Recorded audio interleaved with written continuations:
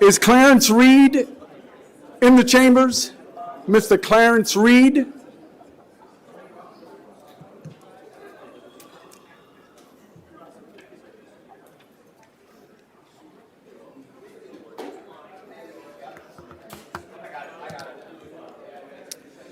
So,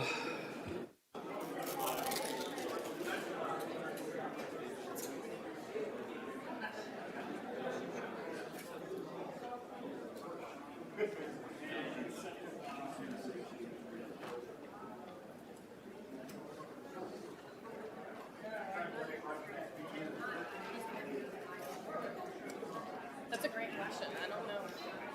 Do you know what? Second in charge.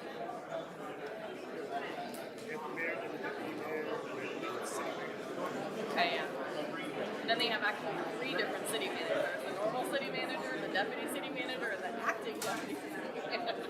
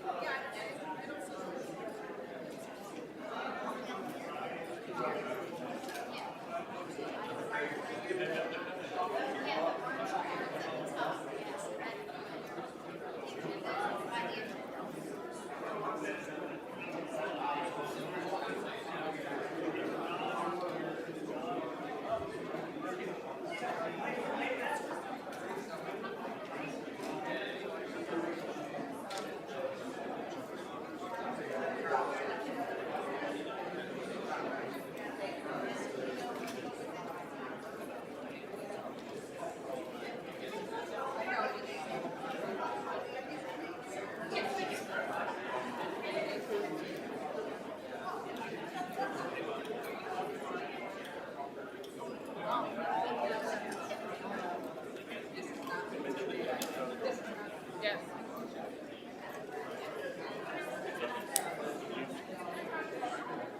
Phone on mute.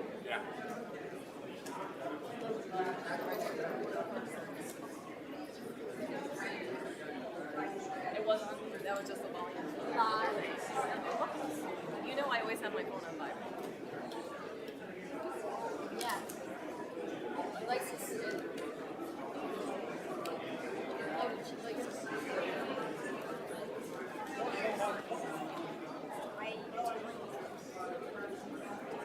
Yeah, I don't know if it's because of the topic tonight or is it like that always. 2 minutes. We'll be commencing in 2 minutes. Is Pastor Clarence Reed in the audience?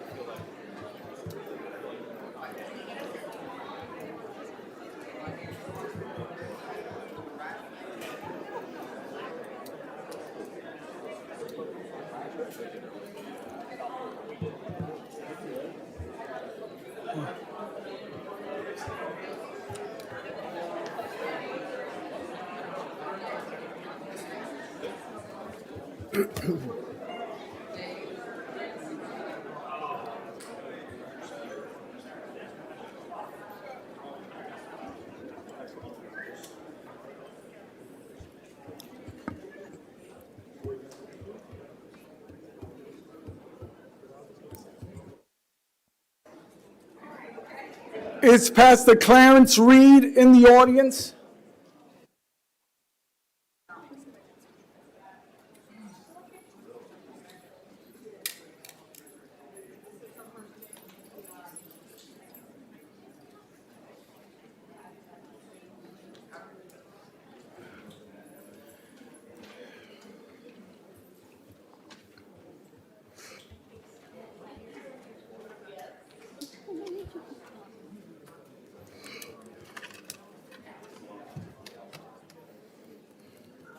It is now 1800 hours. I'm going to call this regular council meeting 2025-26 to order.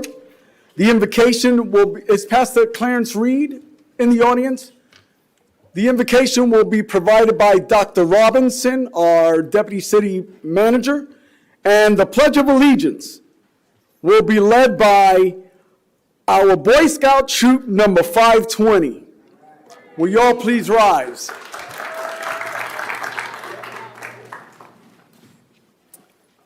Let's pray. Heavenly Father, we come before you in Jesus' name today. We ask for your strength.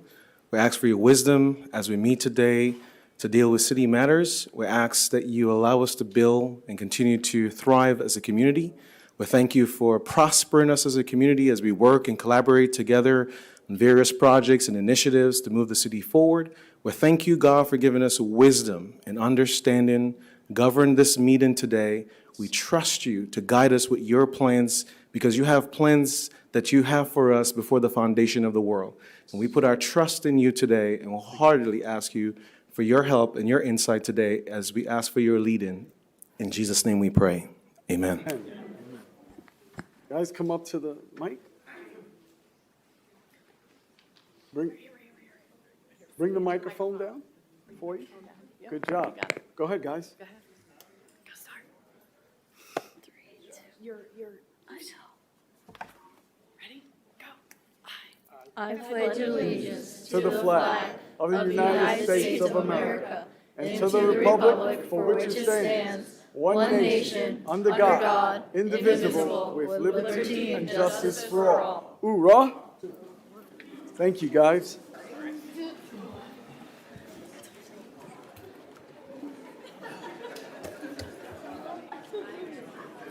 So, Madam Jones, roll call. Mayor Medina, Present. Deputy Mayor Jaffe. Present. Councilman Johnson is by phone. Councilman Johnson. Present. Councilman Hammer. Present. Councilman Langevin. Present. Mr. Morton. Present. Ms. Smith. Present. Thank you, ma'am. So before we get started, I just want to read the decorum statement. The City Council permits and encourages comments from public. To preserve order and decorum, the following rules apply. Please make sure you fill out a speaker card available in the front of the city clerk, and the clerk will give it to our deputy mayor. When called, come to the podium, speak clearly into the microphone, state your name, address, and carry on. Each person shall be limited to 3 minutes and only allowed to speak once. Just wanted to highlight that. And then the speaker that shall be able to speak for 3 minutes, time may not be donated to another speaker, so you can't yield someone else's time to whoever's speaking. It's every speaker gets 3 minutes. Direct your comments to the city council and not individual council members, staff, or members of the public. You can direct your comments to the mayor. Speakers and members of the audience shall refrain from shouting, using threatening language, and violating rules of order, including, for agenda items, limiting the comments to the subject of the item that we're addressing. Violations of these rules may result in an issuance of verbal warnings. If violations continues, violators may be removed from these council chambers. A speaker may not be removed merely because of the content of their speech. With that being said, we are now on agenda revisions. Mr. Morton. Yes, sir. I have some.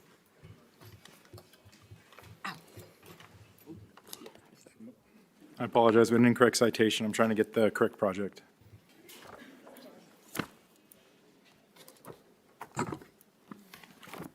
Okay. The item number 6, Speak. under Okay, on the mic. the applicant for item number 6, under public hearings, has requested that the case be continued to a date certain, which will be the November 6th regular council meeting. Item 6 to be continued under public hearing.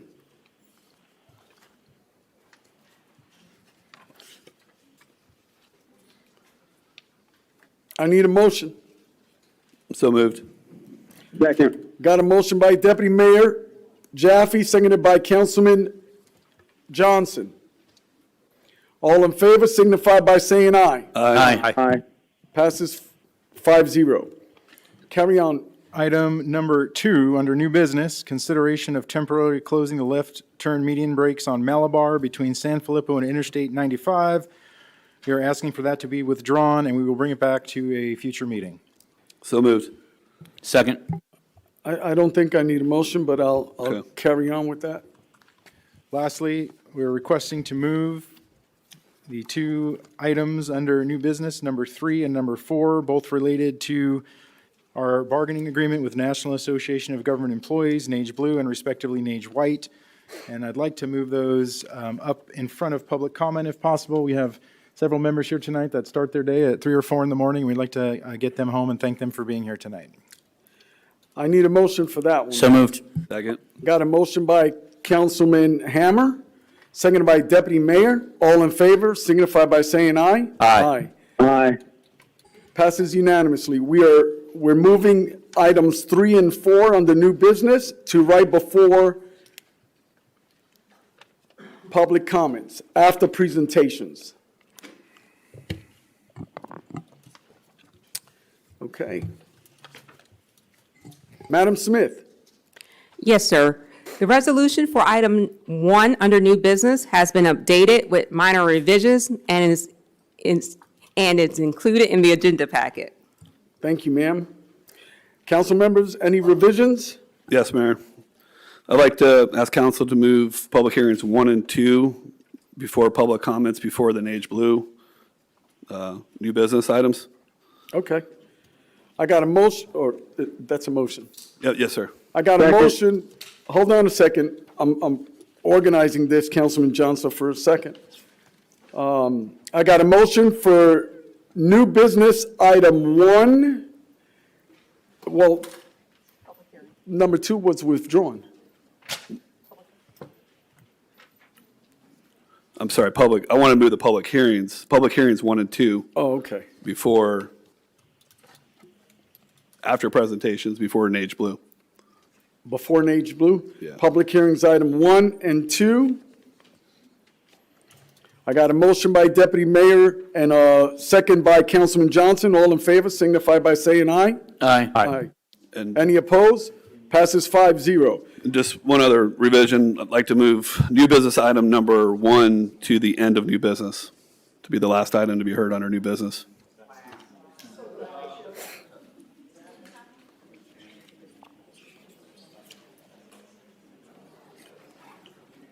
Is that a motion? Yes, sir.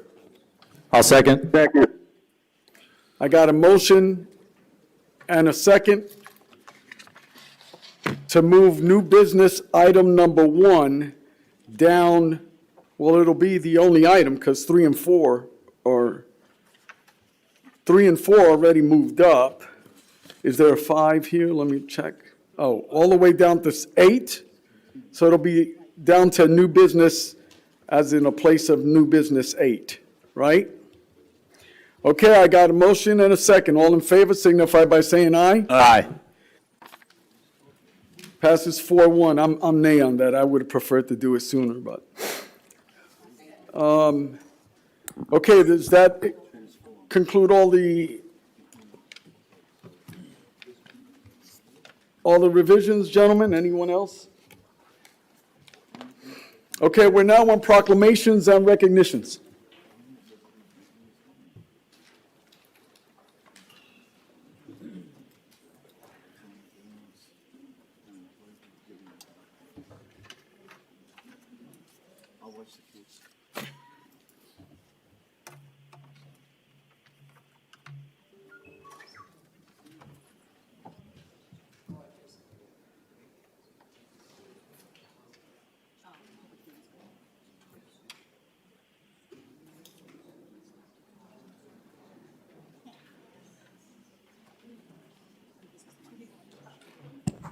So I'd like to welcome up Dana Packard and Sandy from Serene Harbor. Come on up, guys.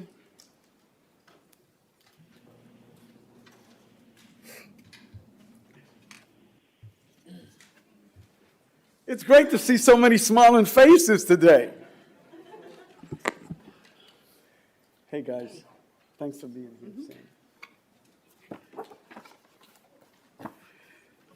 So you may be wondering why at least some of us are in purple. I can tell you that I get phone calls for the month of October to always wear purple. So I'm honored to do so. It is hereby proclaimed by the mayor of the city of Palm Bay, Brevard County, Florida, whereas nearly 1 in 4 women and 1 in 9 men in our country have suffered physical violence by an intimate partner. And domestic violence impacts people of every age, ethnicities, nationality, economic status, and belief. And whereas victims of domestic violence are deprived of autonomy and security and face threats to their health and safety, and in many instances finds themselves left with significant financial insecurity. And whereas crimes like domestic violence inhibit our community from reaching its fullest potential, and although great progress in bringing awareness to and providing protections against domestic violence has been made, much work still remains. And whereas Palm Bay Police Department's Victim Service Unit directs efforts to address disturbing statistics regarding domestic violence, advocates for tougher sentences on domestic violence cases, law enforcement, and local domestic violence service providers, such as Serene Harbor, to ensure that victims of domestic violence do not experience further harassment or abuse. And whereas the Palm Bay Police Department's Victim Service Unit celebrates its 27th anniversary and its significant contribution to this cause by being the first advocacy program to be part of a first responder team right here in Brevard County. Whereas the city reaffirms its dedication to providing a community where no one suffers the pain and hardship caused by domestic violence, and recognizes the advocates, victim service providers, and organizations who tirelessly prevent domestic violence and extend the healing to survivors and victims of domestic violence. Whereas victims should have help to find the compassion, to find the comfort and healing they need, and domestic abusers should be punished to the full extent of the law. Now, therefore, I, Rob Medina, Mayor of the City of Palm Bay, by virtue of the authority of said office, do hereby proclaim October 2025 as Domestic Violence Awareness and Prevention Month. And I urge all that we dedicate ourselves to upholding the basic human right to be free from violence and abuse. In witness hereof, I set my hand and cause the seal of the City of Palm Bay to be affixed this 16th day of October 2025. Who's receiving this? You, Miss Sandy? I am. Congratulations, man. Thank you for what you do.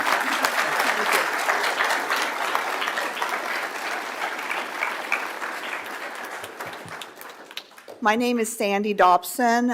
Just a little bit about myself. I've been an advocate here for 6 years. Before that, I was with our dispatch, our communication center for 33 years, making a total of 39 years that I've been serving domestic violence victims. I want to thank the mayor, the deputy mayor, the city council, the city staff. I want to thank police leadership, and for recognizing us, and for Serene Harbor. We help people through the darkest hours of their lives so that they can come out the other end happy and successful and leading wonderful lives. And I want to thank all the people here, all the people in the leadership for helping us do that. Thank you.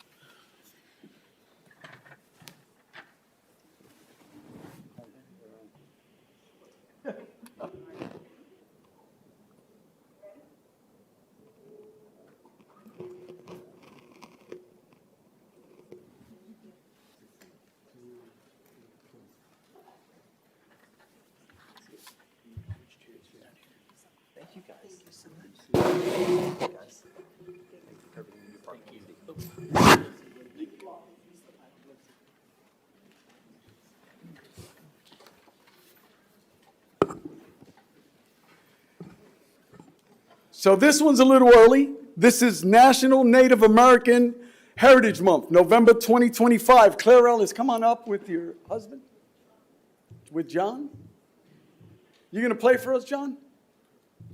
Rhythm? Are you? Awesome. Whereas during Native American Heritage Month, we celebrate the storied legacy of American Indians and Alaska Natives in our nation, their cherished legacy, rich cultures, and heroic history of military service. Whereas Native American Awareness Week began in 1976 and recognition was expanded by President George H.W. Bush in August of 1990, designating the month of November as National American Indian Heritage Month. And whereas Florida consults with 6 federally recognized tribes affiliated with Florida: the Muscogee Tribe of Indians of Florida, the Mississippi Band of Choctaw Indians, the Muskogee Creek Indians, and the Porch Band of Creek Indians, the Seminole Nation of Oklahoma, and the Seminole Tribe of Florida. And whereas during World War II, skilled Native Americans, known as code talkers, United States Marines, I want to add, used the Navajo language to transmit top secret information to Allied forces, and Native Americans continued to serve in the armed forces with distinguished commitment and valor in defense of our nation. And whereas approximately 60% of what we eat today was originally domesticated by Native Americans. Now, therefore, I, Ron Medina, do hereby proclaim the month of November as National Native Heritage Month in the city of Palm Bay as a time to celebrate the cultural traditions and proud ancestry of Native Americans and recognize their contributions to our nation. In witness thereof, I set my hand and cause the seal of the city to be affixed this 16th day of October. And you know what? Master Chief Batten would be really excited about this proclamation. Unfortunately, he's not here today. But Master Chief, this is also for you, big man. Congratulations.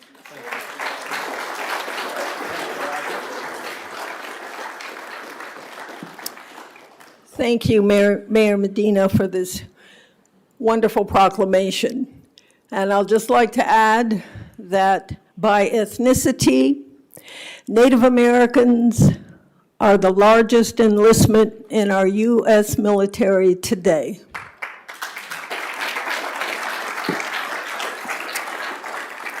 And what I'd like to share with you is a beautiful event. This is the 17th year of the Native Rhythms Festival.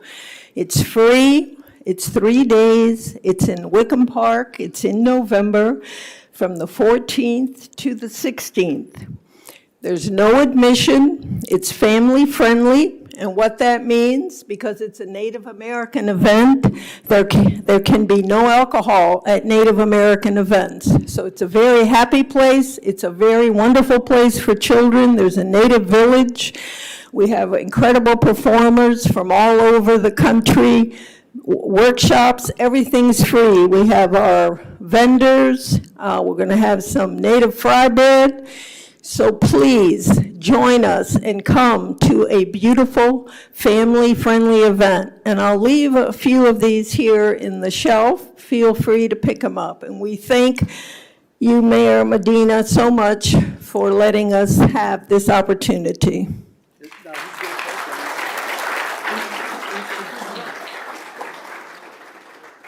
I'd like to say one thing before I play. The Cherokee people in 1838, 1839 were driven from their homes into Indian Territory, which is currently eastern Oklahoma. By that time, a great many had converted to Christianity, and I'm going to play a song that is said to have been sung many times along the Trail of Tears. My husband, John Ellis, and Vice Chairman of the event.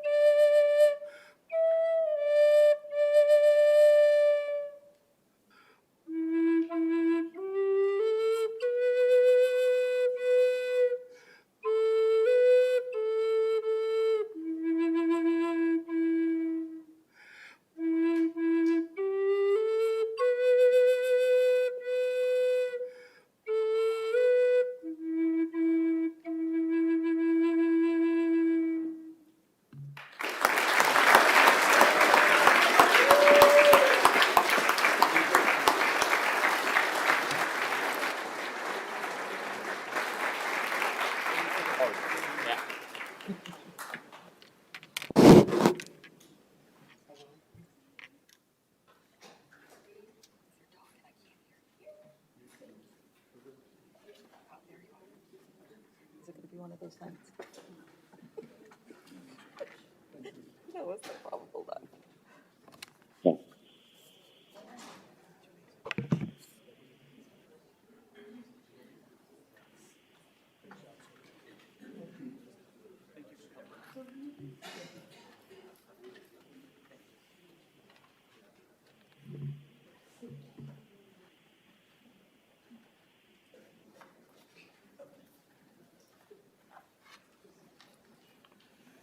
So today, we're going to recognize a few of our volunteers. And I'd like to call up Jessica Lavelle. Jessica, are you here? How about Dr. Deborah or Deborah Livingston? Dr. Livingston. I guess neither one is here.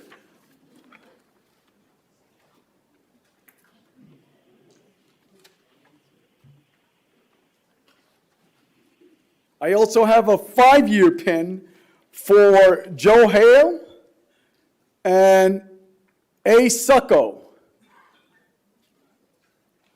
I guess we're not presenting any volunteer pins at this time.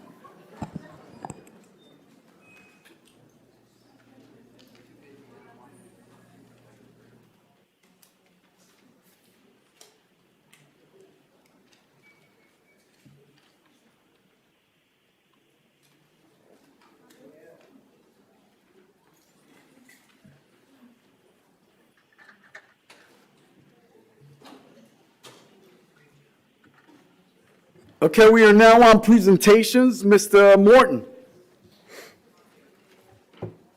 Thank you, Honorable Mayor, City Council. We've got, Right on the mic, sir. it's on, probably gotta get just a little closer. First up, we've got a presentation from our finance team tonight. We've been trying to get this in front of you, and it's on our government efficiency funding request tracker, part of our DOGE and accountability efforts, and really proud of the team who developed it of their own volition, saw a need, filled a need, did an incredible piece of work that probably would have cost the city several $100,000, and I think you're going to enjoy seeing it. It's going to be a great tool as we move forward into this next fiscal year. Good evening. I'm Jessica Henchman, the Budget Program Administrator for the City of Palm Bay. As the city transitions to a new ERP system, the budget team has been committed to providing innovative tools for the departments to enhance how they monitor their expenditures and their overall budget. Tonight, we're excited to introduce the Budget Runner, which is our funding tracker program. This centralized platform will give them the ability to get daily updates from our current financial system and integrate it with all of their funding requests. So it'll provide an enhanced real-time transparency and accountability on how taxpayer funds are being utilized. Reports generated from this tool are going to be brought back to council on a quarterly basis, meaning they're going to be accessible to all of the residents. One of the great things about this tool is we are also developing modules for program management tracking, which is an item that you guys talked about working on with departments. You'll be able to see updates on what phase a project is in, what the current budget is, if it's below or under budget, and it'll have intercompatibility with other departments. So if it's multiple departments working on one project, you'll have one centralized location for all of that information. Along with that, we're also going to integrate grant tracking, so everything will be housed in one program. So you'll have your budget, your grants, and your projects in one place for departments to work on.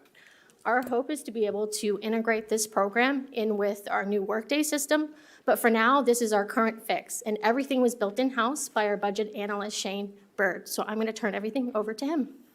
Hey, everybody, Shane Bird. Do you have a mic, Mr. Shane? Awesome, cool. Now I can hear you guys, or you can hear me. Okay, so my name is Shane Bird. I'm with the finance department, specifically in budget, and I came to the city of Palm Bay about 6 months ago. And something that I want to highlight before I show this to y'all is that I really want to thank my team, especially Jessica and Larry in the back, for supporting me and essentially providing me the opportunity and the tools to be able to be creative and be innovative.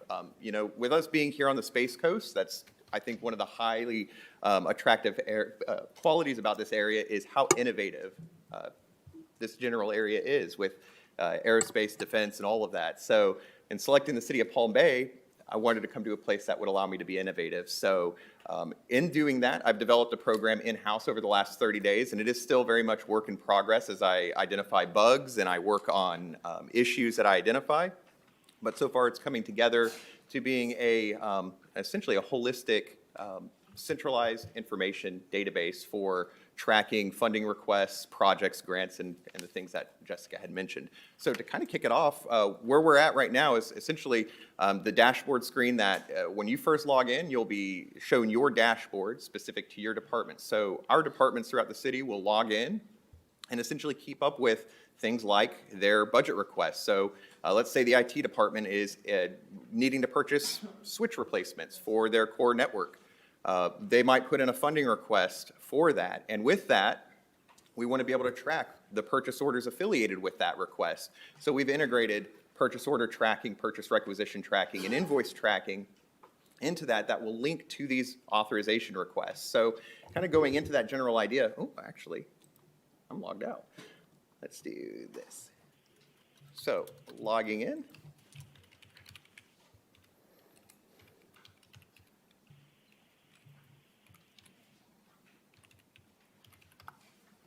Okay.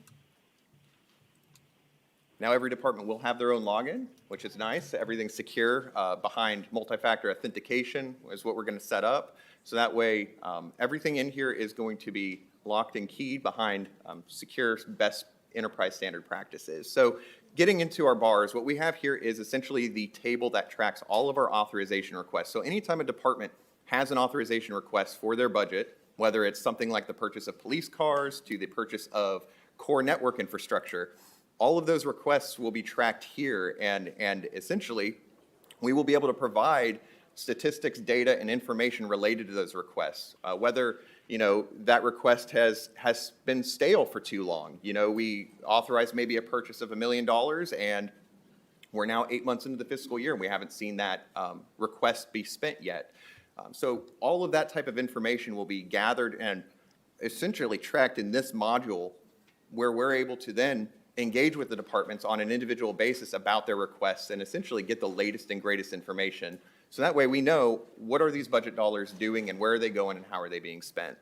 So we can actually drill down into our actual requests. And again, a lot of this stuff is still work in progress, so I do ask y'all to bear with me. But getting into that, you'll see we've got 2 examples here that I have, which essentially just lists those requests in a nice tabular format. Now, once I fix a few bugs, you'll actually be able to go in and see the actual individual linkage between requests and their purchase orders, as well as their invoices. And in fact, if we go to purchase requisitions, I think my code space shut down, so some of this stuff isn't loading. But the general gist is you have your purchase requisitions, which turn to purchase orders, which then turn to invoices. And what we want to do is see that flow all the way through from beginning to end. What does that look like? How does that time to completion look from the time in which you are authorized to spend these funds to when you actually complete the expense and close out that request? Another interesting thing too is that these budget authorization requests are also going to be linked to their projects and grants. So if a project has an authorization request affiliated with it, that linkage will be there, and we can kind of see the relationship and the essentially the connections between things like grants that we receive to project requests that have been funded to even just general operating requests, whether it's air bottle testing for the fire department to a new personnel request. All of that we want to be able to track in a centralized place, and that's essentially what this will do. We also have a governance dashboard, and in fact, what I'm going to do is I'm going to try and restart my space here. That way you guys can see it. But what we're going to do on a quarterly basis is present to mayor and council the status of these authorization requests and projects and grants, and essentially be able to provide a live update as to where we're at in the fiscal year, not just with these authorization requests, but grants, projects, and everything in between. That's the general idea, is provide a central, transparent mode of communication for not just departments working with one another, but to communicate that to you all and the elected officials. And if I can go ahead, see if this will work.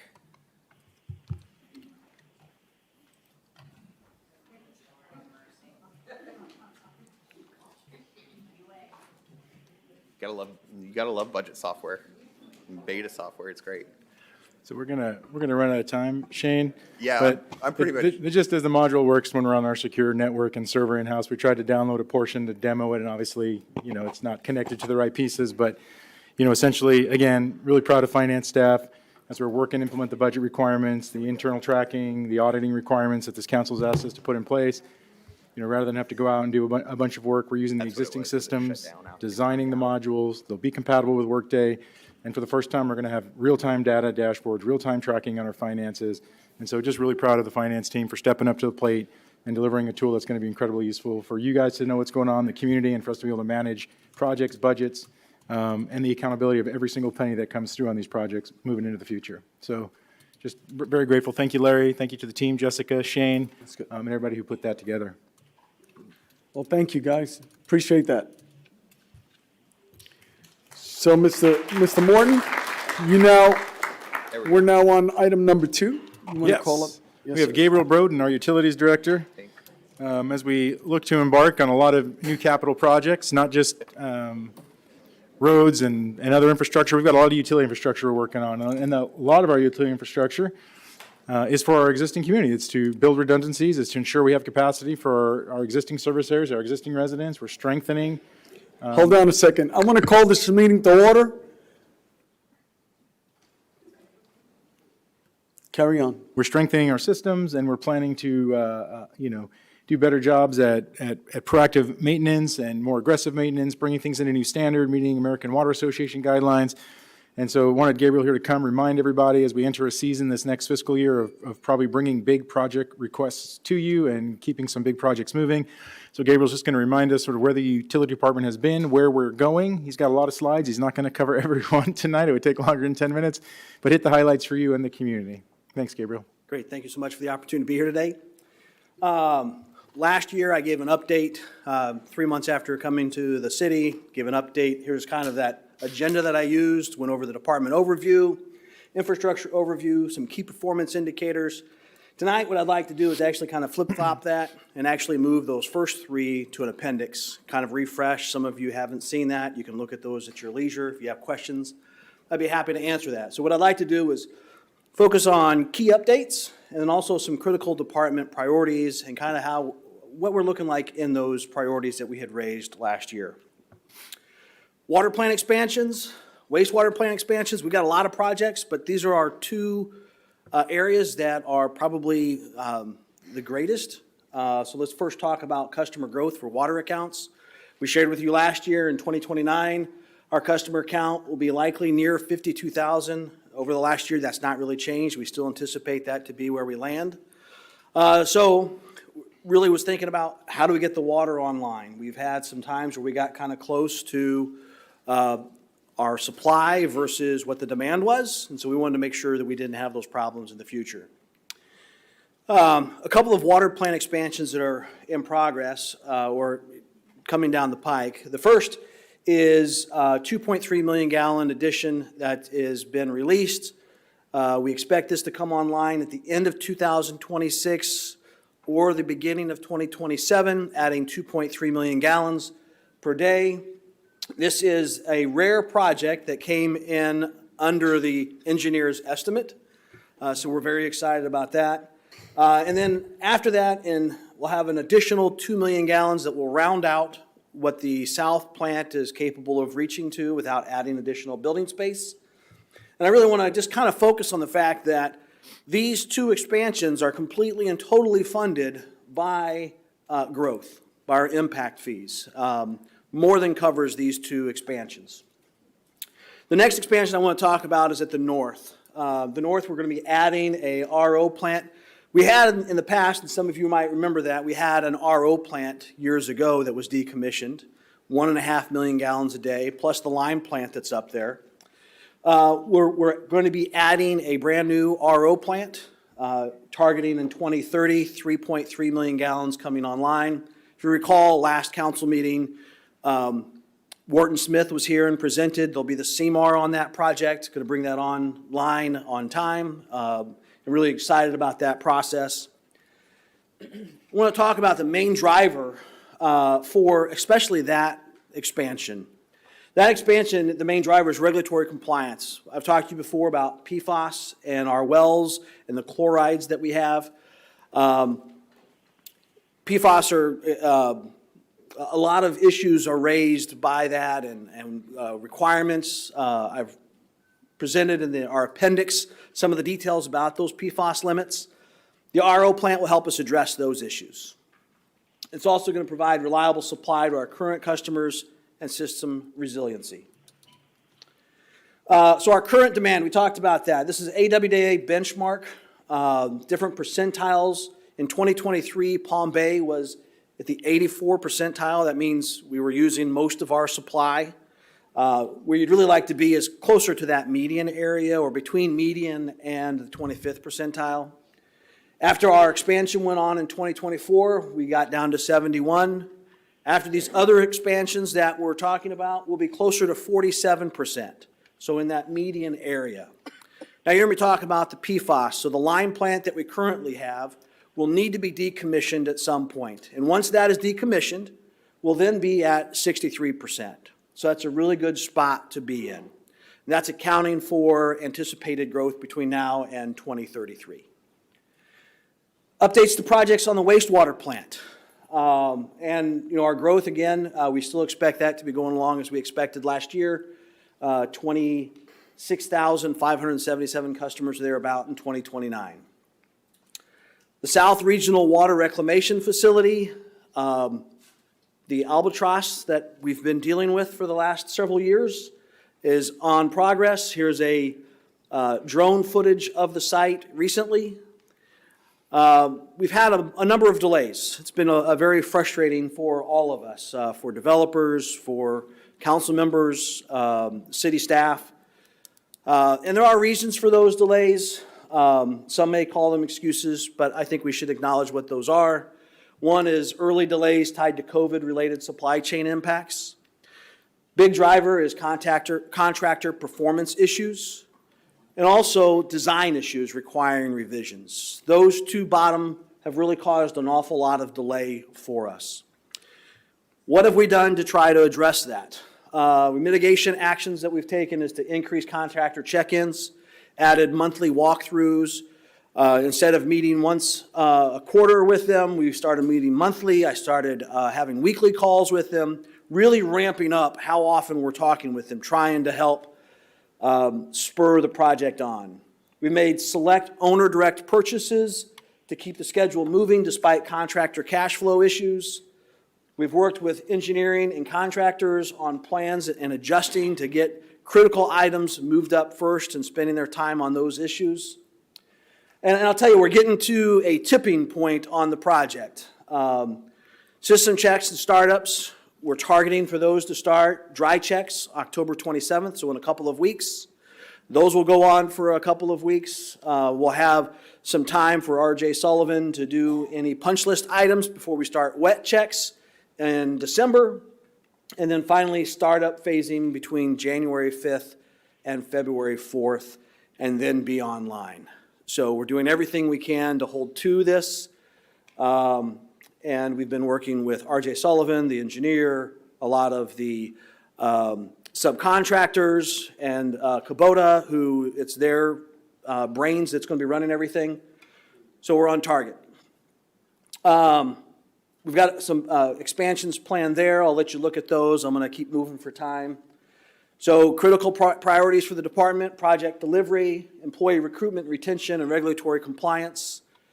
Project delivery, ensuring we have qualified partners in the process with us. We've increased our engineering services partners. We've added contracts for plant repairs and emergency services to ensure that we're delivering on projects.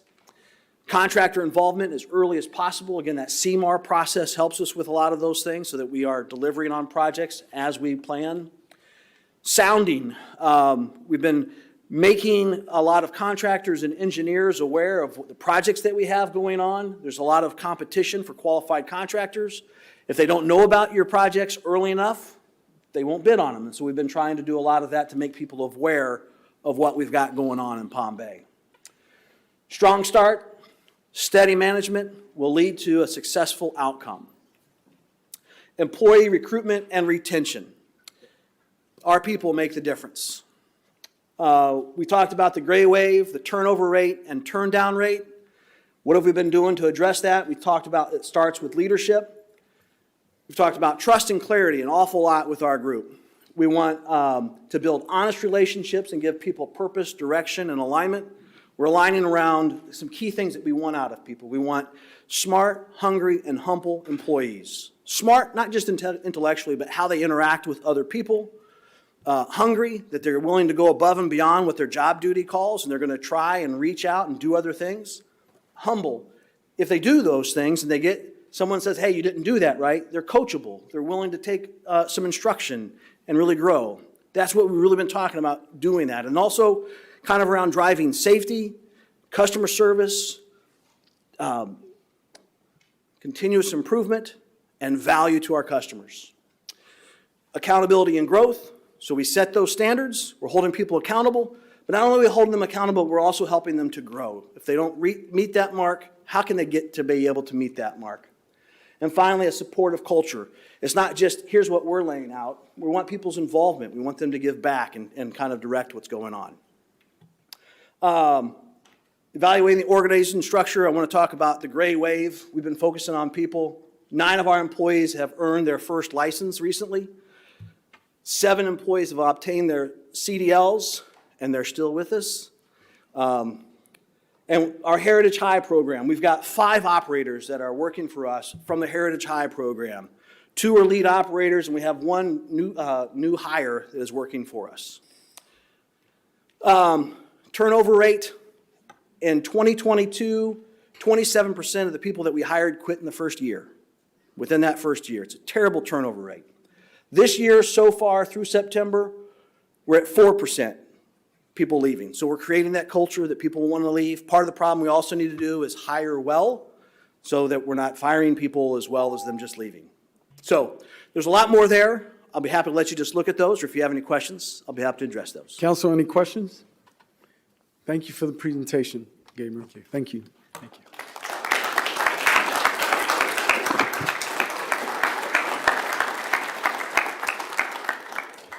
So we are now, if I'm tracking correctly, we're on public hearings number 1, Madam Smith.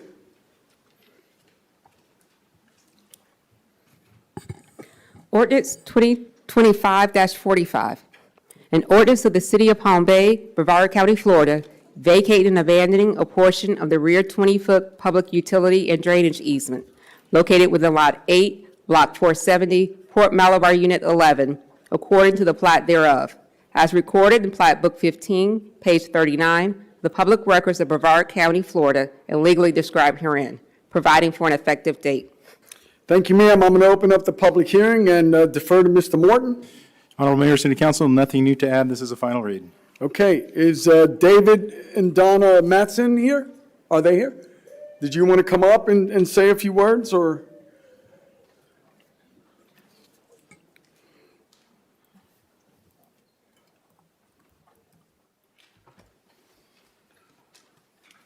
We would like to add a pool Yes, sir. to the property.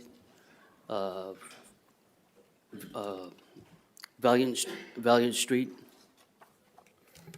Copy that, sir. Any questions of the applicant, council? Thank you. Anyone in the audience wish to speak for or against this item? Seeing none, I'm closing the public hearing and asking for a motion. Motion to approve ordinance 2025-45. Got a motion by Deputy Mayor Jaffe. Second. Seconded by Councilman Hammer. Any further discussion, gentlemen? All in favor signify by saying aye. Aye. Aye. Councilman Johnson, was that an aye? Aye. Thank you. Passes unanimously. Congratulations. All right, thanks. That was the final. Thank you. Congratulations, sir. We're now on item number 2, Madam Smith. Public hearings. Ordinance 2025-46, an ordinance of the City of Palm Bay, Brevard County, Florida, vacating and abandoning a portion of the side 6-foot public utility and drainage easement located within Lot 14, Block 2642, Port Malabar Unit 50, according to the plat thereof, as recorded in Plat Book 23, page 8 of the public records of Brevard County, Florida, and legally described herein, providing for an effective date. Thank you. I'm going to open up the public hearing. Mr. Morton? Again, Honorable Mayor, City Council, thank you. This is a final reading. We have nothing new to add. Staff is here for any questions if you have them. Any questions of staff, council? Seeing none, is the applicant present? Yes, come on up. Mr. Negron?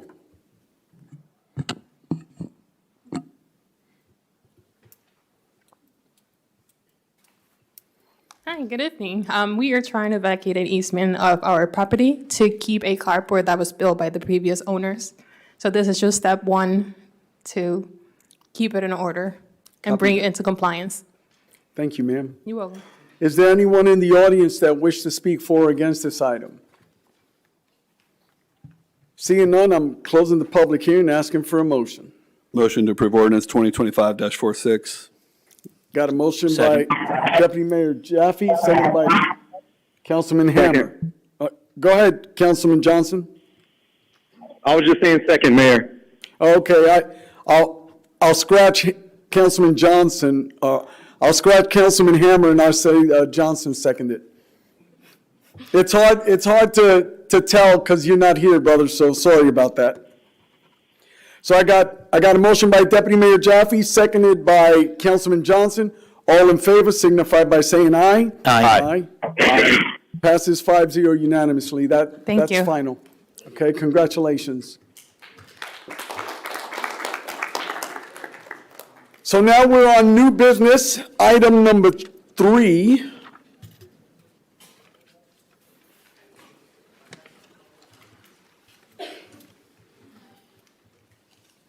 Mr. Morton. Thank you, Honorable Mayor, City Council. On Monday, September 22nd, 2025, city staff held an executive session with the City Council to discuss the terms of the proposed contract agreement with Nage Blue Bargaining Unit.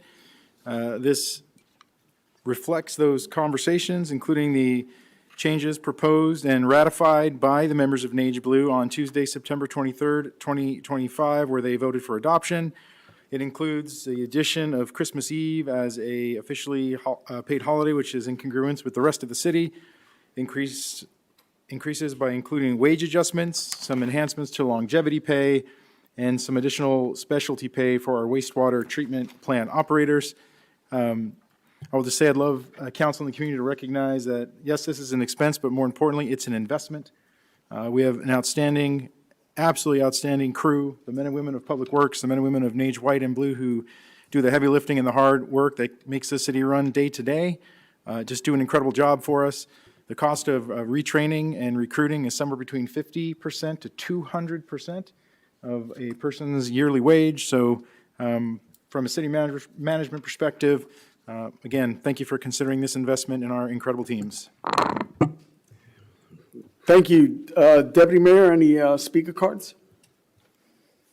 On new business item 3? I got one from Michael Williams.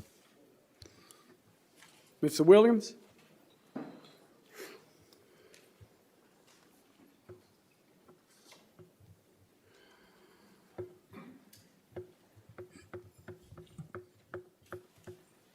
Michael Williams, 813 Wheatley, Palm Bay, Florida, 32909. I am also the Nage Blue president at this time, and I just wanted to thank the council for, going over and trying to do our final approval on the contract. I want to appreciate the city manager for doing what he could for helping us get the contract, and the HR department for getting the contract. And I just wanted to say to the citizens, Nage Blue is everybody you don't see. It just, I'm directing to you, but kind of speaking to behind me. It's everybody you don't see. It's the people who are cleaning the canals, people who are sweeping the roads, people who are fixing the red lights and the stop signs, guys that are fixing the water breaks and fixing the roads, potholes when they can. It's everybody you do not see out there doing what they can for the city. It's parks. The parks are clean, the trash is picked up. That's Nage Blue that's picking those up and cleaning those up. And since I don't see anybody for White, I kind of like to speak a little bit for them. Those are all the people that you hear but don't see. That's your 911 operators, that's your executive people who are doing all the phone calls, all the, what I want to say, grunt work for the management. So we appreciate y'all looking at our contracts, and y'all have a nice evening. Thank you, thank you. Do you have a question, Councilman Hammer? Okay, I'll get to you. Deputy Mayor, are the speaker cards on this item? No other New cards, business Mayor, three? for MB3. Okay, thank you. I'd like a motion. Motion to approve. Second. I got a motion by Councilman Hammer, seconded by Deputy Mayor Jaffe. Councilman Hammer. I just want to thank our blue collar. My first 15 years here at the city, I was a member of our blue collar union. I know how hard it is to sit in there and go through negotiations, and I commend our staff, I commend our blue collar, I commend Mike for stepping in last minute and doing the actions that he has, and our blue collar and our white collar are the blood of our community. They keep things running. Anytime you ever see anything happen, it's not a bunch of people from the office out there working. It's the men and women back here in bright colors. And these are times late at night, early in the morning. Unfortunately, emergencies don't happen at the most convenient times. I just want to thank everybody for what they do, for the time they've put in here. Some have been here for a long time. Some have been here, just starting. You guys are a family in blue collar and white collar, and I just want to thank everybody for what you do. Thank you. And Councilman Hammer, you're deeply entrenched in this city because your parents also are part of the foundation of this city. Is that correct? Yeah, my grandmother worked for the city. My father worked for the city almost 40 years. And it's funny you said trenched. My first job was cleaning trenches. I think that was purposeful. Yeah. Yes, sir. Thank you. Thank you. Right now, I got a motion by Councilman Hammer, seconded by Deputy Mayor Jaffe. All in favor signify by saying aye. Aye. Aye. Passes unanimously. We're now on new business item number 4. Mr. Morton. Thank you again, Honorable Mayor, City Council. I can't say it better than Mike Hammer or our NAGE Blue President said it. So we'll just say also, we considered this contract on Monday, September 22nd, 2025 in an executive session. This is a reflection of the negotiations that we had with NAGE White and NAGE Blue. NAGE White members ratified their portion of this agreement on Tuesday, September 23rd, 2025, voting for adoption. Very similarly, this addresses a Christmas Eve holiday as previously approved by City Council and brings that into congruence.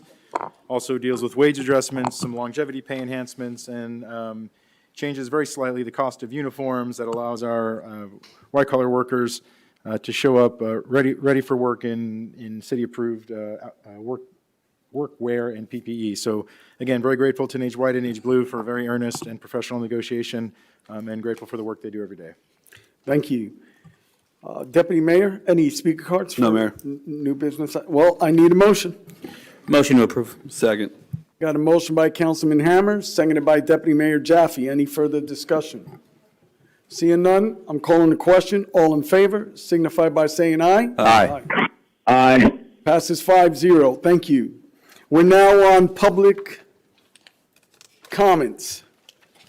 Deputy Mayor. Robin Hughes. I'm sorry? Did you say? Robin Hughes. Mr. Hughes? Miss. Or Miss Hughes?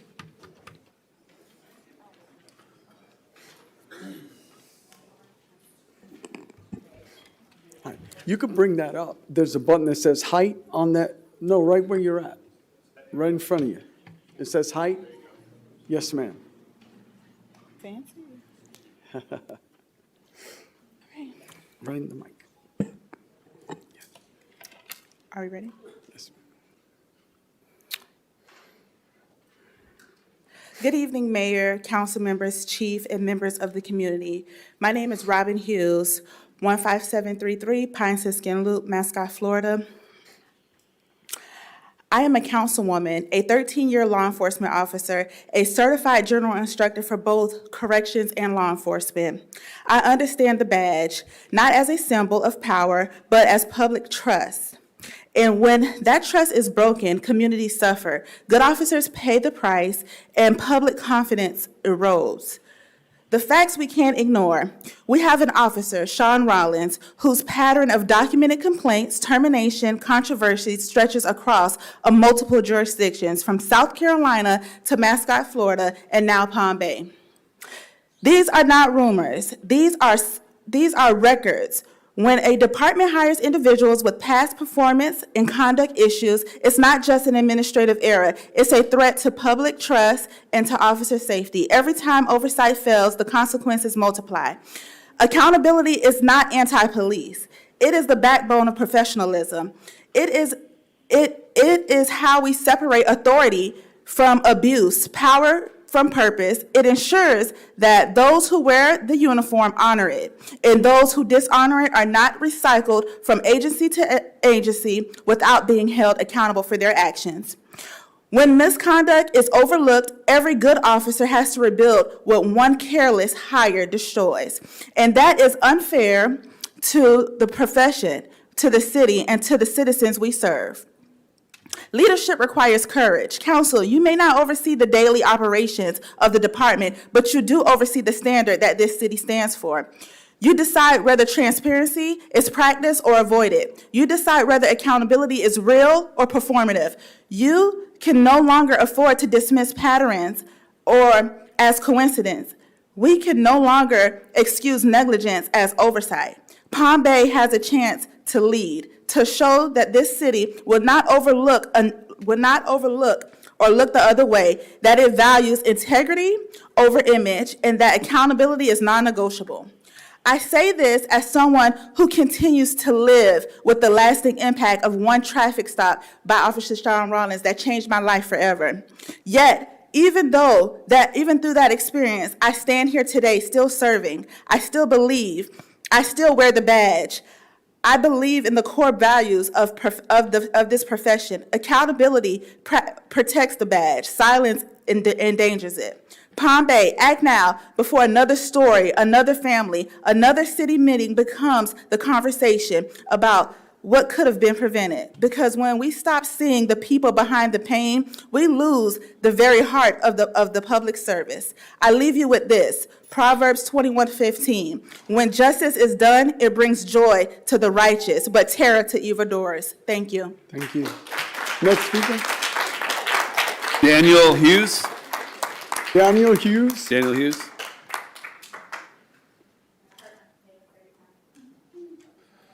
Daniel Hughes.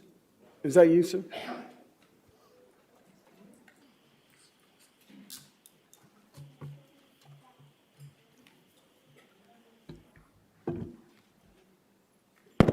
Good evening. My name is Daniel Hughes, former correction officer, school educator, mentor. I'm now suffered with PTSD. Before January 22nd, again, I was a correction officer, and I encountered Sean Rollins, the same Sean Rollins you guys today have in your police department. The same Sean Rollins that was seen on a body cam striking and choking a black pregnant woman. We talk about accountability. You guys talk about being city and all for the public, but yet we condone these actions of police that are put in charge to uphold the law. If you guys truly care about your community, then you guys will stand in a gap for your community and hold these officers accountable for their actions. Even too, as suffering with PTSD, I still continue to serve my community, not only as an educator, but as a mentor, to again teach our kids responsibility, taking accountability from a young age so they can grow up to be successful members in society. Not only police officer, but councilmen, women, mayors, and the leaders that we need. But if you guys stand up here and not step in the gap and speak up, then what are we teaching our kids? We are teaching them it's okay to let this stuff happen and not hold the people accountable. So again, I ask you guys to picture your loved one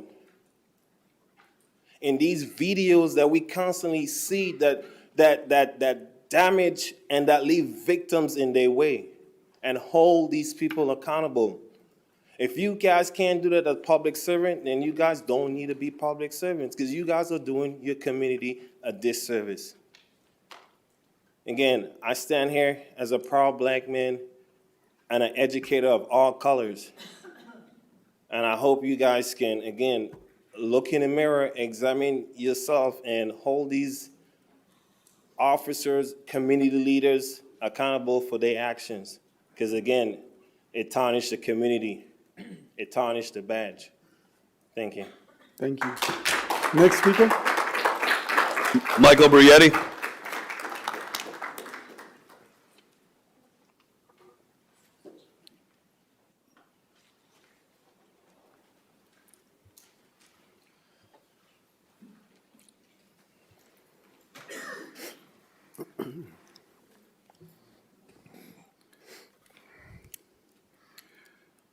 Michael Brietti, 742 Cornelia Avenue, Palm Bay Southeast. I'm here tonight to ask the powers of authority to once and for all to hold Police Officer Sean Rawlings and Fire Chief Richard Stover accountable for their actions of the past and present, and for their deception to the city of Palm Bay to gain employment. But also, you must hold accountable the hiring authorities, Human Resources Director Laura Clausen and former City Manager Suzanne Sherman, for failure to conduct a background check of both Rawlings and Stover, thus reiterating the fact that I retrieved all the information on these individuals on Google and a simple records check. The facts pertaining to Rawlings: 1, he was fired via forced resignation, AKA plea agreement, by South Carolina for multiple complaints for excessive force. He lied on the application for employment with Palm Bay, stating that he was never fired from another agency, whereas both Clausen and Sherman were notified by Columbia, South Carolina, regarding the specifics of Rawlings to include shooting a man in the back of the head, killing him, claiming he was dragged by a vehicle, yet dashcam disputed his claims. You can read that in the emails that were sent to you people. I believe some of you, councilmen, did receive that email. 3, Rawlings left Palm Bay and was hired by Mascot, Florida, whereas, again, racially targeted Mrs. Robin Hughes on a traffic stop, where he assaulted by tasing Mr. Hughes and hospitalizing him. He was fired, or should I say, another plea bargain, out of Mascot, with lawsuits following him back to Palm Bay, where he again lied on his application. In Palm Bay, again, he assaulted Tamara Hatcher and her children. Though this city deemed his actions justified, I doubt very much that the courts will agree and will end up paying millions of taxpayer dollars over this. Richard Stover's release is self-sufficient within the documentation I provided to you, Mr. Morton, outlining his plea agreement with his former county position, thus even provided the investigator's number, Anthony Shembry. Another party also supplied piles of documents showing Stover's intent of securing monies from this city deemed unnecessary, thus trying to take advantage of both the city and us taxpayers, as he did in his last employment. I urge you to do something about this. The corruption's just gotten out of control. Bad seeds. They're not all bad, but we have a few bad seeds. They just need to go. You just heard testimony. Thank you. Next speaker. Lance Fisher.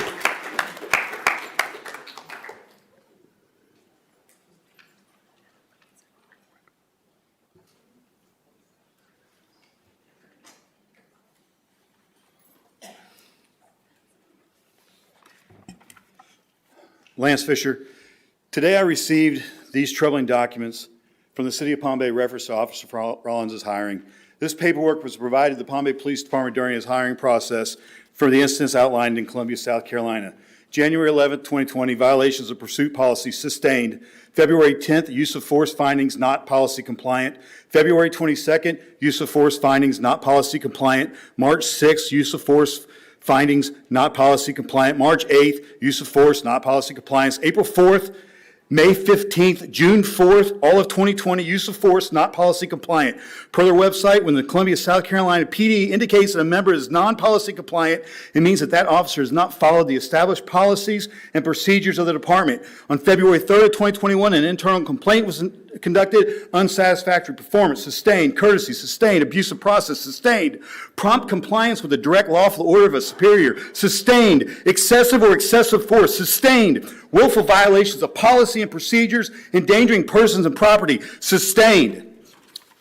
These documents indicate that on February 17th, Officer Rollins resigned. Here is Officer Rollins' training history reports from Columbia, South Carolina Criminal Justice Academy. In bold, separation due to misconduct, termination involving misconduct, the repeated use of excessive force in dealing with public or prisoners, physical or physiological abuse of members of the public and prisoners.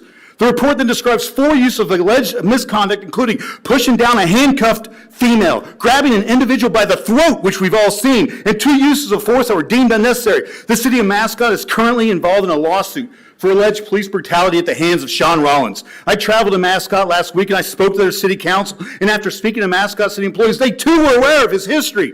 Recently, Chief Agello directed a press release regarding the hiring of Officer Sean Rollins. He says the Palm Bay Police Department conducts thorough background checks on every member of your organization. Chief Agello, Chief Spears, Laura Clausen, and I myself failed this community when I hired Officer Rollins. It appears our background investigators were aware of his troubled history, were aware that he had a pattern of controversial use of forces, knew that he either resigned or was terminated after a series of complaints and investigation, but still we chose to hire him. Your city manager indicated that nothing I have provided him, that the culture of the Palm Bay Police Department that failed, the failures of leadership of Chief Agello and the need for an outside chief have been credible. Not the employee letters I provided him, the thumb drive with 156 files, including emails, text messages, screenshots, police reports to include the text messages between Chief Spears, Chief Agello, and command staff about shooting children, calling officers yahoos, and weaponizing the very department to harass and intimidate the chief's neighbors. I provide your city manager names and phone numbers of past employees that would verify much of what I said, but I'm told not a single person was contacted. It's time for change.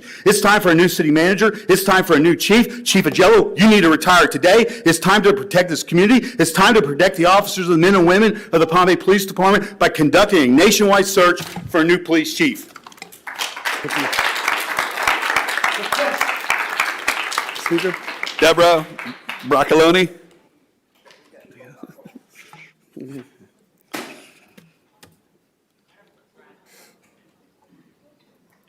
Before I start, if I'm speaking now, can I still speak for new item 1? Ma'am, we're on public comments. No, I know, I filled Do you have a out card the- for new item 1? I did, okay. Yeah, you're fine. So All right. we'll speak on that. Okay. But you can speak on whatever you want at this point. Right, no, I Okay. just wanted to make sure, because you had mentioned you could only speak once. So I just wanted to Well, clarify. public comments. Okay, no, I on- filled out 2 cards. Per agenda item. Okay. Debbie Broccoloni, 1821 Agora Circle, Palm Bay, Florida. I want to apologize to people who received death threats, who received work threats, who have had intimidation because of everything that has gone on. I have come here, this is the 3rd time. I've asked you guys to come up with some kind of unity plan. Nothing. It is progressively getting worse. What are we supposed to do? How are we supposed to respond? I had a gentleman, because I was waiting for the bus today, 35 minutes, stop his vehicle and point a gun at me because I come up here and speak out.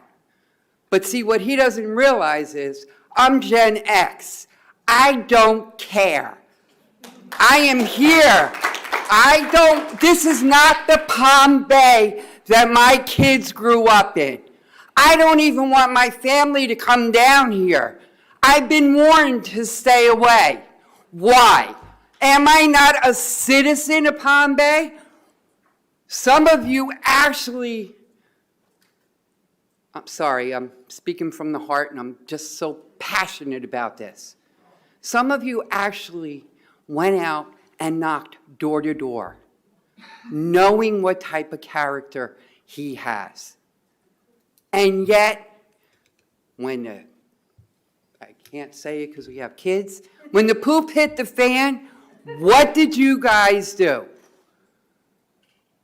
What happens if the governor, or even tonight, after you take a vote? How do we recover? How do we get back to arguing with you about getting the roads fixed, turning around with the traffic so my bus isn't 35 minutes late? How do we get back to that? And I apologize again because some of you don't deserve this. Some of us don't deserve this. What do you do if he doesn't get suspended? What do you do whether he's censured or not? How do you get us back to being the Palm Bay that I remember? Thank you. Thank you. Susan Connolly.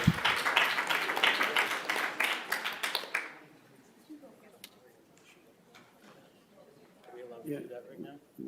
I think.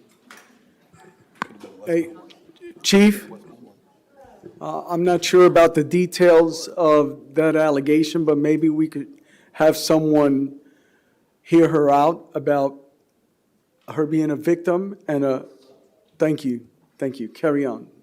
Thank you, Mayor. Whew, it's hard to follow some of these. But, hello, I'm Susan Connolly. I'm very glad to be here tonight, even though I'm wearing my Palm Bay Sustainability Board shirt. I'm not here to talk about the board. I am here to acknowledge the city council because there's many reasons, but tonight, for your role in the Low Impact Development Conference that MRC, Marine Resources Council, has sponsored for 5 years. The City of Palm Bay, for 5 years, has been a part of this program. For 5 years, there has been high staff attendance from the City of Palm Bay. This year, when I asked last, there are 9 employees attending this conference, many of them from the Public Works Department, and there are 2 members of the Sustainability Board that will be attending. This year, Palm Bay's very own has a key presenter, day 1 in the morning, no less. Kimberly Hagler, who is the Land Development Manager, will be speaking on Palm Bay Green Infrastructure Planning Begins with a Map. I encourage everybody who's listening tonight to attend. It's open to citizens, organizations, community officials, and come be a part of the growth of this city. Thank you. Thank you. Next speaker. Robert Stice.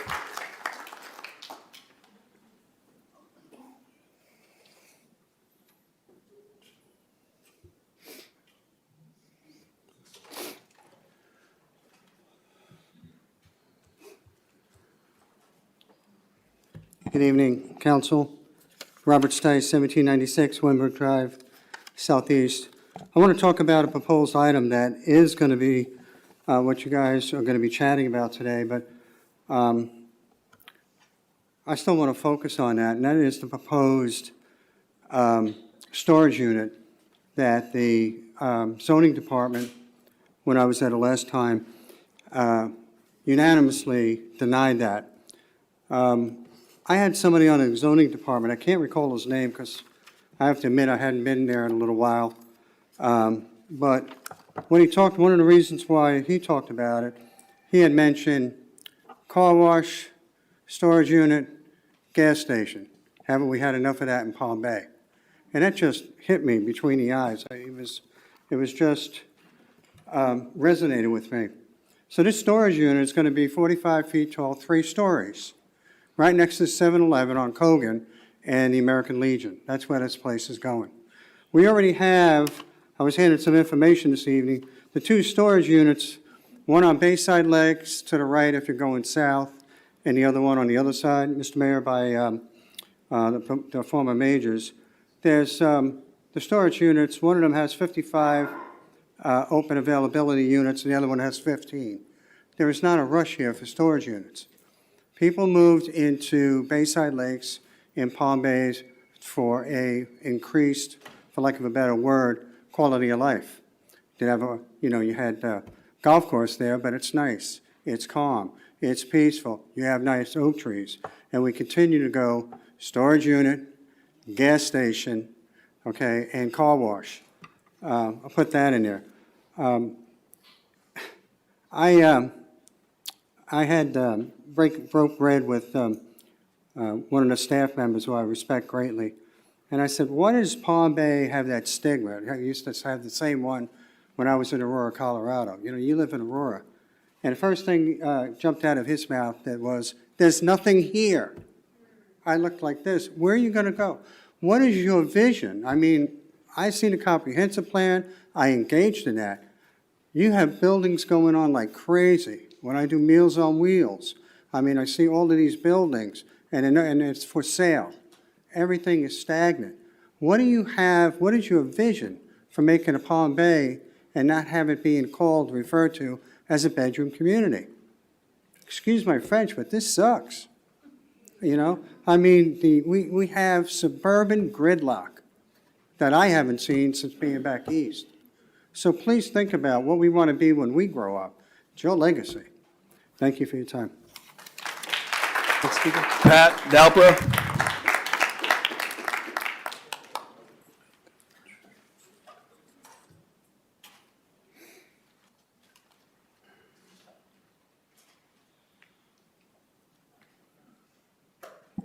Good evening, council and staff. Pat Dalper, 410 Georges Avenue. We had a lot of rain the last few weeks, and I'm very concerned about the flooding. And I've been coming up here talking for the last 4 years on the flood plain. On my street, I have 3 lots. One is mine that is not developed. We left it as natural as possible. It has 2 to 3 feet of water, and 3/4 of the lot is filled with water. I have another neighbor where that lot is also undeveloped. It's almost full of water. I have a neighbor that has a pool in the back where the water is almost flowing into the pool. This is because the person that built behind my lot has, it's about probably 4 to 5 feet higher than my lot. He has created problem not only with my lot, but with several other homes. Now, that is going on not just in my neighborhood, but in many neighborhoods. Now, if a developer is building a lot of houses all at once, they should all be at the same level. Okay, I'm not talking about that. But also, if those developers are building next to a neighborhood that's been there for a while, they are going to create a flooding problem. So I want to know, what are we going to do? The health department keeps saying, well, it has to go higher because of the water table. Give me a break. I've had 2 or 3 houses in my neighborhood that have built their homes at the same level of the houses that have been there. So we really need to do something about the flooding.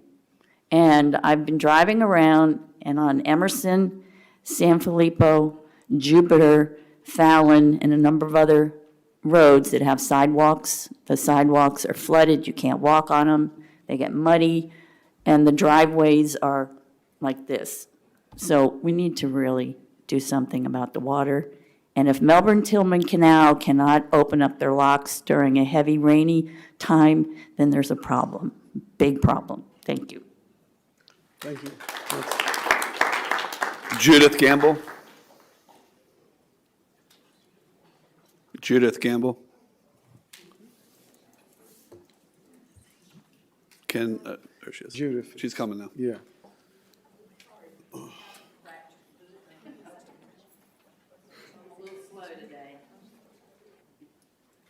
My name is Judith Gamble. Wait till you get to the mic, Miss Judith. Oh, I'm loud. Well, You'll hear me. Just Well, speak into the mic I that way. took dramatic art as a child, and I can project. Ma'am, well, project over here. Hi, my name is Judith Gamble. I live at 1012 Ulster Avenue Southeast in Palm Bay, Florida, 32909. And I'm going to continue the conversation that the lady just had. I bought my house in 2009. It's been a beautiful experience living in my house, really has. I'm very attached to it. I have a half an acre. It is all one lot. I have paperwork to prove that from the county.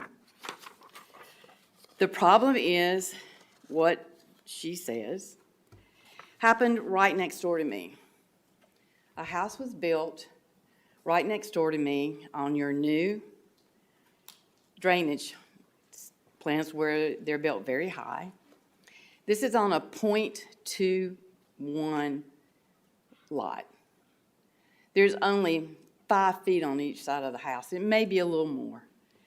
The lot is so high that all of the drainage water comes onto my property. I have downloaded pictures from the government website for all the years I've been there. There's never been flooding. I have pictures that I've taken while I've lived in the house of my dogs running in my backyard. There has never been flooding. I have one picture of my house suffering from flooding that was after a hurricane, and the only reason I took the picture is my fence fell over, and it was for insurance purposes. You will see maybe 1 inch of flooding in my front yard, none in my backyard. Now, I've been trying for 9 months to get some attention to this. I've called Mr. Jaffe because he is the person that was building the house. I've spoken with the owners of the house. I've spoken with the city. And I kept getting put off. Calls were not returned. And for the last 2.5 months, half of my property has been underwater. Now, what happens in Florida when water sits for over 90 days? Disease. I'm a retired veterinarian technician. I can tell you all kinds of things that are going to happen to my animals if I let Ma'am, them can out you in my own speak in the yard. mic for a few? Sorry. Thank you. The problem comes from interpretation of the rules. I have been told by everyone I've talked to, and I have a whole packet of documentation of emails and calls, that my property is vacant Okay. and undeveloped. All right, ma'am, you see this gentleman over there, Kevin, would you make your way over there? I'd like for him to look into your specific situation, ma'am. Thank you. Could he help me? Yeah, actually, I think he should come to you. Mayor, do you mind if I just make a statement, because you brought my name into it? Absolutely, carry on. So it's true, I'm a home builder in Palm Bay.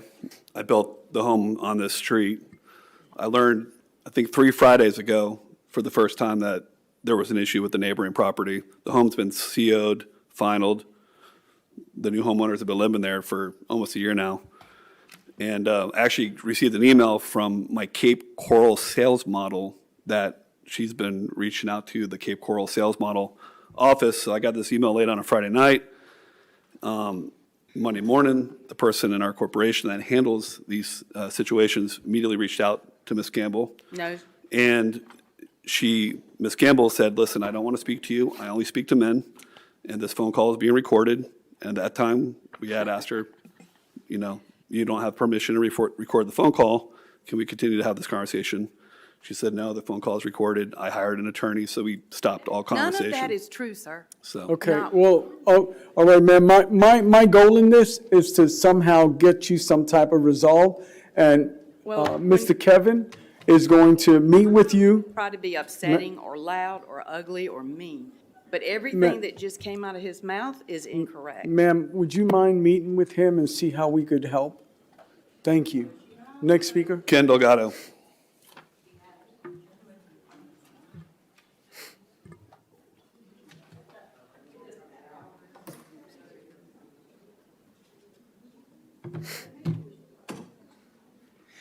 Good evening. Ken Delgado, 154 Angelo Road, Southeast in the beautiful city of Palm Bay. We just celebrated Christopher Columbus Day, and I believe President Trump put it back on the map, and I thought we'd just talk about Christopher Columbus.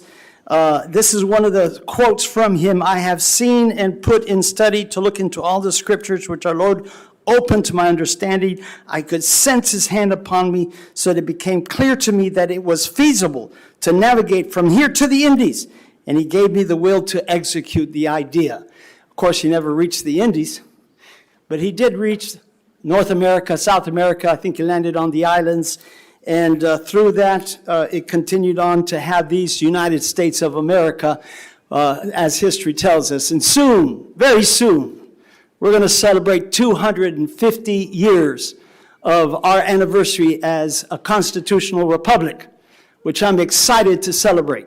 On top of that, I found out, or I heard from a reliable source that the average constitution lasts only 19 years, or somewhere in that area.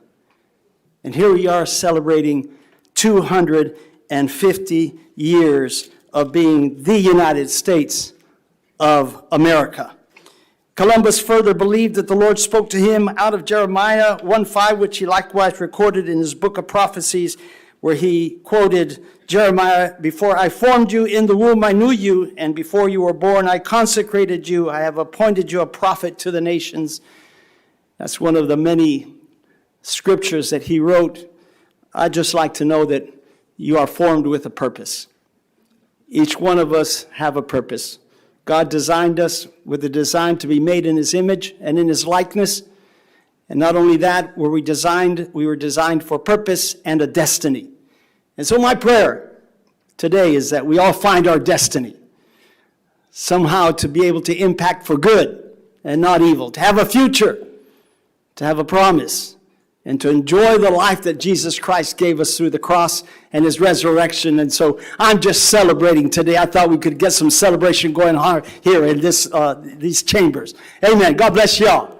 Looking forward to Christmas extravaganza too, coming up in December. We're celebrating Jesus Christ. Santa, right? Next speaker. Say again. Santa, right?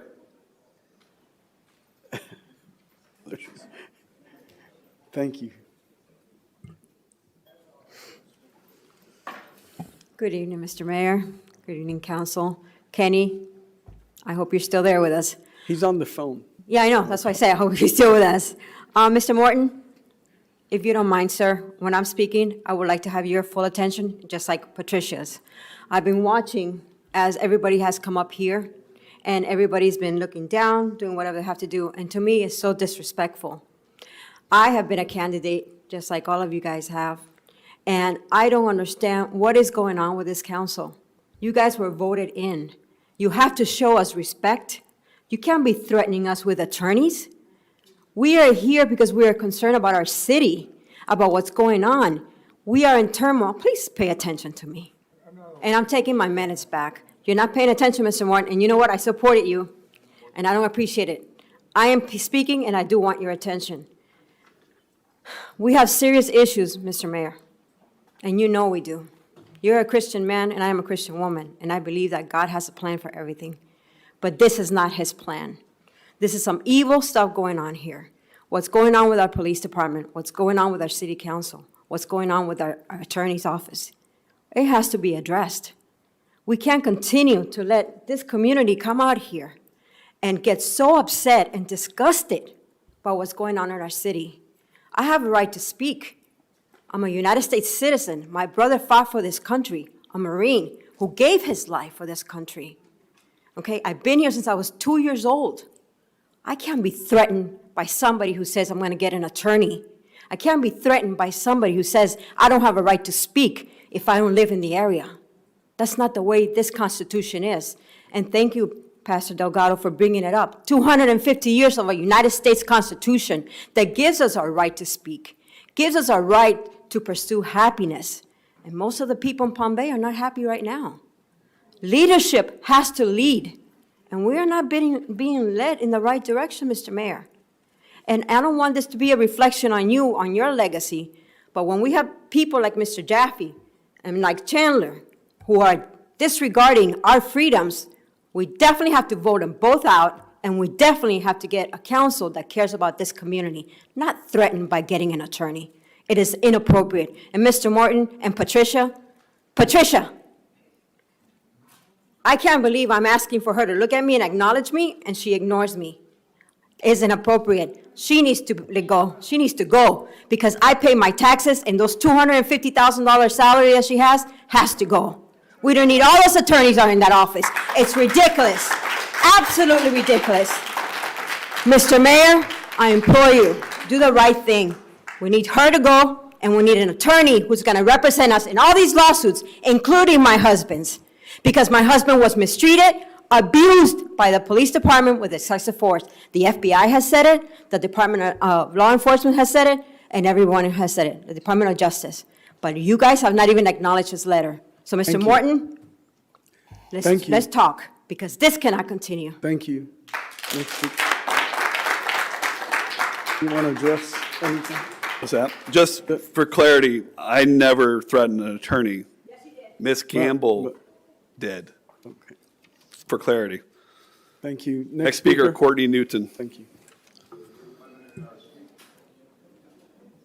Next speaker is Courtney.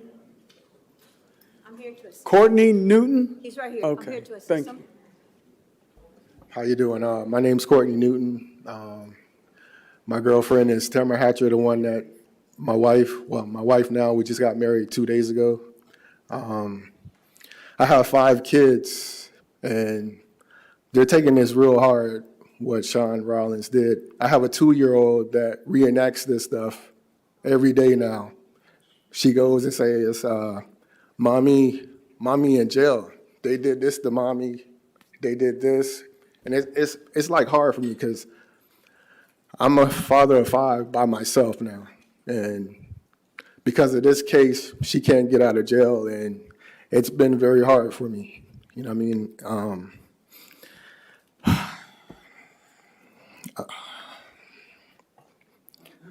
I know you guys said it was protocol, but I don't know what protocol is.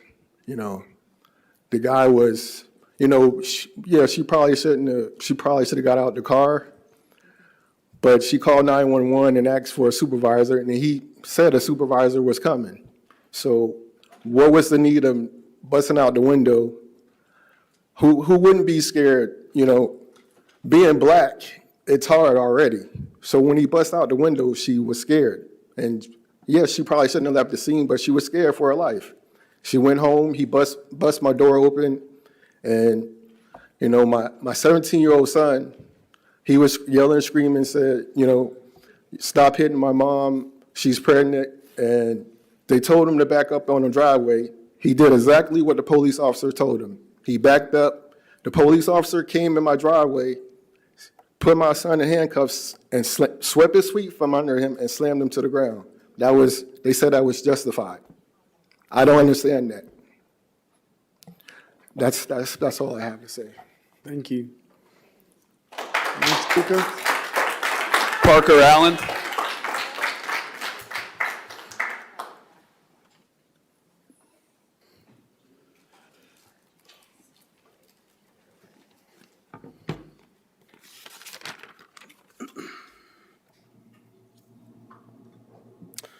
Good evening, Parker Allen, Palm Bay, Florida. At the October 2nd City Council meeting, our deputy mayor disclosed a laundry list of malfeasance attributable to the Neo-Confederate. His malign violations of law include Palm Bay Code of Ordinances, Section 58.03, related to his abuse of our city seal or logo, which is mentioned in an upcoming business item. Perhaps more shocking was the revelation on how he squandered over $25,000 of our taxpayer funds for his Klan rally. Code of Ordinances Section 62.01 defines abuse as behavior involving the use of city funds or property in an excessive or improper manner which a prudent person would not consider a reasonable and necessary business practice given the facts and circumstances. It defines gross waste of public funds as an unnecessary or unauthorized expenditure of a substantial amount of money. I know Republicans are excited to throw $40 billion at Argentina like it's nothing, but I still consider $25,000 to be a substantial amount of money. So with that in mind, I submitted a fraud, waste, and abuse report, and I look forward to this council fully prosecuting that complaint in accordance with City Ordinance Section 62.02, which mandates the establishment of an internal committee to investigate this gross waste. We, the taxpayers, appreciate your attention to this matter, and I plan on relentlessly following up at every opportunity until this problem has been dealt with. Wow, what a performance with that big breakout into the podcasting sphere. Congrats on the 700 views. I heard your quack doctor boyfriend refer to me as an out-of-towner seconds after hearing me state I'm a Palm Bay resident. It's no wonder he's no longer employed at Florida Tech. I'd imagine they're questioning what affirmative action mill he got his diploma printed at. I hope your shared joblessness is strengthening that bond. A word of advice for your aspiring podcast career. Your self-inflicted martyrdom is in jeopardy if you're removed for fraud or recalled in an election. I'd recommend quitting, telling your Nazi friends the woke left Palm Bay forced you out, and watch the grift donations flow in. It's hilarious watching you walk back your comments, couching terms like Hindu Americans, but your rabid Nazi followers are enraged. You're not going to be able to maintain your council position and keep them happy, so please quit while you're ahead and focus on other hobbies. Thanks for your time, good night, and follow your leader. Kristen Lanzana.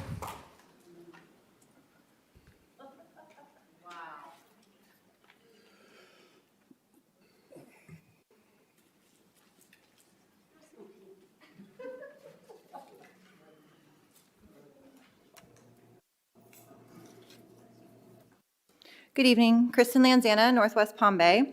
I'm not here tonight to raise awareness on an ever-expanding system bent on surveilling our every move, or to fight some far-off cow pasture with hidden potential to provide recreation for our southern residents. No, tonight I'm here as a concerned neighbor because last week my street and many others in Northwest Palm Bay was under nearly 2 feet of water. So we need to talk about what's happening because it's made me wonder, if this is what happens with just one day of rain, what's going to happen during our next hurricane? Our neighborhood is at the intersection of Jupiter and Emerson. As we made our way through the floodwaters, we saw a septic tank that had floated out of the ground, cars crashing into ditches, and a school bus dropping kids off in a river of water. Thankfully, Public Works had just been out to clear the main culverts a week or so before the storm. However, we clearly need to do more. I'm speaking to the city and the residents. If your ditch is overgrown and shallow, consider clearing it out. Don't sit around and say the city should take care of this. How many miles of canals and swales do they already have to maintain? We can also pitch in to do our part. Now, as a city, what are you doing to ensure that the water can flow from our roads into the canals? And is there anything being done to ensure that the canals can divert the water flow properly? The truth is, what happened in the northwest section of our city wasn't just heavy rain. It was the result of years of development decisions building higher and further west, in some cases on land that was once wetlands, which used to absorb and redirect the water safely. But when you build on the wetlands, what do you expect? The water has nowhere else to go, and it will settle at the lowest point, which unfortunately seems to be our older established neighborhoods. I've been coming to these meetings for months now, and it seems there's a pattern. We keep putting aside the needs of our current residents to pave the way for future taxpayers, all while undercutting everyone, because if we can't handle the growth we already have, what makes us think we can handle more? If we want people to believe that Palm Bay is the greatest city on earth, then we need to treat it as such. We need to take care of the infrastructure and provide for the people who already live here. Only then can we truly claim that title. I'm asking that before any further development is approved, we pause to address the flooding, the drainage, and the infrastructure that is already failing us. I truly believe everything happens for a reason, and I realize that this flood wasn't just water, it was a wake-up call. I've been speaking out over the overdevelopment and protecting our natural spaces, and this flood brought it all together, right at my front door. Maybe this is his reminder that our role as leaders and neighbors is to be good stewards, to care for what we already have been given before building more. If nothing else, I hope this message shows others that when God calls you to plant seeds, sometimes you don't see the reason right away, but when the rain comes, everything he's been preparing finally starts to grow. Thank you for your time. God bless Palm Bay. Next speaker. Christine Judakis.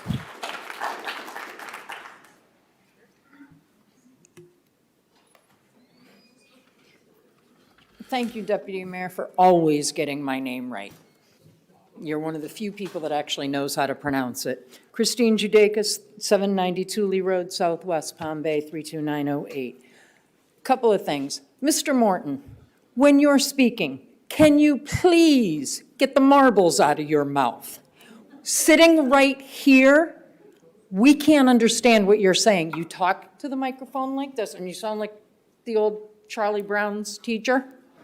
Went, went, went, went, went, went, went. That's all we can hear. So please try to be a little bit clearer in your speaking. Commission, I would like to commend you on doing the right thing 2 weeks ago.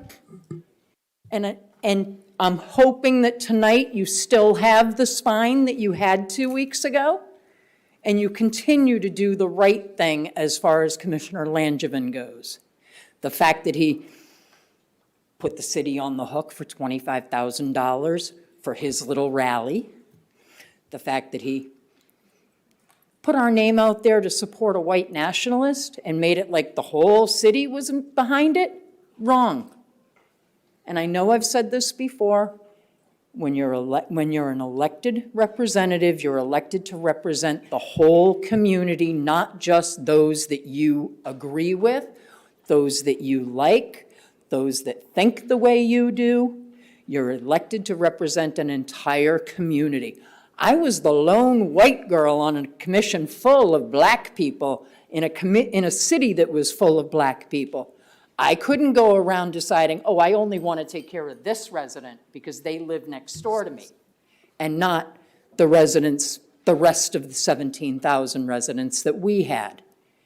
I'm just asking you all to please remember that you have an entire community that you represent, and do the right thing. Thank you. That concludes the cards, Mayor. Thank you. That concludes public comments. We are now on the consent agenda. Council members wish to pull an item? Item number 4, please. All right, so we're pulling item number 4 under consent.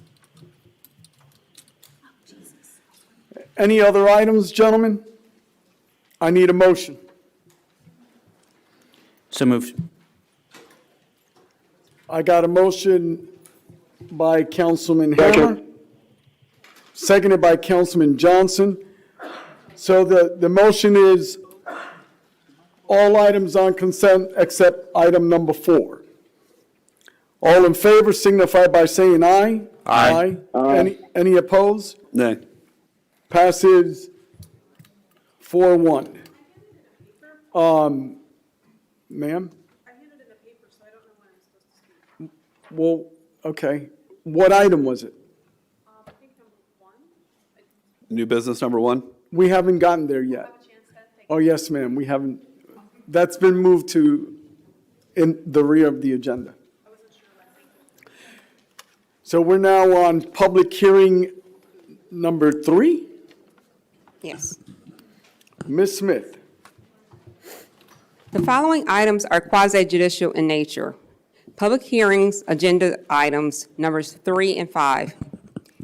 Any person who wishes to speak on such a matter must sign a speaker card which contains a sworn oath to tell the truth. Any individual addressing the council must state his or her name and confirm that a speaker card has been signed. Attorneys who are appearing on behalf of a party and not providing testimonial evidence are not considered witnesses and need not be sworn. Counsel should disclose any ex parte communication by disclosing the subject matter of the communication and the identity of the person, group, or entity with whom the communication took place. The order of this proceeding will be as follows. First, staff will make its presentation. Ma'am, stand fast. Hey, if you guys are having conversations, you're more than welcome to take those conversations outside these chambers. Our city attorney is now speaking. Carry on, ma'am. Followed by the applicant, then any other interested party. Any speaker may be subject to cross-examination by the council or any other interested party. Any other person may speak for a maximum of 3 minutes. The applicant will then be allowed concluding remarks. The quasi-judicial body may modify the time limits on its own motion or upon the request of a party to the proceeding. The hearing will then be closed and no additional testimony or argument will be allowed. The council will then deliberate in public. At the end of deliberation, a council member will make a motion on the application to bring the matter to a vote. Every council member is then free to vote in favor or against the motion. Ordinance 2025-48. An ordinance of the City of Palm Bay, Brevard County, Florida, amending the zoning ordinance of the City of Palm Bay by changing the zoning of property from GU, General Use Holding District, and AU, Agricultural Residential, Brevard County, to RS3, Single Family Residential District, which property is located north of Willowbrook Street in the vicinity southwest of the intersection of St. John's Heritage Parkway and Mariloma Boulevard, and legally described herein, providing for a change of the zoning map, providing for an effective date. Thank you. I'm going to open up the public hearing and defer to Mr. Morton.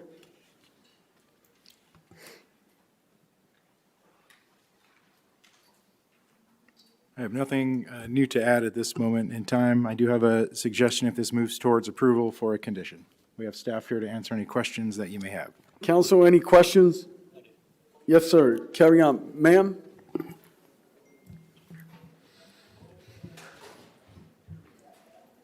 Carry on. I know the last council meeting, we were discussing the right-of-way and everything being paid for by the developer themselves, as well as utilities, as well as everything that goes on with this, to where there's no taxpayer burden on this whatsoever. Is that still a go? That is accurate. Okay, thank you. You're welcome. Thank you. Any other questions? Okay. So speaker cards, Deputy Mayor. Craig, hot top? Hot top?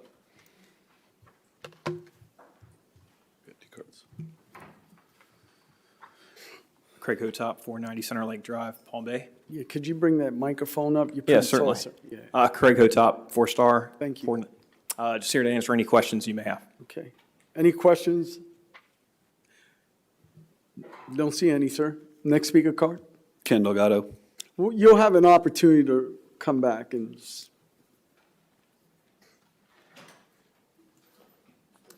Ken Delgado, 154 Angelo Road, Southeast Palm Bay.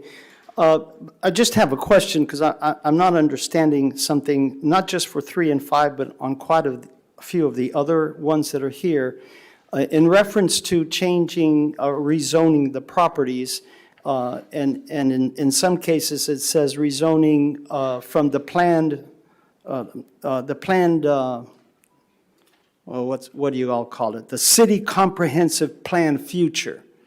And the question I have is really just simple.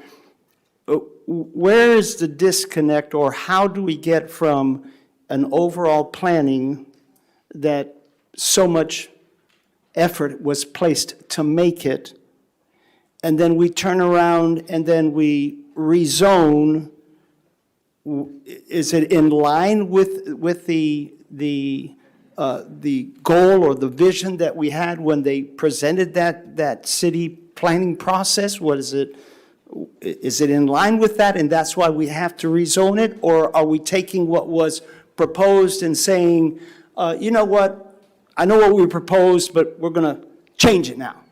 And so I don't know which of the two it is. Is it putting it in line, or are we just deciding that though we had some great minds create this future planning, now we're just going to change it depending on who wants to come and change it? That's the question. yeah, this is a little different, Pastor Ken, but Althea is going to share it with you. Come on. There's a little bit of history here. So with the current item that we're hearing, 2 weeks ago, you read on second reading the annexation of this property. And because it lied within the county and not the city limits. I just wanted to make sure Pastor Kenny's listening. Okay, carry on. By it laying within the county jurisdiction and now within the city, when it's annexed into the city, we must put it on our zoning map and future land use map. So in the case of this public hearing item, it did not have a designation that exists on the city map. So Thank That's you. why we're Thank you. rezoning. You're Thank you, welcome. ma'am. Any other speaker cards? No, Mayor. All right, thank you, sir. Any additional questions, council? Just a question for the city manager, what that condition recommendation was. Thank you. The condition is if you vote to approve, that it's held in abeyance pending the successful execution of a TIF, Transportation Impact Fee Agreement. And you need that as part of the motion? Correct. Okay, all right, thank you. So, any other questions? All right, so at this time, I'm closing the public hearing, asking for a motion. I'll make a motion to pass ordinance 2025-48 in abeyance based on the pending TIF agreement. Thank you. I've got a motion by Deputy Mayor Jaffe, Second. seconded by Councilman Hammer. Any further discussion, gentlemen? Seeing none, all in favor signify by saying aye. Aye. Aye. Passes 5-0. We're now on item number 4. Ms. Smith. Ordinance 2025-41. An ordinance of the City of Palm Bay, Brevard County, Florida, amending the 2045 Comprehensive Plan to change the future land use map designation from public, semi-public, PSP, to moderate density residential, MDR, providing for the repeal of ordinances or parts of ordinances in conflict herewith, providing for an effective date. Thank you, ma'am. I'm opening the public hearing and asking Mr. Morton to present the case. I have nothing to add new to this. We do have growth here if you have any questions or would like a presentation. Okay. Come on up.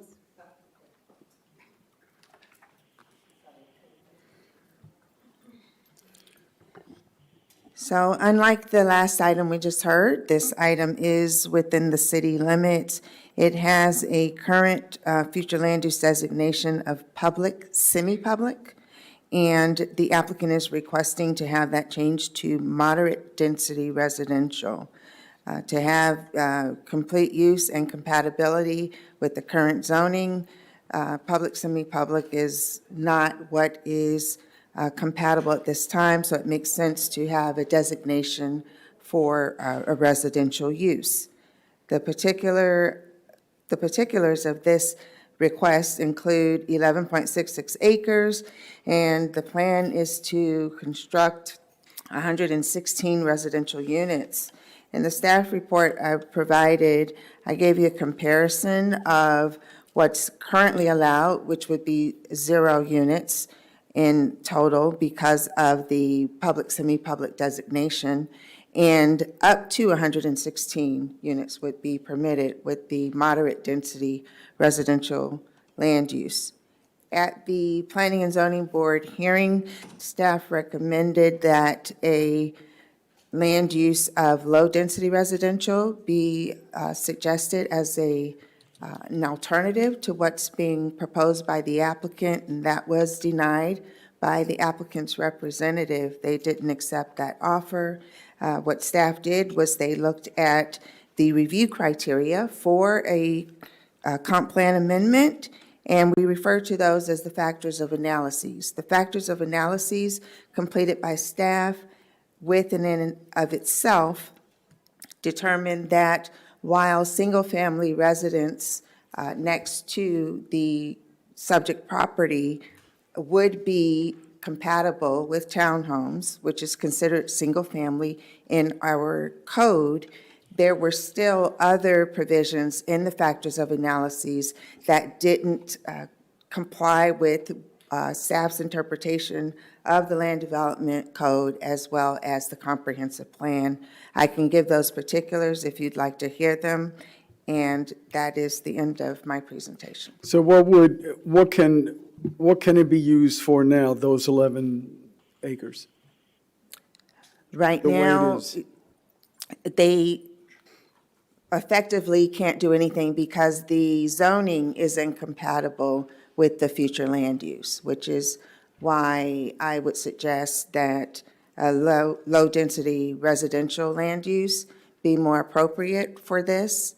The moderate density is up to 10 units to the acre, And it's a significant difference going from 0 to 116. So low density being one per acre? Our low-density residential allows up to 5 dwelling units per acre, so it's actually would be doubled what you, if you approved low-density residential on this instead of the moderate density, it would be 5 units to the acre versus the 10 units per acre that the applicant is requesting. Okay, any other questions, gentlemen? Otherwise, okay, all right. Any other questions, gentlemen? Nothing? Councilman Johnson, any questions? Okay, is the applicant here to present their case? Yes, sir.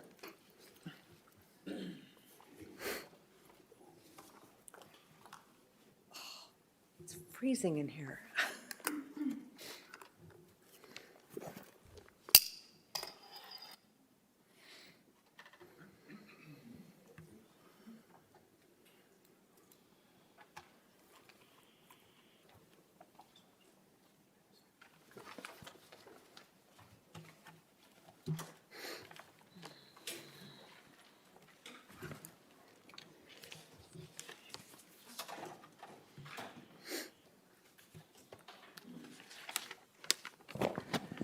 Good evening, Mayor, members of City Council. My name is Kim Rosenka with the law firm of Lacey Rosenka, here on behalf on Sankofa Group LLC's behalf.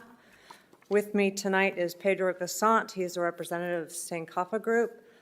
Jim McKnight, who is an expert planner with over 30 years of experience in urban planning. James Taylor, professional engineer with Kimley Horn, and Anna Saunders, a professional engineer, engineer of record with BSE LJA. We are here because the desire of Sankofa Group is to build townhomes. We do have a PowerPoint which needs to be pulled up as well. But to begin, the use requested is a single-family use. It's townhomes. It's a single-family platted townhomes. Currently, the property can't be utilized for anything because the future land use and the zoning categories are inconsistent.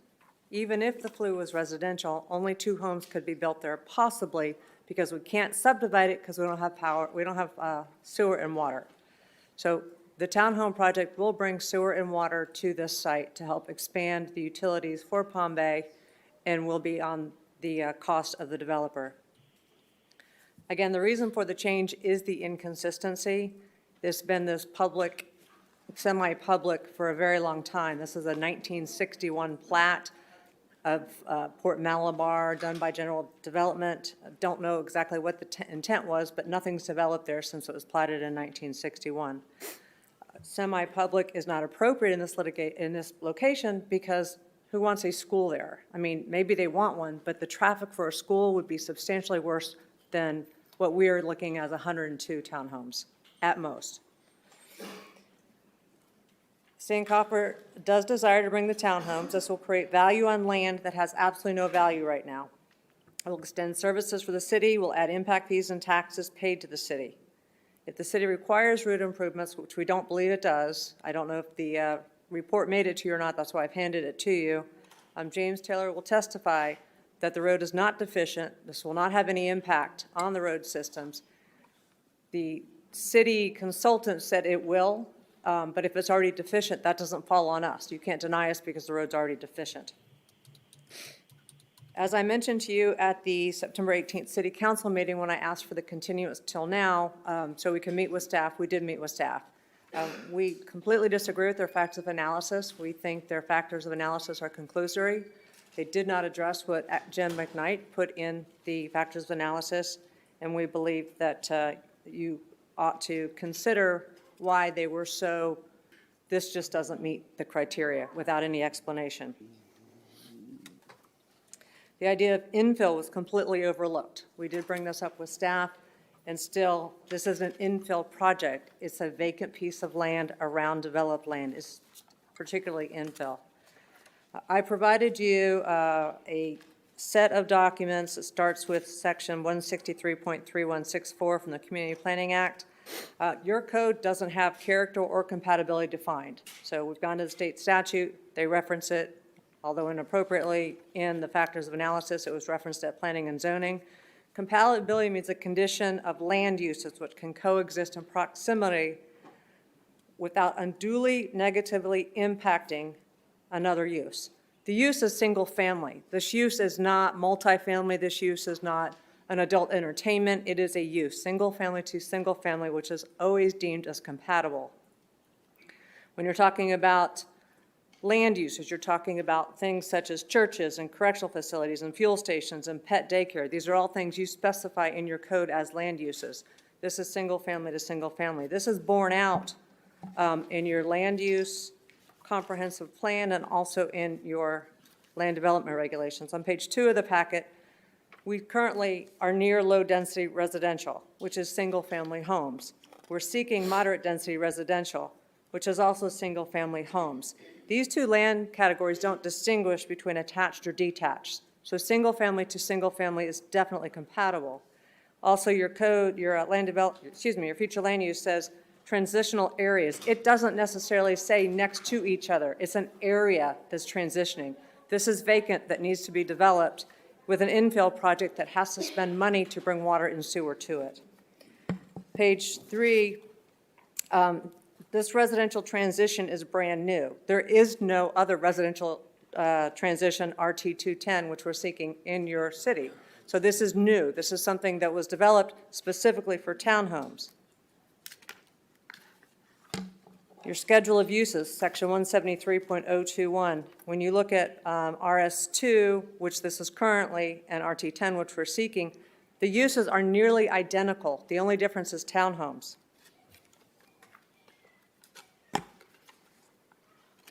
Also, too, what hasn't been addressed, also, buffers. You have landscaping and buffering requirements. If you do not think they're sufficient, as your code says, you can ask us to do more. You can make this infill project have more buffers if that's what you choose to do.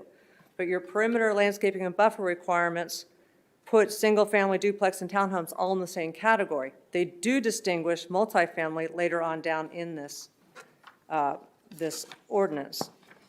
City staff did not address at all your private property rights element, which has become very important throughout the state.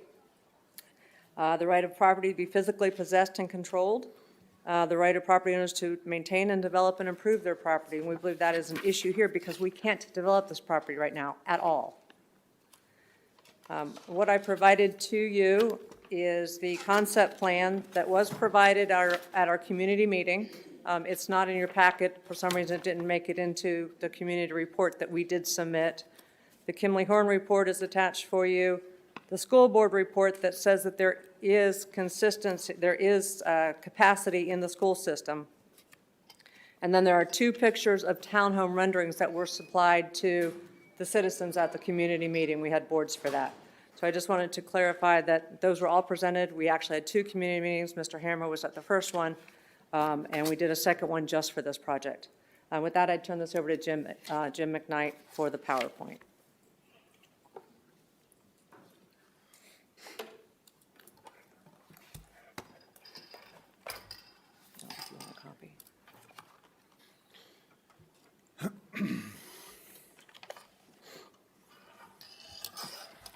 Mr. Mayor and members of the council, thank you for the opportunity to speak tonight. I am Jim McKnight. I am the planning consultant on this project. I have been doing land planning, both the public and private sectors, for the last 45 years in Brevard County.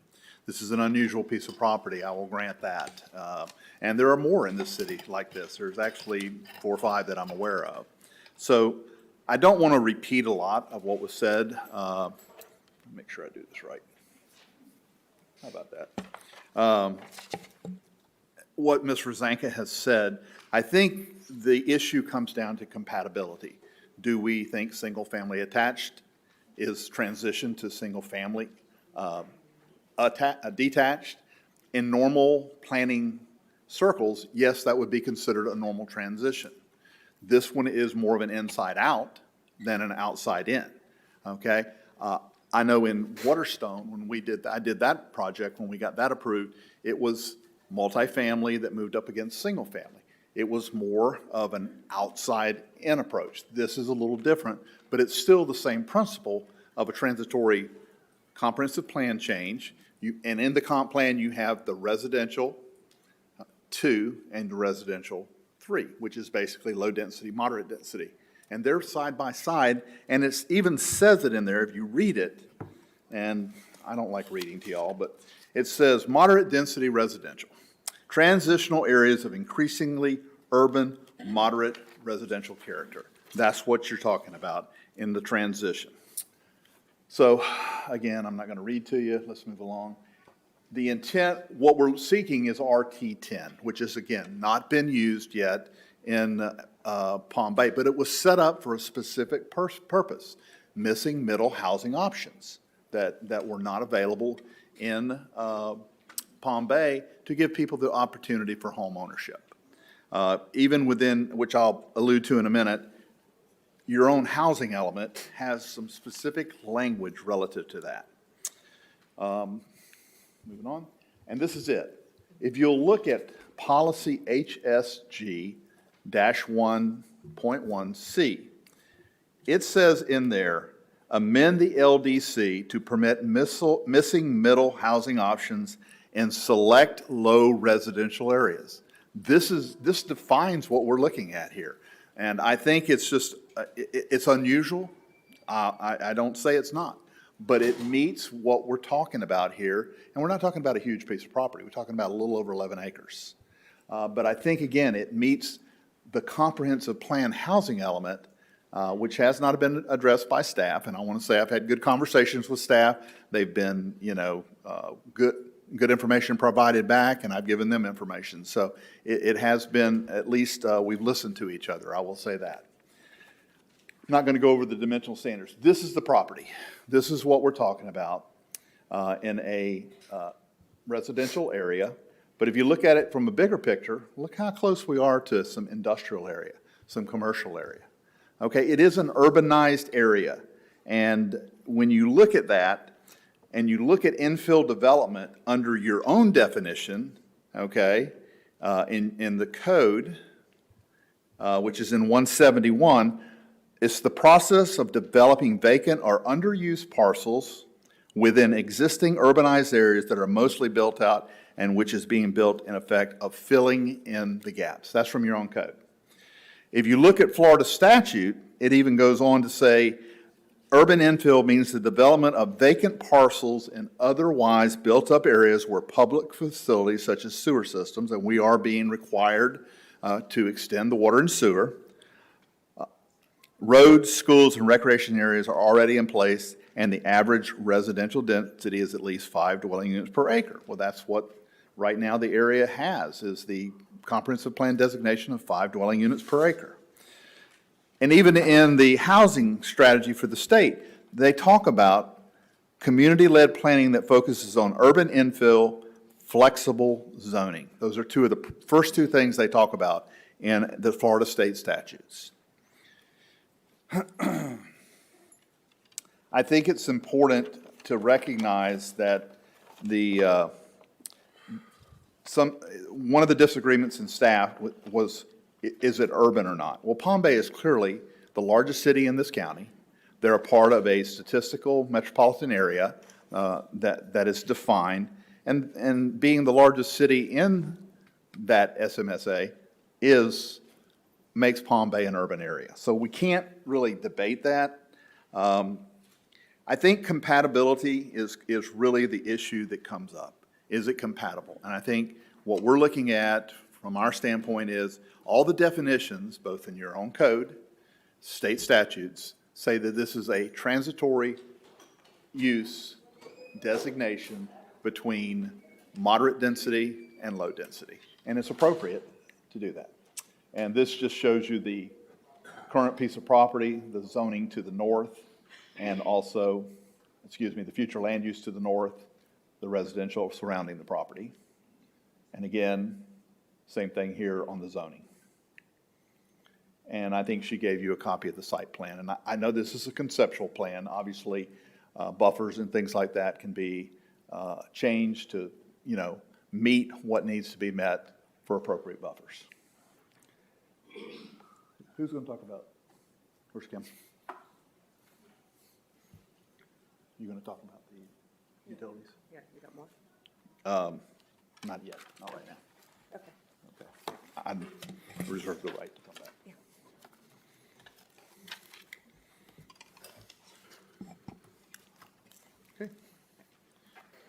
Again, Kim Rosenka. This is just a diagram of where the water and sewer will be coming up from the south. The green is obviously the sewer, it's about a half a mile, and then the blue is a little less than that. But this will indeed be developed fully on the cost of the developer. This was the fire station. It's right up there on Foundation. Just to let you know that it is close by, 0.8 miles. That's been a big issue in the past, that there's not fire safety, and that is currently very close. The issue is stormwater drainage. We've heard that here tonight. People are getting flooded. They're worried about being flooded. As you all may know, there are higher standards coming for stormwater in December, so this will actually have to meet the higher standards.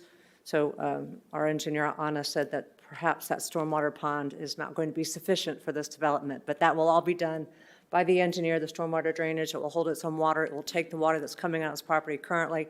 That's what your code requires. That's what state law requires. So flooding should not be an issue. And then transportation will be addressed by James Taylor with Kimley Horn.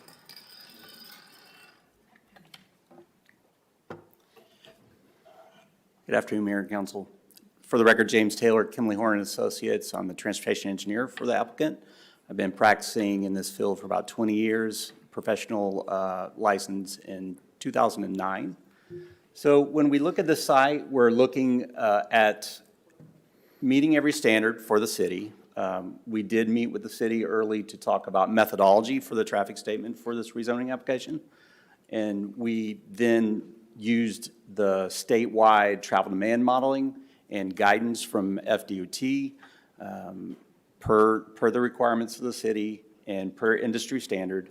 We also use trip generation data from the Institute of Transportation Engineers IT manual. You may have heard that acronym at the podium before. And the latest and greatest highway capacity manual procedures for evaluating capacity at both the roadway segments and also at the intersections. What the report provides is the project trip generation, how many trips that we expect to forecast out of this development at full build-out of 116 townhome, and then assigning those trips to all the study area facilities, the roadways, and also the intersections. And then we look at the existing conditions in the area based on the counts and compare that to both the future conditions with and without the project to truly isolate the project impacts for this. The TIA was then reviewed by the city, their consultant. All those comments were addressed. When we came to P&Z, we did hear concerns from the public that the counts that were used for the initial traffic study were from June of 2024. They asked that we update and that we take those counts while school was in session.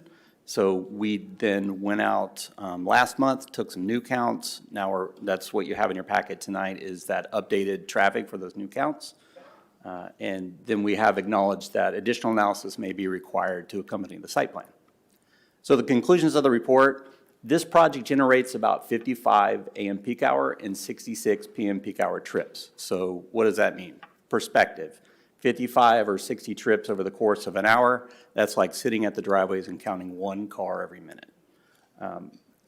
Ms. Rosinka mentioned how that compares to if a charter school would come on this site with 1,000 units, what that would look like. This is about a fifth of that traffic, or, I'm sorry, 5% of that traffic in the AM peak hour. The project impacts as we evaluate. So I have to ask you a question. Yes, please. Because that's the second time I've heard this, right? So I have to, we're comparing this to a school, right? It is actually institutional. So let's say it's zoned correctly, right? Let's just go by that assumption. What I'm hearing you say is that if we put in all these units, the traffic count will be less if I had a school there. Correct. That's the second time I hear this. However, when it's school time, it's different than on a 24-hour clock. So that's where I'm a little tossed with what you're saying. and it's not as palatable. When I heard it the first time, now I hear it the second time, and I'm like thinking, I do see the traffic increase during school hours, right? In the beginning, in the end, not on holidays, not during the summer. So that's where I'm having an issue. But carry on. How does that equate? How can you help me understand that? Yes, sir. Let me dive a little bit deeper in that. So your traditional commuter times are between 7 a.m. and 9 a.m. in the morning, and then again at 4 p.m. to 6 p.m. at night. This is what we base our traffic analysis on, those peak hours when we're doing these sorts of studies. The AM for the school coincides with the AM of the commuter peak hour. So in that hour, if you look at a school, you're going to see more than 1,000 trips, as opposed to this development, which is about 55 trips. In the PM commuter hour, 4 p.m. to 6 p.m., that school is not as intense as it is in the AM.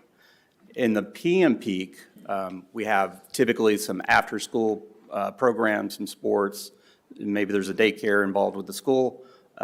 Those trips would be much less than the AM, but still more than this site would generate in the PM peak hour by about half. Okay, now run that scenario with me as a church, right?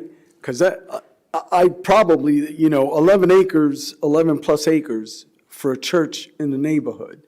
You're going to have Sundays, right? You may have another time that you're having a service, right? Midweek service. But how does that compare? We didn't evaluate that specifically before tonight, but my guess is that the church would generate less than this site on a typical weekday. But again, on Sunday, Thank you. absolutely. Carry on. I think Councilman Hammond has a question as well. Yeah, I had a question. I see we're talking about the 55 AM and 65 or 66 PM peak. Yes, sir. This is turning out onto a two-lane residential road, correct? Based on the concept that was presented, and again, that concept can change between now and then, the traffic would 100% access Usler.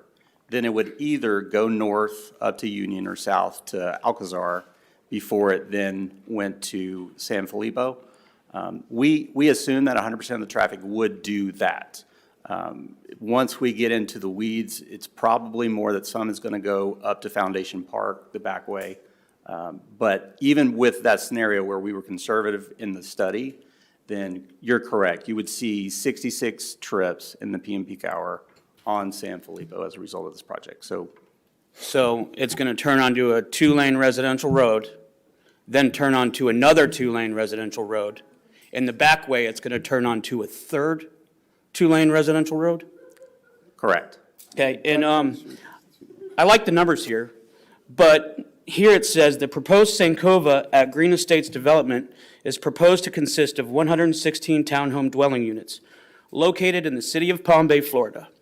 The project is anticipated to generate 833 daily trips. That's on your traffic study. Yes, Is that sir. right? Yes, sir. No more questions. Thank you. Carry on, sir. Just carry on. Sure. So when we're looking at the study area for this, per the procedures of the city, we evaluate significant impact on these adjacent roadways. This project has no significant impacts by the definition of the code. It's less than 5% of any of the capacity of San Felipe.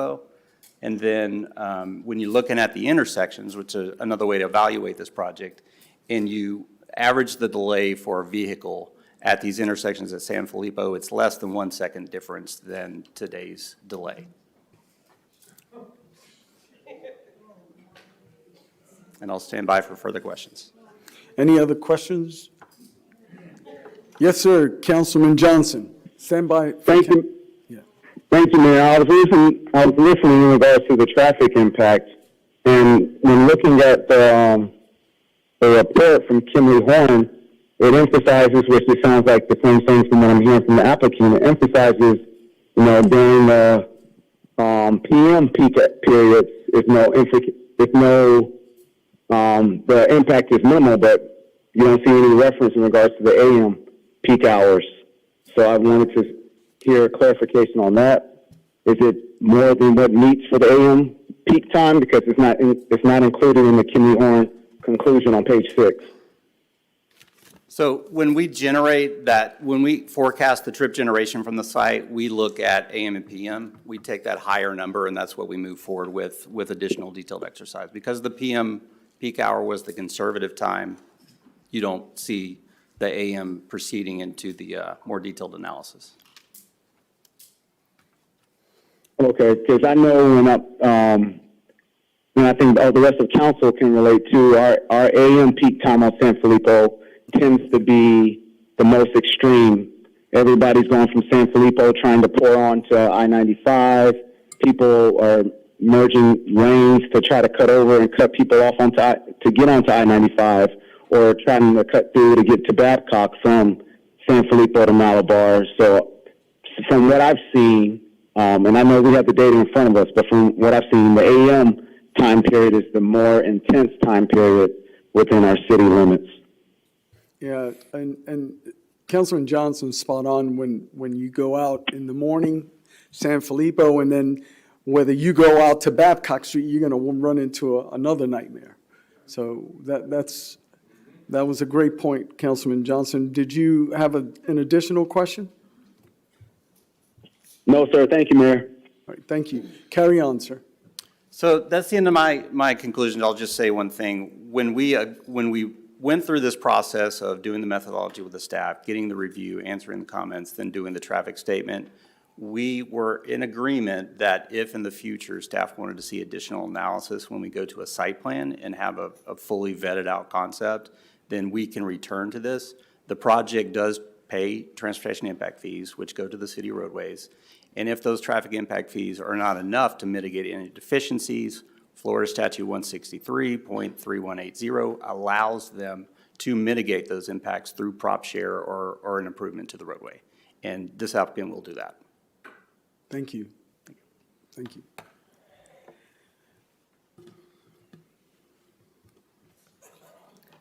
Again, Kim Rosanka. To Councilman Johnson's question on page 7 of the new report, which I'm hoping that he has, it does say that the AM peak hours are 55, and that's 14 inbound and 41 outbound. That's on page 7. It also does say that the Sancapa Green Estates development is not anticipated to negatively impact the surrounding roadway network. As mentioned, the report that was provided by the outside consultant for the city said that this roadway was already deficient.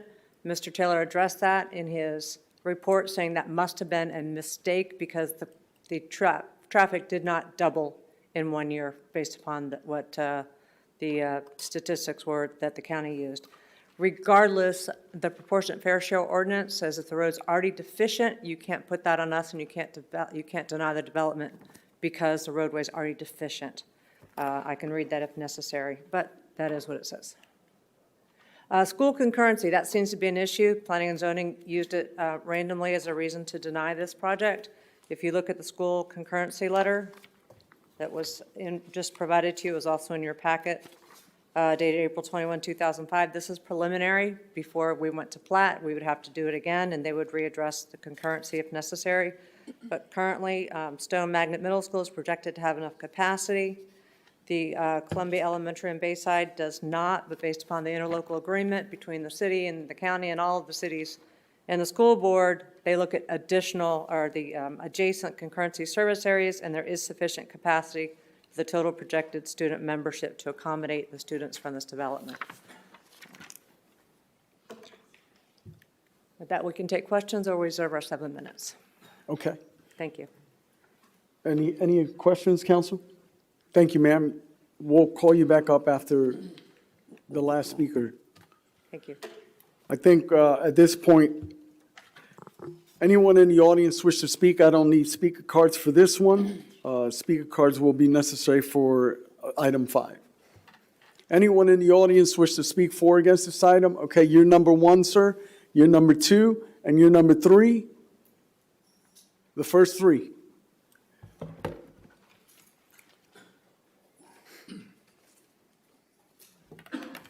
Ms. Rosanka, you'll come back after, okay.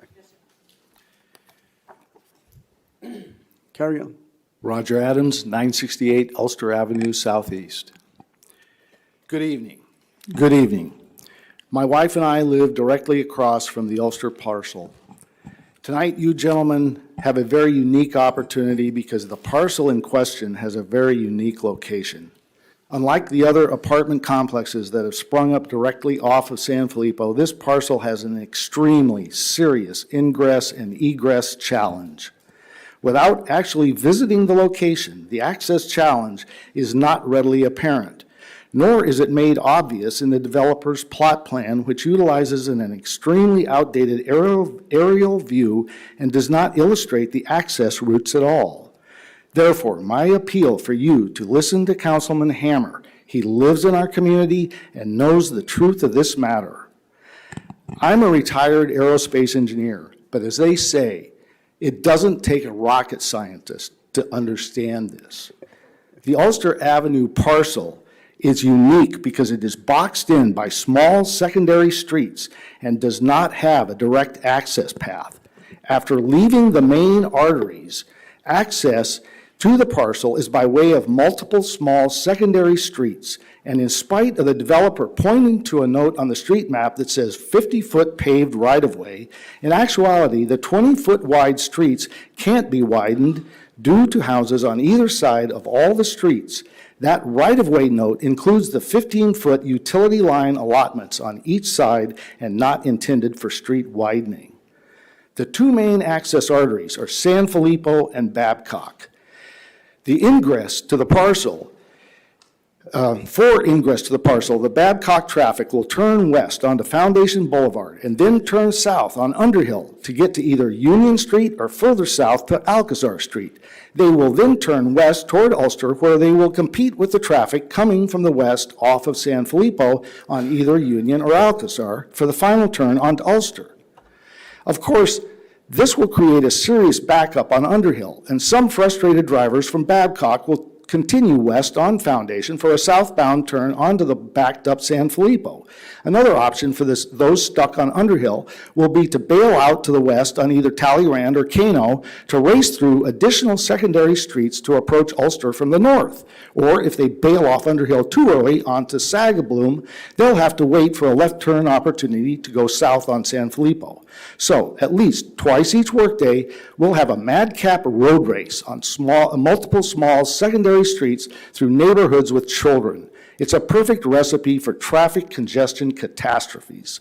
This was recognized by your P&Z board, and they wisely voted against zoning changes for this parcel. Therefore, I beg you to listen to Councilman Hammer, as he is your perfect eyewitness. Please vote against this zoning change. Also, for future reference. Thank you.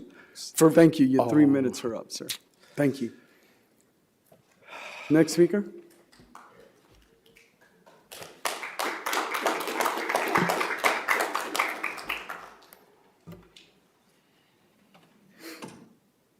Carry on, ma'am. Good evening. My name is Kim Evers, and I live on Alcazar Street. I butt up to this property. And while it all sounds well and good with their reports that say they won't affect the traffic and everything else, I've lived there 16 years. To try to make a left-hand turn onto San Filippo is almost impossible. Coming out of there, to make a right-hand turn, you have to sit and wait. This 116 units will bring approximately 230 more cars into the area. This is in 2 miles of Columbia Elementary School, where our children have to walk. So there's even more cars coming around where our children have to walk to school. It's not a good idea. The property is completely surrounded by single-family, one-story homes. So they're wanting to put in 2-story townhomes in the middle of our established neighborhood of single-family homes. I've lived in my house 17 years, and I'm gonna have somebody out on their balcony looking in my backyard. As it was already stated, the planning and zoning voted this down 5-0. They brought up the impacts that it would have on the traffic, and the schools in the area are at capacity, but adjacent schools are available, so what are you gonna tell these people buying these townhomes? yes, you can buy this home, but your kid can't go to that school it's zoned for. It doesn't make any sense, and I hope you take into consideration the people that have been in the area before approving this. Thank you. Who was speaker number 3? Who was speaker number 3? Oh, there you are, sir. You moved. I was trying to be ready for it. Doug Hook, Mariposa Drive Northeast. While I am on the Palm Bay Sustainability Advisory Board, I would like to clarify that my comments tonight on this matter are actually personal and not necessarily speaking on the board's behalf. As regards to changing the land coast use from public, semi-public to moderate density residential, it immediately brought up what my wife asked me when I did join the Sustainability Advisory Board, which was, why are you doing this? And that question was answered, rather jokingly, as my nature tends to be. I want to be a politician for sandhill cranes and gopher tortoises. They're not really going to get me a seat on the board at the city council, but it'll get me a seat at the Sustainability Advisory Board. So looking at this parcel, we have 11.6 acres, and 2.5 acres of that were actually recognized as being wetlands. And looking at the pictures provided by the developer at the site, I went through and looked at all their pictures available. There were pictures of some saw palmettos that actually showed flooding to about 3 or 4 inches through that wetlands area. And they looked at an impact study as to what kind of animals were actually likely within that zone. And it identified that it was likely, because they didn't actually go in and actually look for them, that there are gopher tortoises and eastern indigo snakes, both of which are actually protected from the state of Florida. And so I wanted to find out before we move forward with this, because once it gets changed, it's going to be nearly impossible to change it back from general use or from public, semi-public use. There was a lot of talking going on about the impacts of if there was a church to go in or if there was a school to go in, what that would have on the traffic impact on there. What I would like to propose, what would the traffic impact be if we were to turn that into a mixed-use conservation and public use space, to where the community in that area would have a natural park that they could go walking through, enjoy the wetlands area, maybe see a gopher tortoise or two. The school that is nearby could use it as a learning experience. There are other uses that we could use for public, semi-public land that is not a church, that is not a multi-use family operation, that is not going to be a charter school. These kind of things are things that we could move forward with and actually probably not increase the traffic at all. The kids who are walking from school would be able to go play at the park. They'd be able to see a gopher tortoise, interact with it. I see it every day coming out of Riviera Park. There's gopher tortoises in the natural space back behind there.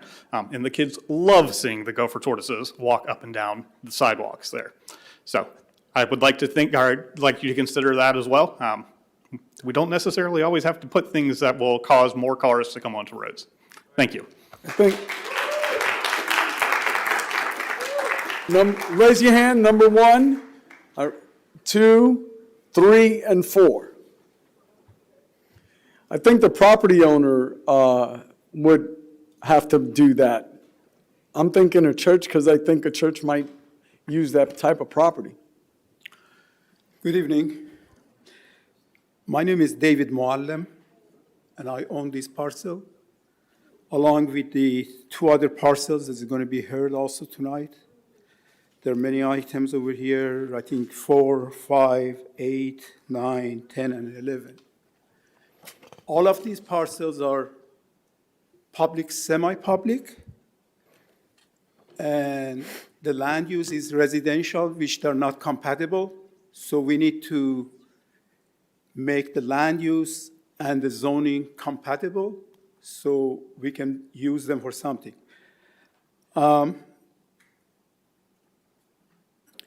Let me bring something else to your attention that we have overlooked. Used to be Palm Bay was very affordable. Those days are gone. Nowadays, when they build a new house over here, it's going to be over $300,000, pushing $400,000, sometimes higher. And it has come to a point that most of our citizens a lot of our workers, police officers, teachers, firefighters, etc., people that they provide all the services, they cannot afford to buy a house anymore. As a realtor, what the people want, what the majority of the people want, that they're working class people, a house not more than $235,000. That's why the housing, it is the shape it is. As you know, the labor has gone up. The construction people, Mexicans and such, they're hiding or deporting. Material is going up. The inflation, the tariffs, and the land, we are running out. So we have 60 to 75,000 lots in Palm Bay. They're all quarter of an acre. General development create them. And we put the housing on them that people cannot afford. Now, here, they're proposing something that people can afford.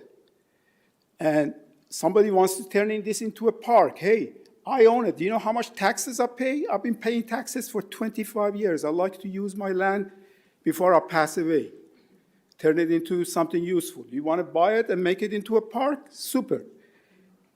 The traffic, you know, we got a problem with the traffic. If they build 115 homes, you're going to have the same problem than if they build 115 townhouses. Probably townhouses are less traffic because they're less density. So I encourage you to approve these projects so people can afford housing. Thank you, sir. Thank you. Who was number two?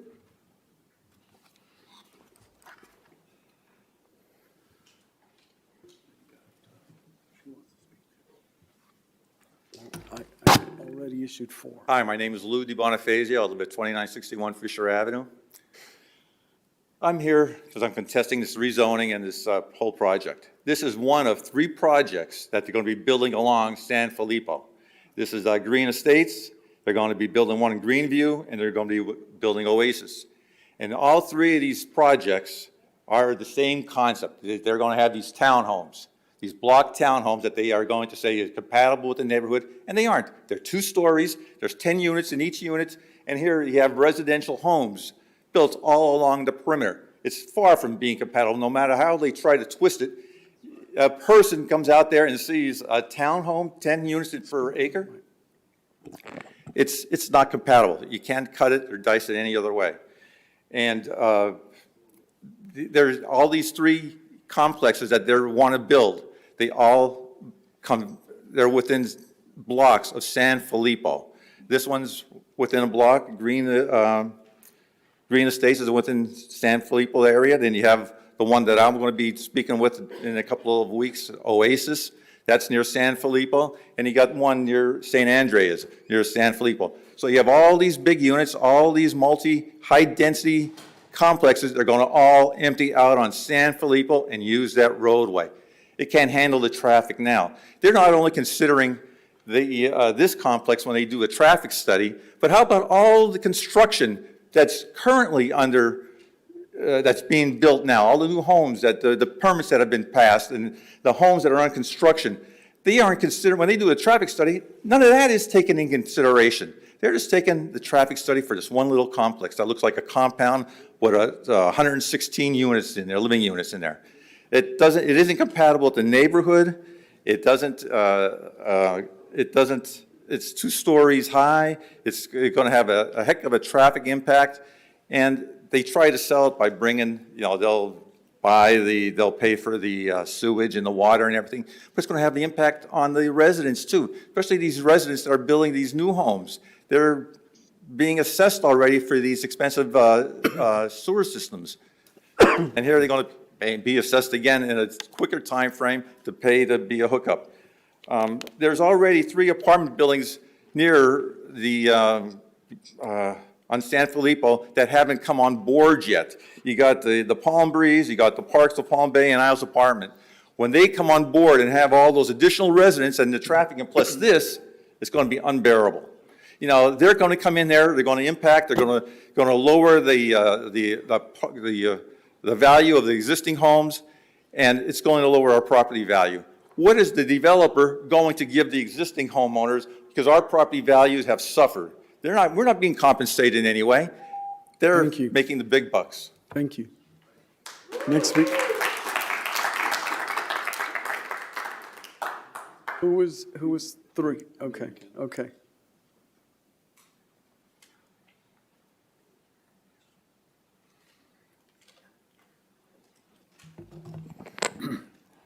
Robert Boudreau, 1301 Sahara Street, Southeast, Palm Bay, Florida.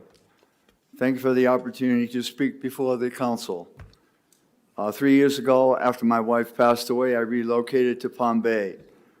Let me paint you a picture of our neighborhood. It's quiet, conveniently located to everything I need. Away from the noisy railroad tracks, about 2 miles away from the commercial area and Route 95. All single-family homes, no HOA, and lots of space between homes. Every day, kids ride their tricycles on the street. People walk their dogs and walk along the street. It's very relaxing, and the neighbors look out for each other. The reason I'm here tonight, I'm opposed to the zoning change request for the proposed townhouses community on Ulster Avenue. Here's why. It would be located down the street from my house, and I've talked to 4 realtors who have said that it will also lower the property value immediately in my neighborhood. I would like to, it would be built near existing homes at a height above the homes themselves. So it would be just like their privacy would have a drone hovering above their house 24/7. When you pack people together, you have a problem where you need more police presence, and you'll have a burden for the fire rescue. It's my understanding that their traffic study was done back in August of '25, but no school was around in August, obviously, and the snowbirds weren't back. The traffic will be drastically increased, especially when the parents drive their kids to and from school. On the perimeter road where the development would be, my neighbors have told me they've actually seen tadpoles swimming down the street after a heavy rain. That means the water is nearby and there will be a drainage issue. A couple bought a home right next door to me, okay? They thought this whole situation with the townhomes had already been squashed. They were surprised and disappointed it's come back to haunt us.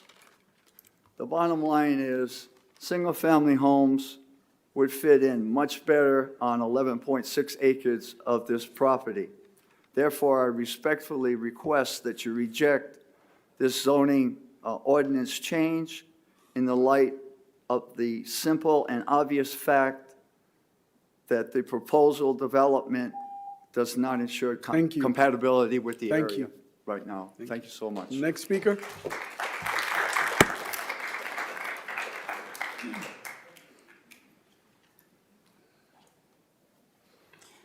Ken Delgado, 154 Angelo Road, Southeast Palm Bay. Again, here's the question that I had at the first time, the city comprehensive future land, which established what it was.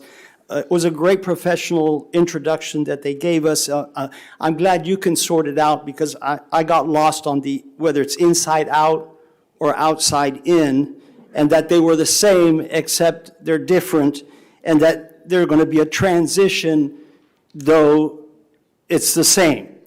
And so I'm lost in the mining of the different laws and what they are supposed to mean, and that's all legal stuff. That's way beyond my pay grade, and I'm glad you guys get paid the big bucks to solve all those equations that they offered us over here. What I do think is that I've noticed that we're going from moving it up to moderate, not just on one item, but I counted it, 1, 2, 3, 4, 5, and And when I add those all up together, the 5% with the 2% and the 3 of the 4% of the 2 parts of the 5 parts, I figure that's going to be a lot more cars than what we had projected on the city comprehensive plan future land use. And so if we have already a comprehensive plan, future plan use, then I like it real simple. Did it match it? Is it what it was planned for? And if it wasn't what it was planned for, then the question is, what are we planning for? Or do we throw out the comprehensive plan and just start planning? What this week's planning might be on our mind. So my question still has not been answered. Hopefully we'll get the answer. Is the city comprehensive plan future land use map correct? Is it not correct? We've heard about the traffic. I just want to make sure my shirt's right side out. And if we can get that good, we're okay. Thank you very much.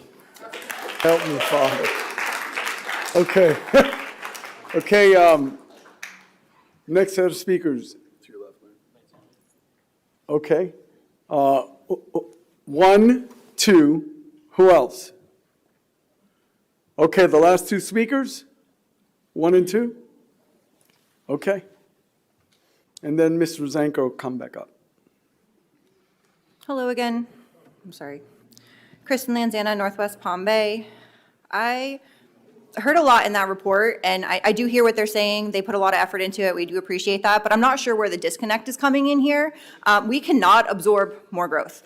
The new development, as we've said, the traffic reports aren't taking each other into account when there's new developments. The school reports aren't taking each other into account. It's going off data from the previous year. So I don't understand how we can keep approving stuff when we don't actually know the impact that it's going to have moving forward. I heard there's going to be 102 townhomes. That's 102 more families coming to the area, which, sure, that's great, but that's another 200 plus cars on our roads. As we've seen, San Felipe is already a mess. There's another item on here where we're talking about closing roads on San Felipe, which probably isn't the solution for that either.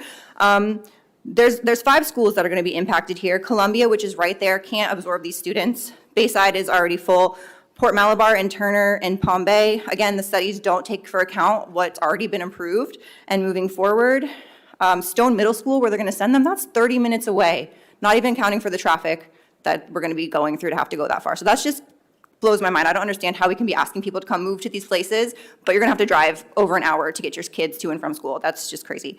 I understand, like I said, where they're coming from, but we can't continue to let developers strong-arm us to build more for a profit while leaving the residents to handle the consequences of it. Something has got to give.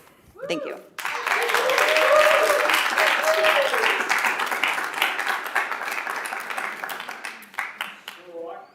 Sir, wait till you get on the mic there. Sorry. I clearly wasn't here for this. I was here for the utilities presentation, but it turns out I live right in that area. 1590 Oakfield Avenue.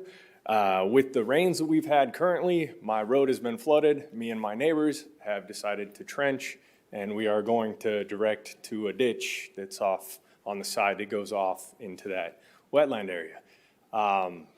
So a few things, I'm just gonna say ditto to everybody, but one thing I'm wondering about is if we are doing multifamily homes, that includes single roofs, that means HOAs. That is not a single family home when you are dealing with multiple families under one roof. So I'm not sure how that comes into play here. And then obviously the roads, they did a traffic study from what was it, 7 to? Sir, Sorry, I forget what they said, but basically 7 to whatever. I have to leave for work at 6:30, getting on to Babcock already. There's some days it takes me 15 minutes to get to work, and there's some days it takes me 25 minutes to get to work. And that's just Babcock now.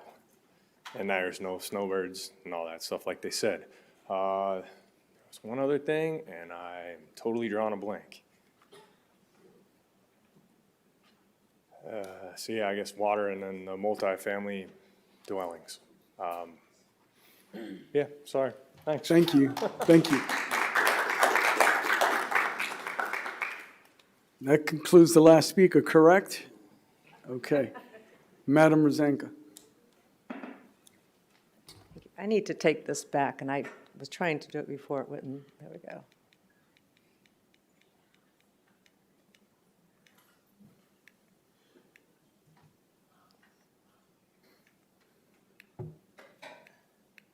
Maybe.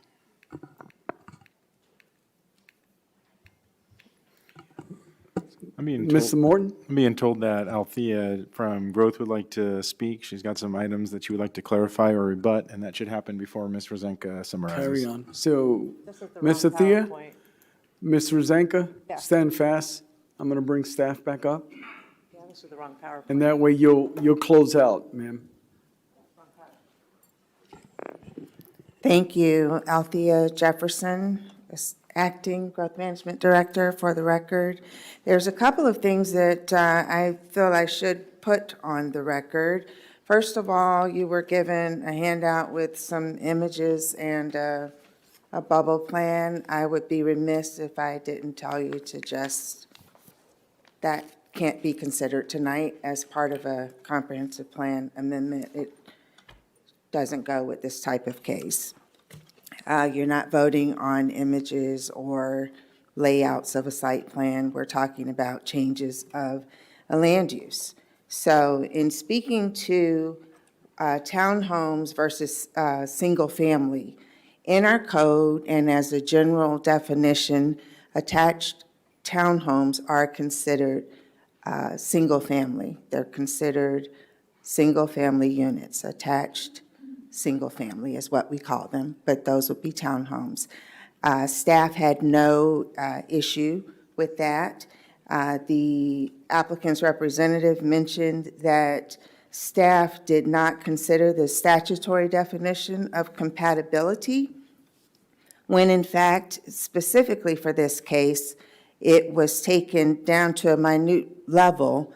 And I did have conversations with Mr. McKnight, and where we agreed is that, yes, attached single family is compatible with single family. I said that in my initial statement. The statutory definition of compatibility further states that relative proximity, they can coexist in relative proximity to each other in a stable fashion, agreed, but in such a way that no use or condition is unduly negatively impacted, directly or indirectly. So it's the latter part of that statutory definition that I considered in the staff report when I talked about compatibility. And in fact, there are unduly negative impacts, both directly and indirectly. While we do have the concurrency for schools, they had to go to a neighboring school to get that concurrency approved through the school board. There is some difference in our consultant that we use for the traffic versus what their consultant has given us. Initially, we were given numbers that were taken in the summer, which is not something that we can accept.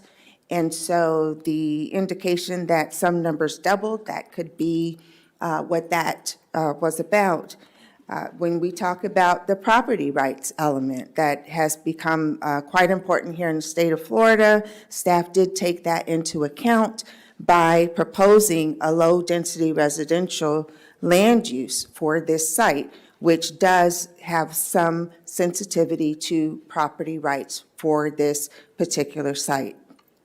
In knowing that public, semi-public is not compatible with the zoning. So we did consider the property rights in that regard. Also, there was some talk about transition versus infill. What I will say is the definition for infill from our code was provided, and which is accurate. However, when you look to the statutory definition for infill, it only exists as urban infill. We looked very closely at that definition, and even read to you tonight in the wording was that the infill includes vacant land where public facilities are already in existence. While the applicant has indicated that they will hook up to our water and sewer, infill is more related to where vacant land exists and all of the public facilities are already there. This is not infill. This is not infill. And then when we talk about transition, let me go back to public, semi-public use. There was some talk about schools, churches.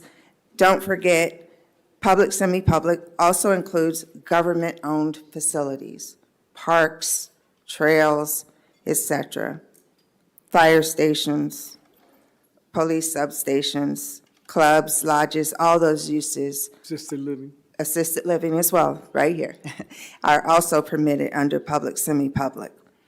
When we talk about changing that so that the property rights of the owner are considered, low-density residential would in fact be compatible with the existing zoning. The MDR, future land use, is a transitional land use, transition. And in our comprehensive plan, transition is going from a low density to the transition to a high density. That is transition. Or you'd be going from a high density to the transitional project to commercial. There's a transition. It's not just a donut hole of something different, completely surrounded by single-family residences. So in and of itself, the moderate density is not transitory in that it's twice what it's surrounded by. I want to make sure I address. I think that was all the notes that I took based on what I heard. I just wanted to get it on the record. I think Councilman Hammer may have a question. I heard you mention something about the traffic study. I was kind of wondering about that too. You have 116 units, and even if that's a single person living alone, there's only 55 people leaving in the morning? Does yours, well, she said there was a traffic study that doubled that, and I'm trying to. Oh, no, the doubling number, the first report that we were given from the applicant, the counts were taken in the summer, which is not something that we can accept because school is not in. And so there was something from the applicant about doubling the numbers or questioning our consultant's report. So I wasn't certain, but I thought that the doubling was about the counts. And if that's the case, that was the explanation for that. Okay, thank you. Any other questions, council? Thank you, ma'am. You're welcome. Okay, Mr. Zenka? Thank you. We did have the wrong PowerPoint. Okay. Let's see if we get the right one now. Yes, we do. Thank you. Again, Kim Rosenka on behalf of Sankofa Group LLC. Infill development, vacant or underused parcels, filling in the gaps. Talks about urban areas. This is an urban area. Mr. McKnight said it is. National Geographic says it is. Your code doesn't have anything that says what an urban area. This is an urban area, and this is definitely infill. You can say it's not transition, but it's still infill, so it still works under your code. And the private property rights, just randomly saying we should have low-density residential, it's useless. It doesn't do us any good. We can't build a subdivision there without water and sewer. You can build quarter-acre homes, but you can't even do that. You can't do that because you don't have water and sewer. So again, people say it's multifamily. It's not. It's single-family homes. The height, same height RS2 as to RT10.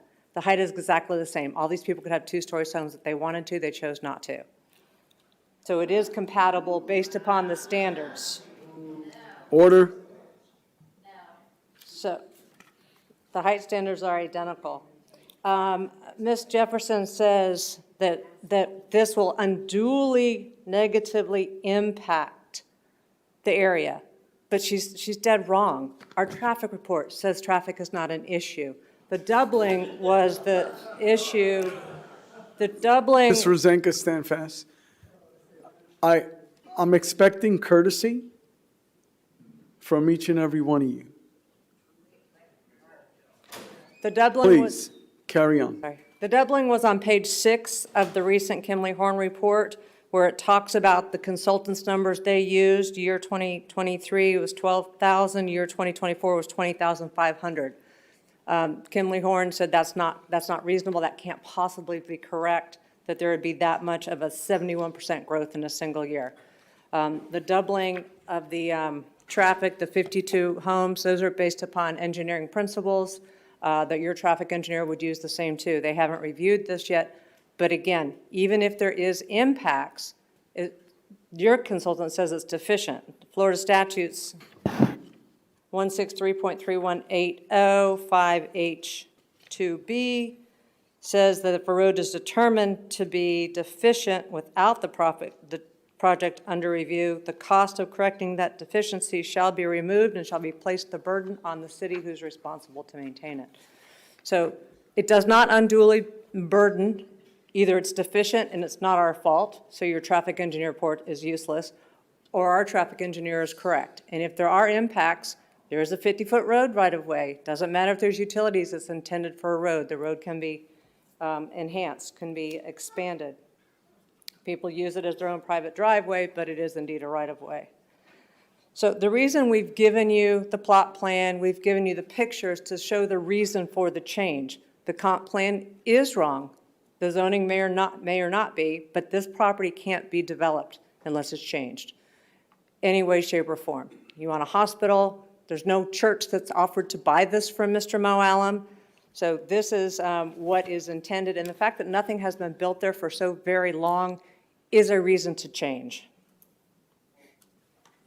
Regarding the traffic in the school studies, the traffic does anticipate a growth rate. It's a standard growth rate that even your traffic engineer would use, and the growth rate does account for other developments incoming. Again, this is single family, it's not an apartment. As to schools, the school board follows the interlocal agreement of which you're a part. They look at every development that's been submitted, and they calculate the concurrency. Again, we're in concurrency in South Brevard County. I'm dealing with the school board and with your city. You have to mitigate. You can't build if there's no capacity in the schools. You have to mitigate. Otherwise, it can't be built. So that's something when we would go to site plan, that would be analyzed.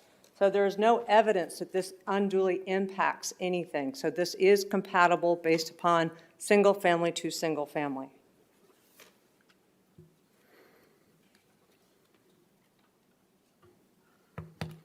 If you look at the traffic memorandum, it does say the inbound and outbound for the peak travel.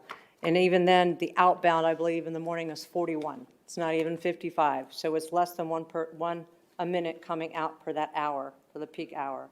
And these are all typical traffic engineering analysis that have been used on for years in every jurisdiction and this city. Mr. Zanka, please stay on the mic. Oh, I'm sorry. Thank you. The potential for lower values, that's speculative. Usually when new product comes in, the per square foot is higher, and just what a realtor thinks, I don't understand why they would think that, and the person testifying did not state that. As to the drainage issue, again, that has to be reviewed by your staff. Flooding can't be an issue. You can't build if you're going to impact others. Again, the reason for the change is we have inconsistent, and we cannot build here without bringing water and sewer.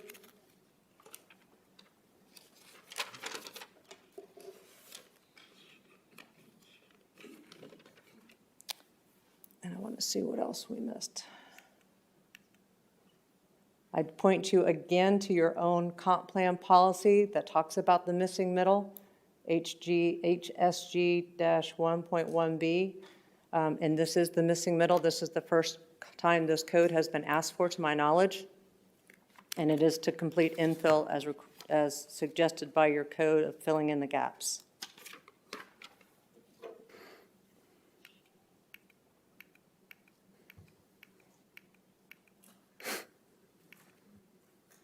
This was, these were different slides as well, but I believe Mr.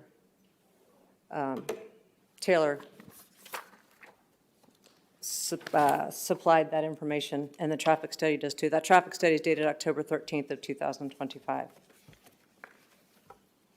Anything? With that, we would ask that you change the comprehensive plan to medium-density residential. We've provided you all the information for the rezoning too, so you understand the reasons we're asking for it. And with that, we can answer any further questions. Council, any questions? Councilman Johnson? All right, thank you, ma'am. Oh, ma'am, stand fast. I just have one. I already closed the public hearing. There was a, All right, ma'am, I asked for everyone to speak. Carry on. there was a mention of not being able to sell the property. What zoning was it when the property was purchased? I have no idea. Was it the same as it is now? Yes, it was. That's all I have. Thank you. Okay, council, I'm closing the public hearing and asking for a motion. Mayor, I'll make a motion to deny this ordinance, keep the zoning the same. Second. Right now, carry on, Madam Attorney. Yes, I noticed we said zoning. The land use. Well, it's a land Land use, use. buddy. Yeah, sorry, land use. Thank you. Okay, did you want to restate your motion, sir? Yes, Mayor, I'd like to make a motion to keep the land use what it is. Okay, so to deny the change. Second. Okay, so I got a motion by Councilman Langevin, seconded by Councilman Hammer. Discussion, gentlemen? Councilman Hammer? I had a question for city manager. There's a motion now. Yeah, yep. So I just want to give make sure I'm making my answer correctly with my question. What's your question? Do we have a study going on for the San Filippo intersections because they are so backed up? Aren't we spending taxpayer-funded money to assess and design these intersections? FDOT. FDOT is as well. Yes. Okay, so we're saying 833 more cars is not going to affect something that's already out of compliance? We did not say that. Well, no, I'm just saying, is that what's, You'd have to ask the applicant. We're not saying that as staff. It's too late to ask the applicant. yeah, I know. I'm just trying to put it in my head. I'm not going to approve this. I'm not going to be for this. I think it's bad for the neighborhood. When I ran for this seat, I ran on the fact that we don't need to have a development pour out onto a residential road. 833 cars on a road is on a residential road where kids ride bikes and go out and basketball hoops in the road. That's a lot. That is a lot. I can't be in support of this. I'm sorry. So the motion is to deny. Any additional comments? Yeah, Mayor, Deputy Mayor? just a question for the city attorney, because, this is a quasi-judicial hearing. No, this is. Oh, this was not, but. No, this is okay. land use. All right, no Yeah. problem, then I don't have a question then for the city attorney. That would be item 5. Yeah, that's correct. Councilman Johnson, any comments? No, Mayor. Okay, so I'll start with, I really believe the land use is spot on. I wouldn't mind having a church in that area. You could have different other uses, but the land use, I think, is spot on. So I'll be supporting the motion to deny. I'm calling the question. All in favor of the denial signify by saying aye. Aye. Any opposed? Denial passes 5-0. So we're not going to item 5, we're going to item number 6. Oh, before we go to item number 6, I think I'd like to take a 5-minute. We canceled 6. We went 5.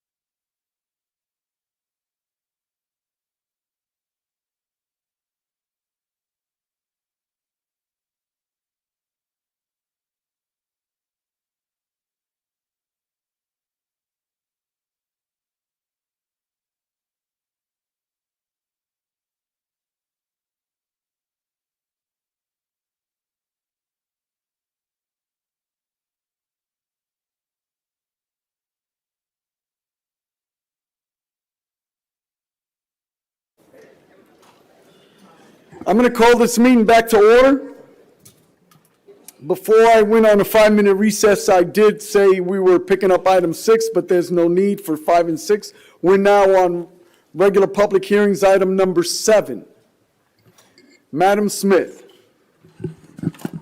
Ordinance 2025-49, an ordinance of the City of Palm Bay, Brevard County, Florida, amending the Code of Ordinances, Title 9, General Regulations, Chapter 99, Maintenance of Abandoned Foreclosing Residential Properties by modifying language related to the foreclosing residential properties, providing for the repeal of ordinances or parts of ordinances in conflict herewith, providing for inclusion in the City of Palm Bay Code of Ordinances, providing for a severability clause, providing for an effective date. Thank you, ma'am. I'm going to open up the public hearing and defer to Mr. Morton. Thank you, Mayor, City Council. This is the final reading of the item, and we did confirm that the fee has already been adjusted as requested to the $300 to the bank, with no further action required by council to accomplish that. Thank you. Any questions, staff, council? Okay. Anyone in the audience wish to speak on this item? For or against it? Seeing none, I'm closing the public hearing, asking for a motion. Motion to approve ordinance 2025-49. I'll second this one. Motion by Deputy Mayor Jaffe, seconded by the mayor. Any further discussion, Deputy Mayor? No, thank you, Mayor. All in favor signify by saying aye. Aye. Aye. Passes 5-0. We're now going to the number 4 on the consent agenda. Did you want to share something, Councilman Hammer? Yes, there are some items on here. Hey, order! There are some items on here. I work for International Trucks, and there are some International Trucks listed on here. So I'm going to be recusing myself because that is a business that I work for. Aye, aye, sir. Thank you. Thank you for your integrity, sir. Appreciate it.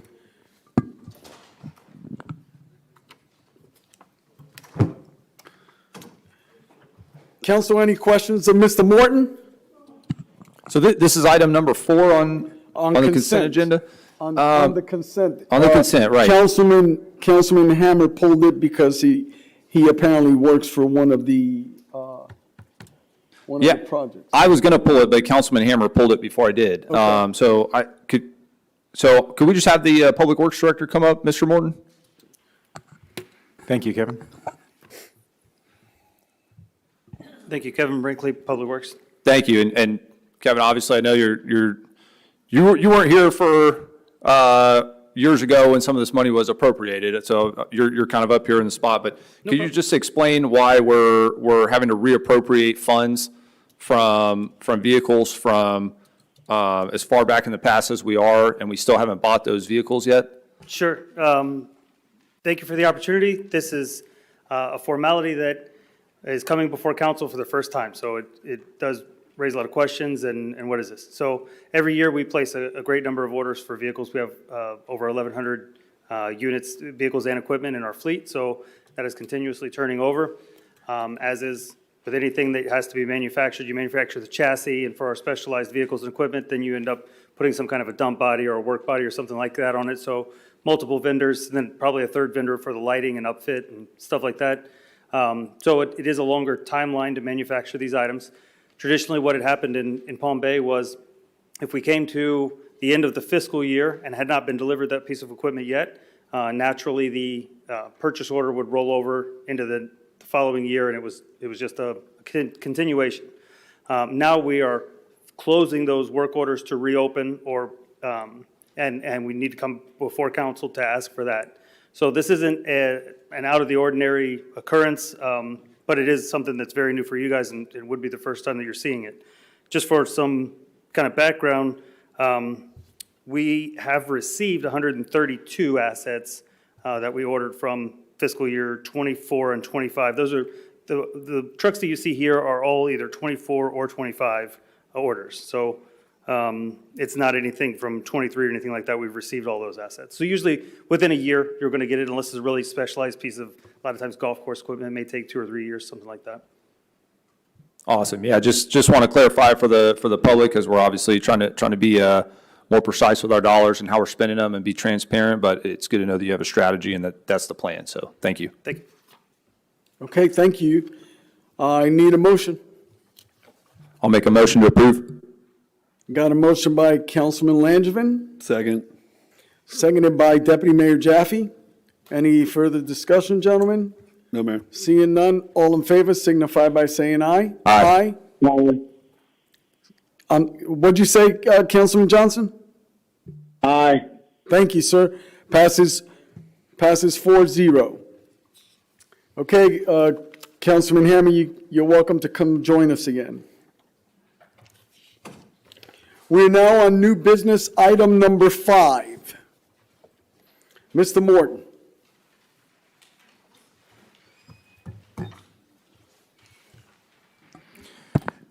Thank you, Honorable Mayor, City Council. This item is coming back to you tonight, hopefully for a decision. If you recall, it was tabled or continued. I don't remember the actual technical process, but it was given an opportunity for anyone to challenge, in essence, the RFA or to appeal the process.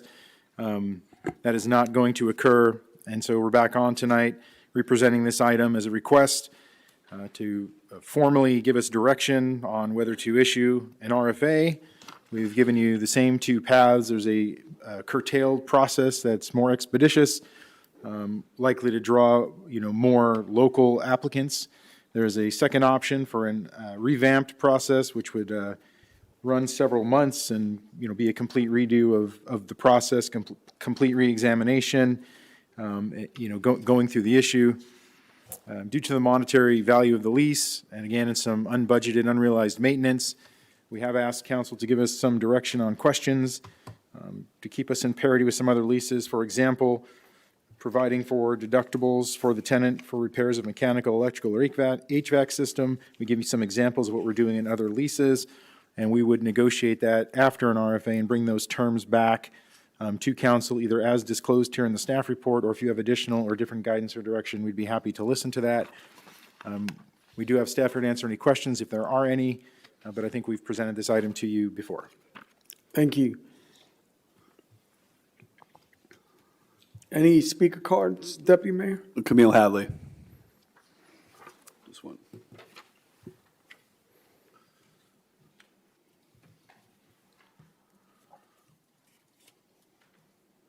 Good evening, Mayor, Deputy Mayor, and Council. Thank you for allowing me the opportunity to speak on the topic of the Evans Center this evening. The Evans Center holds a special place in my heart. Many people don't know, but I was the very first person to be hired when the Evans Center originally opened. The first person to ever get a paycheck that said the Evans Center on it, and I was a proud member of the Northeast Palm Bay Powell Driscoll subdivision community. So it's important to me that this building remains in possession of the community and run by the community.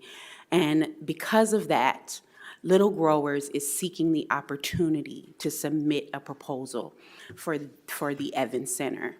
We have a great vision for the Evans Center and a wide range of support to help us execute that vision, which includes, as you know from our last meeting about this, the Florida Institute of Technology, the East Central Florida Regional Planning Council, Stetson University, and community-based organizations that we have supported through our $656,000 grant that we've recently received from the National Fish and Wildlife Foundation. We are in the process of also executing a grant that we've received from the IRLNEP, the Indian River Lagoon National Estuaries Program, where we will be developing an aquaculture system that will not only grow fish and food for the community, but about 10% of what's grown in that system will be used to restore the Indian River Lagoon. Our vision for the space is not just to restore it to its original purpose, which is food security for the community, a community that is still very much food insecure. And most of the community members are lacking transportation to even get to the nearest Walmart, which is less than a mile away. And so our goal is to introduce food back into this space as an opportunity to feed the community, but to do so with workforce development in mind through training in our aquaculture system that is going to be produced and certified by the Florida Institute of Technology. But we have an alternative goal for that space. We want to develop a climate resilience center. The nearest space that you can go to during a hurricane to get support from FEMA and resources and other things like that is all the way in Cocoa. And for the residents of Palm Bay, that's just not the best option.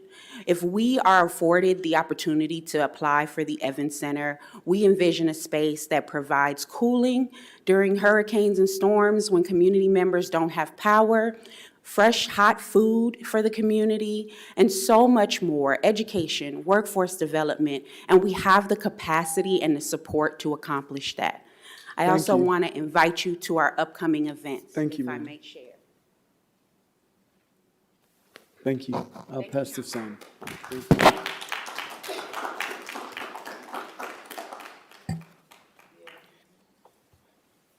Any other speakers, Deputy Mayor? No, Mayor. Okay. So I need a motion, and I need to know which option council wants to go with. Option one, the expedited, or option number two? I'll make a motion for option number 1. I'll second. Second. Okay, Councilman Johnson, you're second. Deputy Mayor Jaffe, you made the motion? No comments, Mayor. Okay. Any comments, Councilman Johnson? I'm good, Mayor. Thank you. Okay. All in favor signify by saying aye. Aye. Aye. Any opposed? Passes 5-0. We're now on item number 6. Deputy Mayor, Thank you, Mayor. new business number New 6. business number 6. Yes. I bringing forth an ordinance. I mentioned several meetings ago that I was going to be bringing forth an ordinance for council consideration, amending council policies and procedures by limiting speakers during the non-agenda public comment speakers to city citizens, being an owner of property or businesses within the city, or those which receive utility services from the city concerning those utility services. Again, this provision would only apply to those speaking under the public comment section of the agenda. Okay, thank you. Any questions, council? Seeing none, Deputy Mayor, speaker cards? Santa Wright? Butcher End?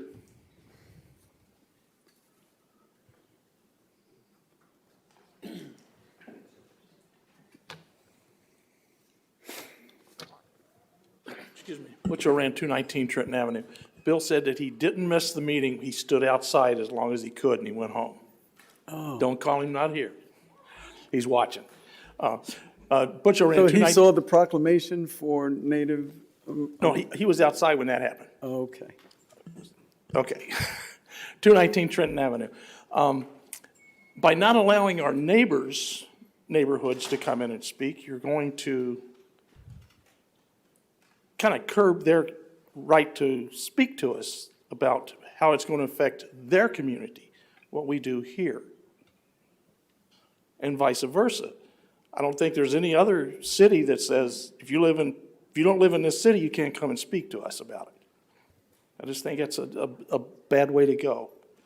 I think we should have all avenues of communications open, because you never know what that other person may say that would help our city out. And if you shut the door on them, you'll never hear them. Now, a lot of them come up here and bitch and complain about nothing, but I would say that they need to stay on subject when they get up here. That's all I got for that. Thank you, sir. Thank you. Oh, I do have a question. 2, are we going to go back up? To 1? Yeah, okay. Yeah, oh, yes, sir. Yes, sir. Next speaker? That concludes cards, Mayor. Okay. So I'll need a motion. I'll make a motion to approve consideration of amending these council policies and procedures related to public comments. I'll second. I got a motion by Deputy Mayor Jaffe, seconded by Councilman Langevin. Any discussion? Discussion. Thank you, Mr. Oren, for your statement. If we didn't have cell phones or email addresses, I would say I would understand your argument. You know, at the end of the day, we are a legislative body for the citizens of Palm Bay. We have no authority or decision-making ability for anybody that comes here outside of the city limits asking us to act on their statements. Even up until tonight, there was almost a dozen people that didn't live in Palm Bay speaking, asking us to take action against staff and against council members. We have an abundance of staff sitting here that we're paying to be here, and these people are coming from outside our city limits, not paying taxes, yet costing our city money. Got a recent report from the city manager that we have 155,000 residents. That's a lot for 5 people to serve. I don't have the capacity to serve anybody outside the city of Palm Bay. I was elected to serve the residents of Palm Bay. I think this is a good policy. I think it's a common sense policy. And, you know, with that, I'll close and allow the rest of the council to comment. Councilman Langevin? No comment. Councilman Johnson? I'm good, Mayor. I'm supporting. Councilman Hammer? I understand it, and I agree with it, but I think since we've taken council here, we have had a lot of times where the outside is affected. And sometimes I like to hear that, and I am a voice for the people, and I haven't heard anybody tell me that they're in approval of it. So whether, myself, I feel like this is the right thing to do, but I wasn't put in here to speak for how I feel only. So I am going to be against it tonight. Thank you.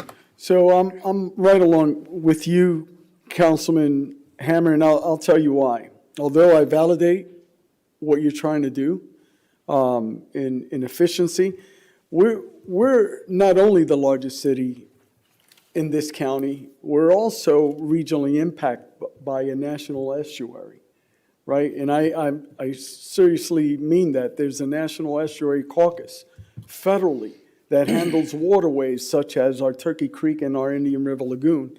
And to kind of like shorten that speech process of, okay, you're not a Palm Bayer, you shouldn't speak on those items and address this council. So I've been here long enough where we had many citizens within the city come and speak regarding our estuary, regarding the impacts that we have on surrounding our communities. And I've also seen it where their comments were actually put in place to save our lagoon and our Turkey Creek. And I remember those action items vividly. The second thing is, how are you going to police that? Anybody could put a BTR and say, hey, I'm a Palm Bayer, I have a business, yet, and I use any address. So how are you going to enforce that? So that, I get where you're going with that, but I don't support it. So with that being said, I'll call the question. I got a motion by Deputy Mayor Jaffe, seconded by Councilman Langevin. All in favor signify by saying aye. Aye. All opposed signify by saying nay. Nay. Okay, I'd like a roll call on that, please. Deputy Mayor Jaffe? Aye. Councilman Johnson? Aye. Councilman Hammer? Nay. Councilman Langevin? Aye. Mayor Medina? Nay. Motion passes 3-2. We are now on item number 7. Mrs. Jones.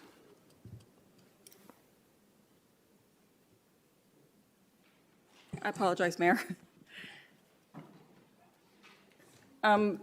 Staff is requesting to reschedule the first and second meetings of January due to the New Year's holiday.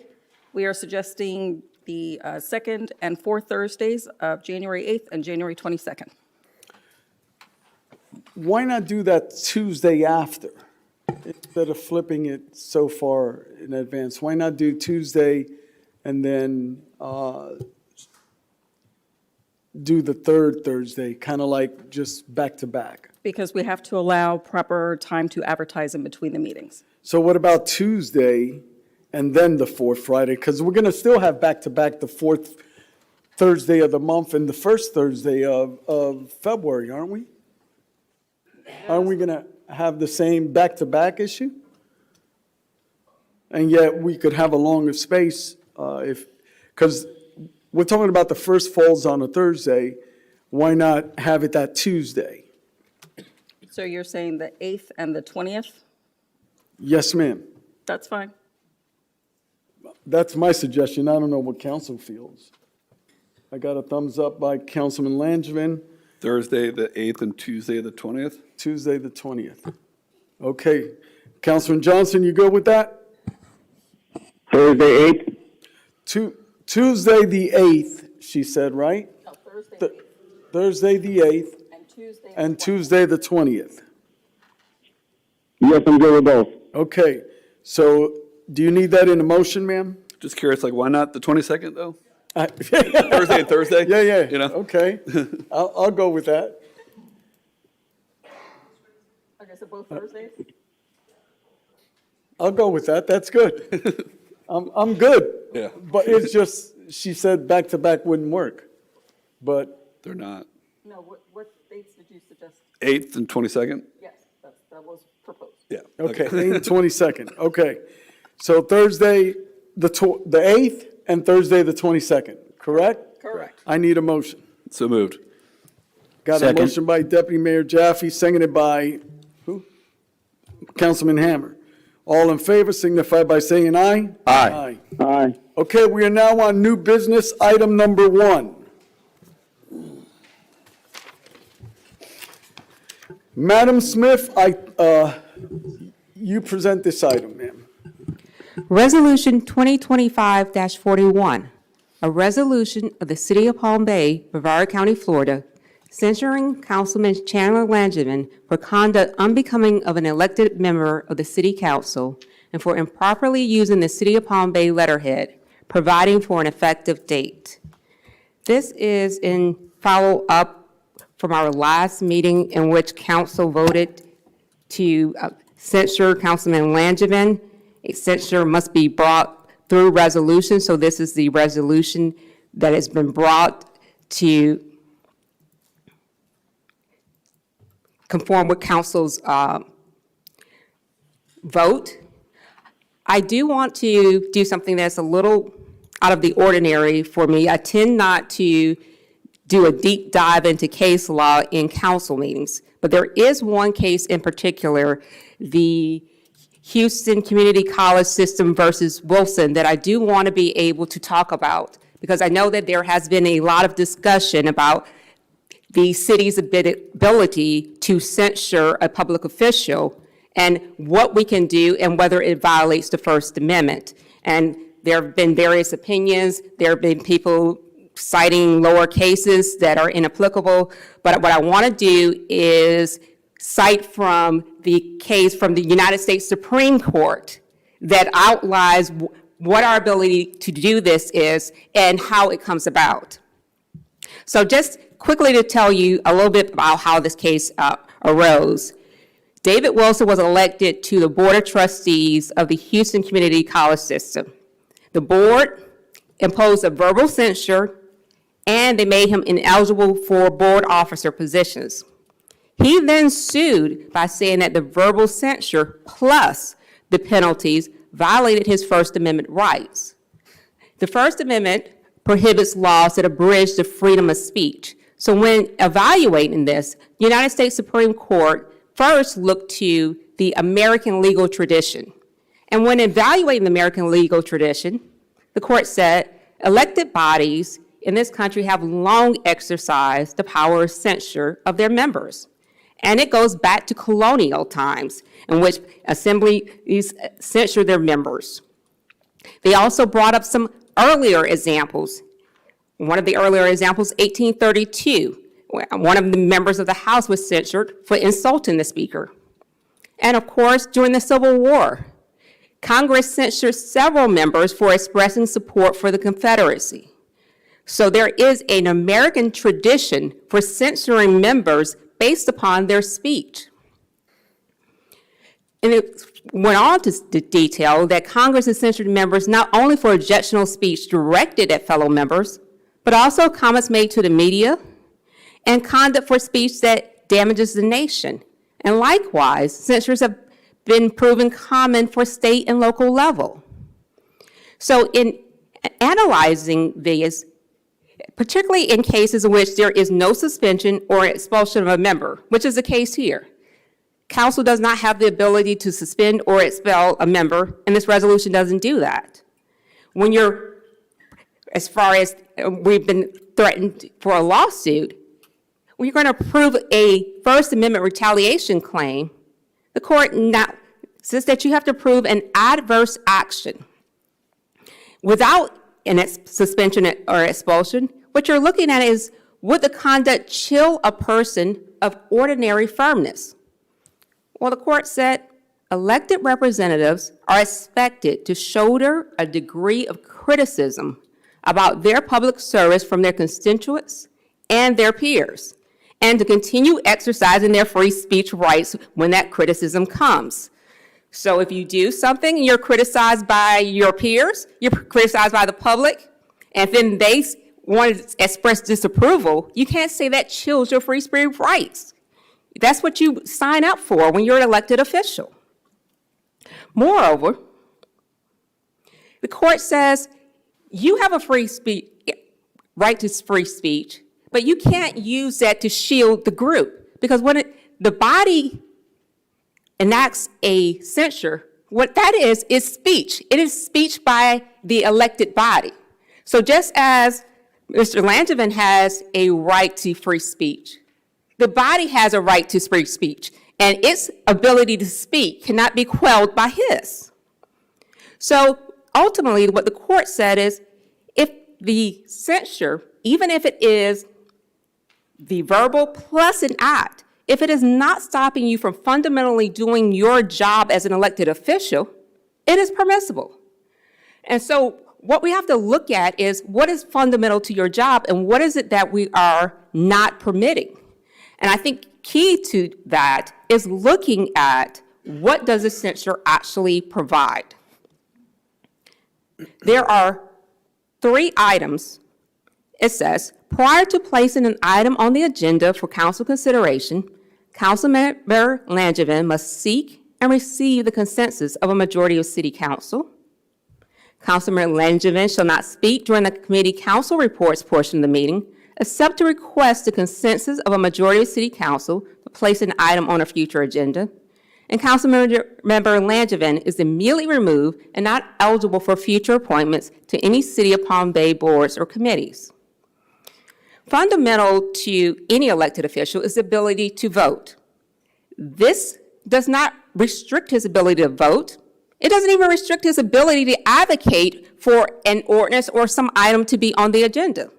Surely, if there's not a consensus of members of the council, the item wouldn't pass anyway. It doesn't fundamentally stop him from doing anything. And you could look at what Palm Bay does, but if you look broader, because Palm Bay, we do things a little different here sometimes.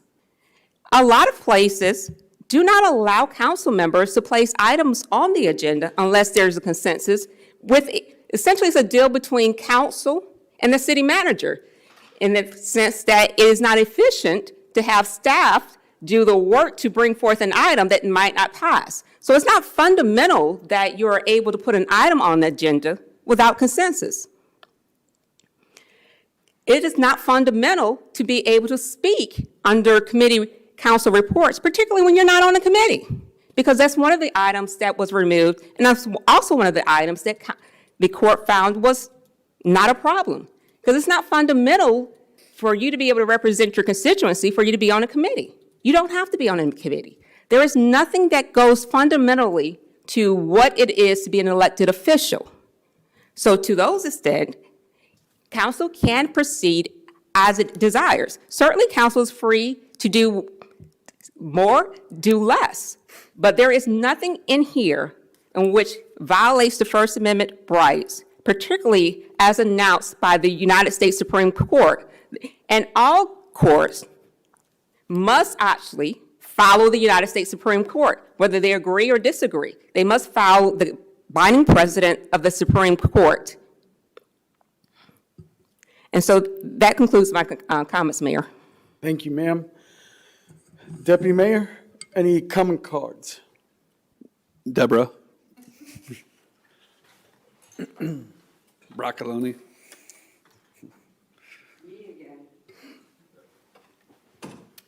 Debbie Broccoloni, 1821 Agora Circle.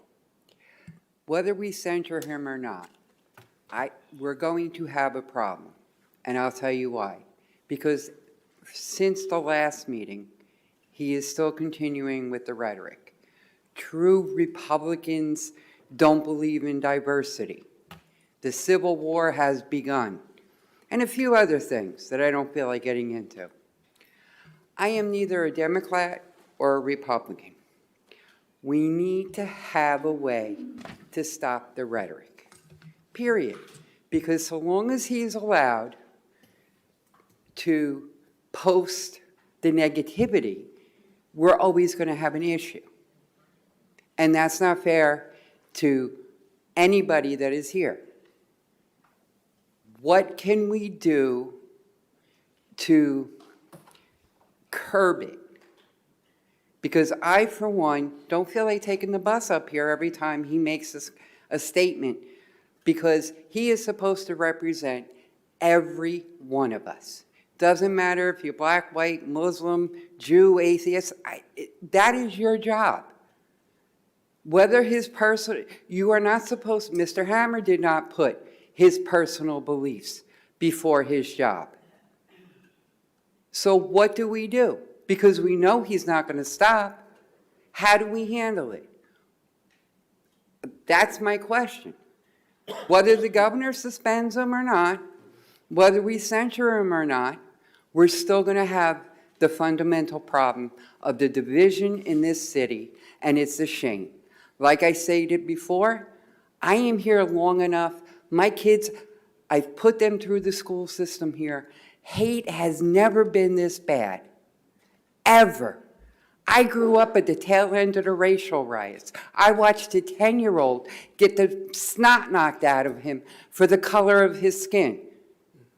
I've been called, my Christianity has been called into question because of the color of my skin.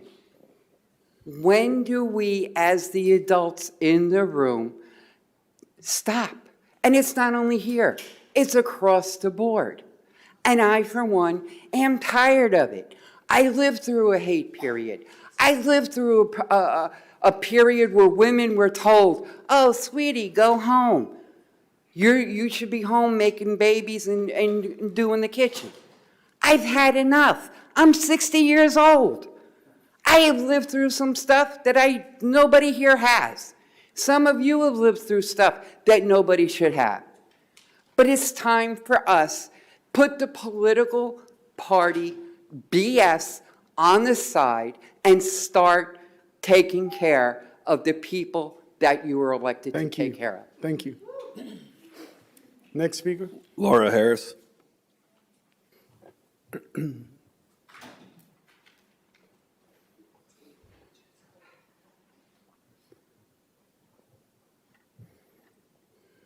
Good evening, community. Good evening, council and members. My name's Laura Hirsch Harris. I live at 2027 Muirfield Way, Palm Bay, Florida. I'm just going to read what I wrote. My ancestors immigrated from Russia and Poland and Czechoslovakia in the 1800s, escaping pogroms and anti-Semitism in Europe. They sought a better life here. My mother's family did as well, for similar reasons. The reason I'm speaking here today is because I'm appalled at the continued racism against citizens of Palm Bay and people on the pathway to citizenship looking for a better life for themselves and their families. I'm appalled to see Mr. Langevin, a person in leadership, targeting people who do not fit the worldview that he has. It's a dangerous trend in the United States and our community. Palm Bay Council member Langevin has been abusing, in my opinion, has been abusing his position of power and influence to spread ignorance. I'd like to see that changed. He's made repeated racist comments against Muslims, Indian Americans, and evil left-wing Democrats. I'm a Democrat. I don't think I'm evil. I don't really think that fits. I don't think it's good to lump people together and generalize them and make blanket statements. It's dangerous and ignorant behavior, especially in leadership. But what really strikes me is that not only are you meant to be a council member meant to serve all citizens of Palm Bay, and he cost taxpayers $25,000 for the unauthorized rally and wore a City of Palm Bay shirt. He wasn't acting as a private citizen. What really strikes me and concerns me is his talk about his friend Robert Rundo, who he met last year, heard his story, and now they're friends, and he's one of the nicest guys he's ever met, in a quote. Wrote a letter to Herodopoulos on an official Palm Bay letterhead without the council's notice to pardon him. I did some research, I never heard of him. Robert Rundo is a neo-Nazi white supremacy leader and founder of Rise Above movement, a member of Active Clubs, which is a decentralized network of neo-Nazi and white supremacist extremist groups that use combat sports and fitness to recruit, radicalize, and train members for racist violence. Why is this important? Because because Langevin is showing me who and what he supports, not only through his words and actions, also through the support of this white nationalist neo-Nazi group led by his friend Robert Rundo. This affiliation to me is scary, and it feels to me like an abusive position. And I believe this type of rhetoric, word, and action have no place in the city of Palm Bay, the state of Florida, the nation, or the world. And I'd like to see him removed or censored. Thank you. Next speaker. Alfie Agari.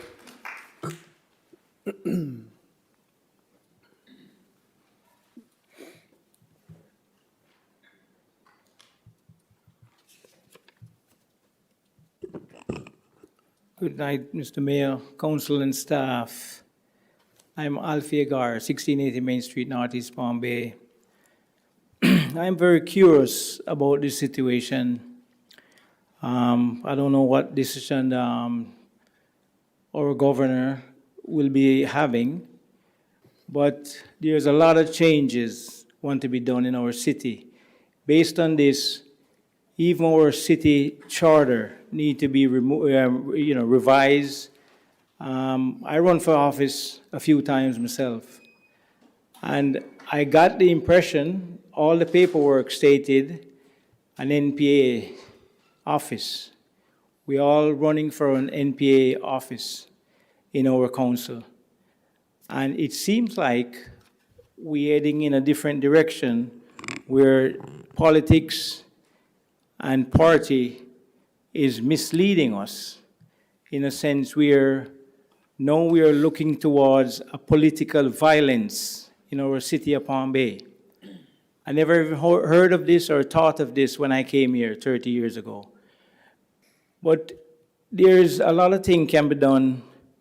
Our candidates, I hear a lot of rumor about Councilman Channeling he had applied for a candidacy at the time he wasn't a resident in our city. There is so much things outside of what he said. Using the funds without authorization, using the city logo without authorization. There's a lot of things, not just what he says about Indians or Muslims, but there's a lot of other things that is wrong and outside of its performance that could be used against him also. I think Councilman Langevin should be removed by even a reverse election, where the citizen votes him in, they can vote him out. So somehow or some way, I'm looking forward for our council or attorney to look in any way possible that Mr. Langevin can be removed from office. At this time, we are looking at a political violence in our city of Palm Bay, and I'm not accepting that. So I think we need to put out all the effort we can to make sure it's concluded in that way. Thanks, good night. Thank you. Next speaker? Parker Allen. Parker Allen. Craig Deligdish. Connor Yancey.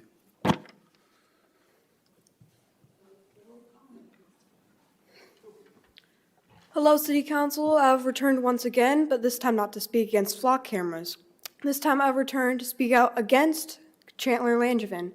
Yes, would like to say you do have the First Amendment right to say whatever you desire, but you do not, those words can also be followed by the consequences of what you stated. Thank you. Thank you. That concludes the cards, Mayor. Okay. All right, council, I need a motion. Make a motion to approve Resolution 2025-41.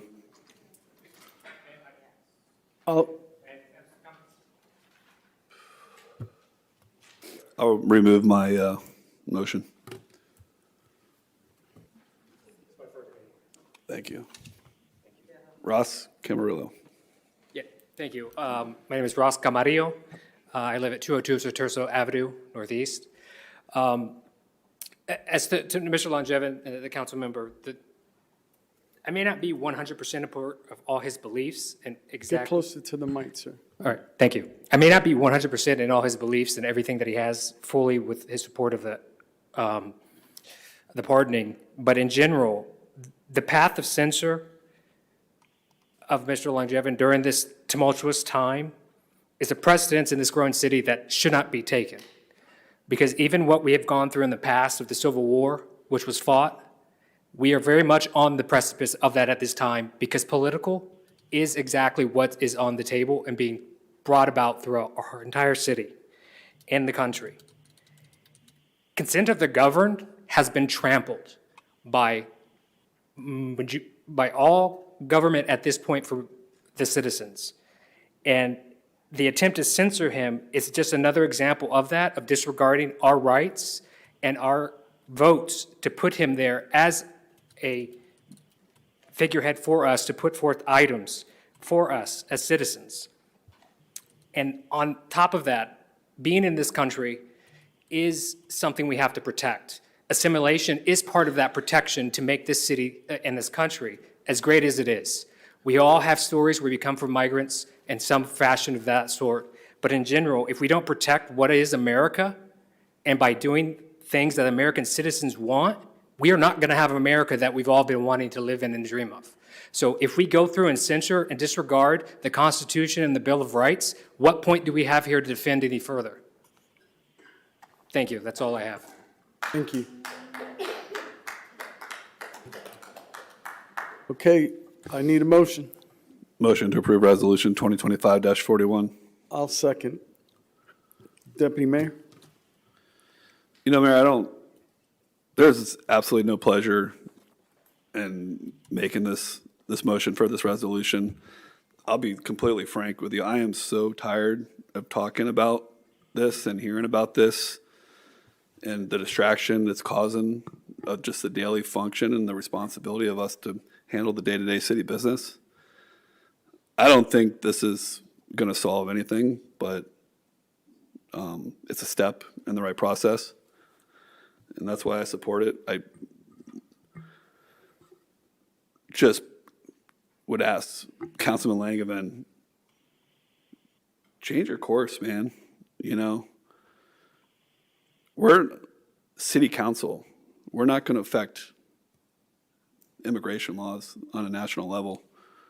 There's things that you can say, I think, that could help you get elevated to a position of higher power that, you know, if you have that vision one day, but I think you're hurting your chances for that now. You know, so I have nothing else to say, Mayor. I'm completely gassed with this whole thing. And I think not only is everyone on this dais gassed, but I think the entire community's gassed. I think we're all overwhelmed by everything. And since I seconded the motion, I just wanted to reiterate, we have attempted to apply grace, love you through this process as well, Councilman Langevin. But I want to just touch a little bit on what this resolution is. The comments of there's not a single Indian that cares about the United States of America. As someone that served in the military, as you are a veteran, and I'm grateful for your service, this nation was founded on immigrants, Irish Americans, Italian Americans, Puerto Rican Americans. That's an oxymoron because Puerto Ricans are born as Americans.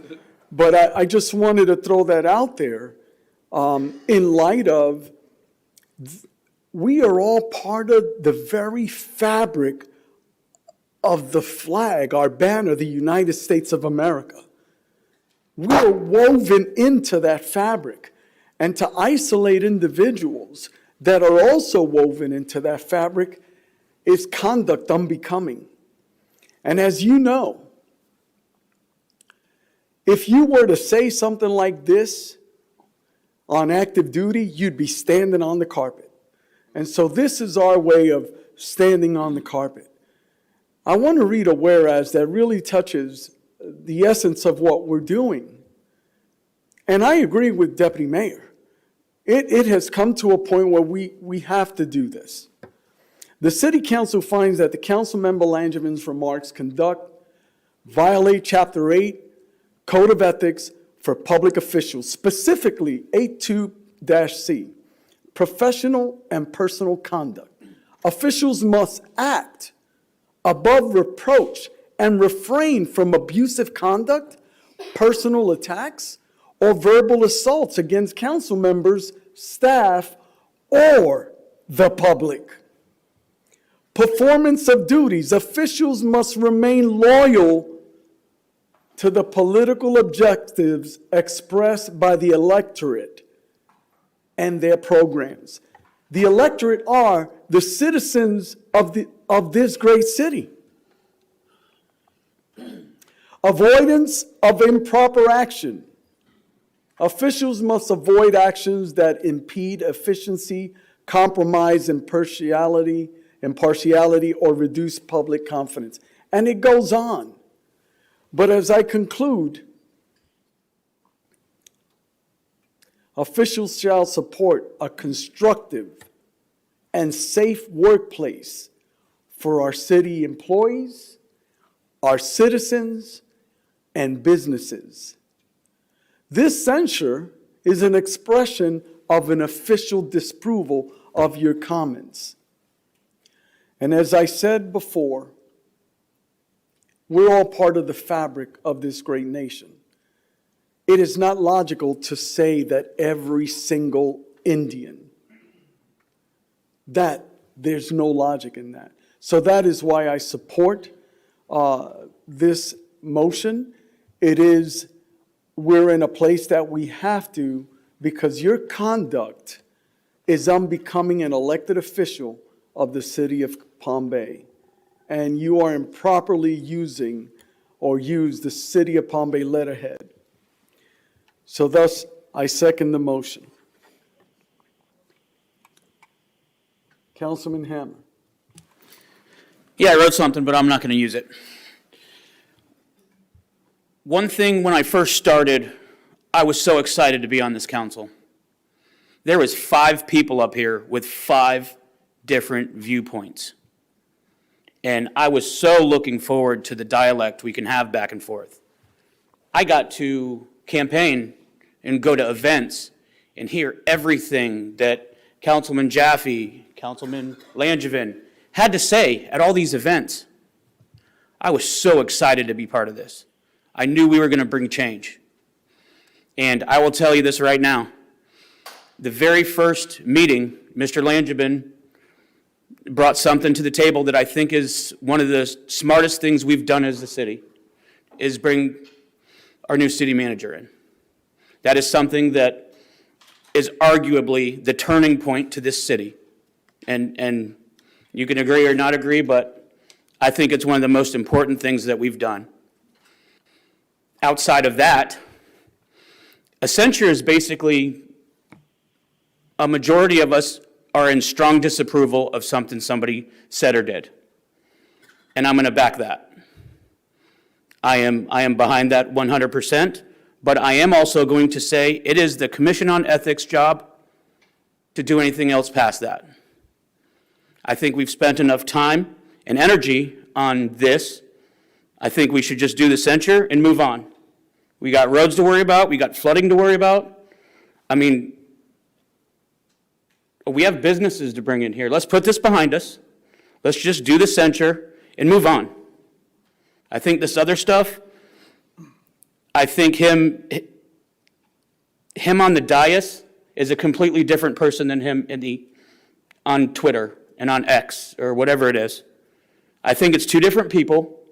I think sitting next to me, he has brought so much to this table.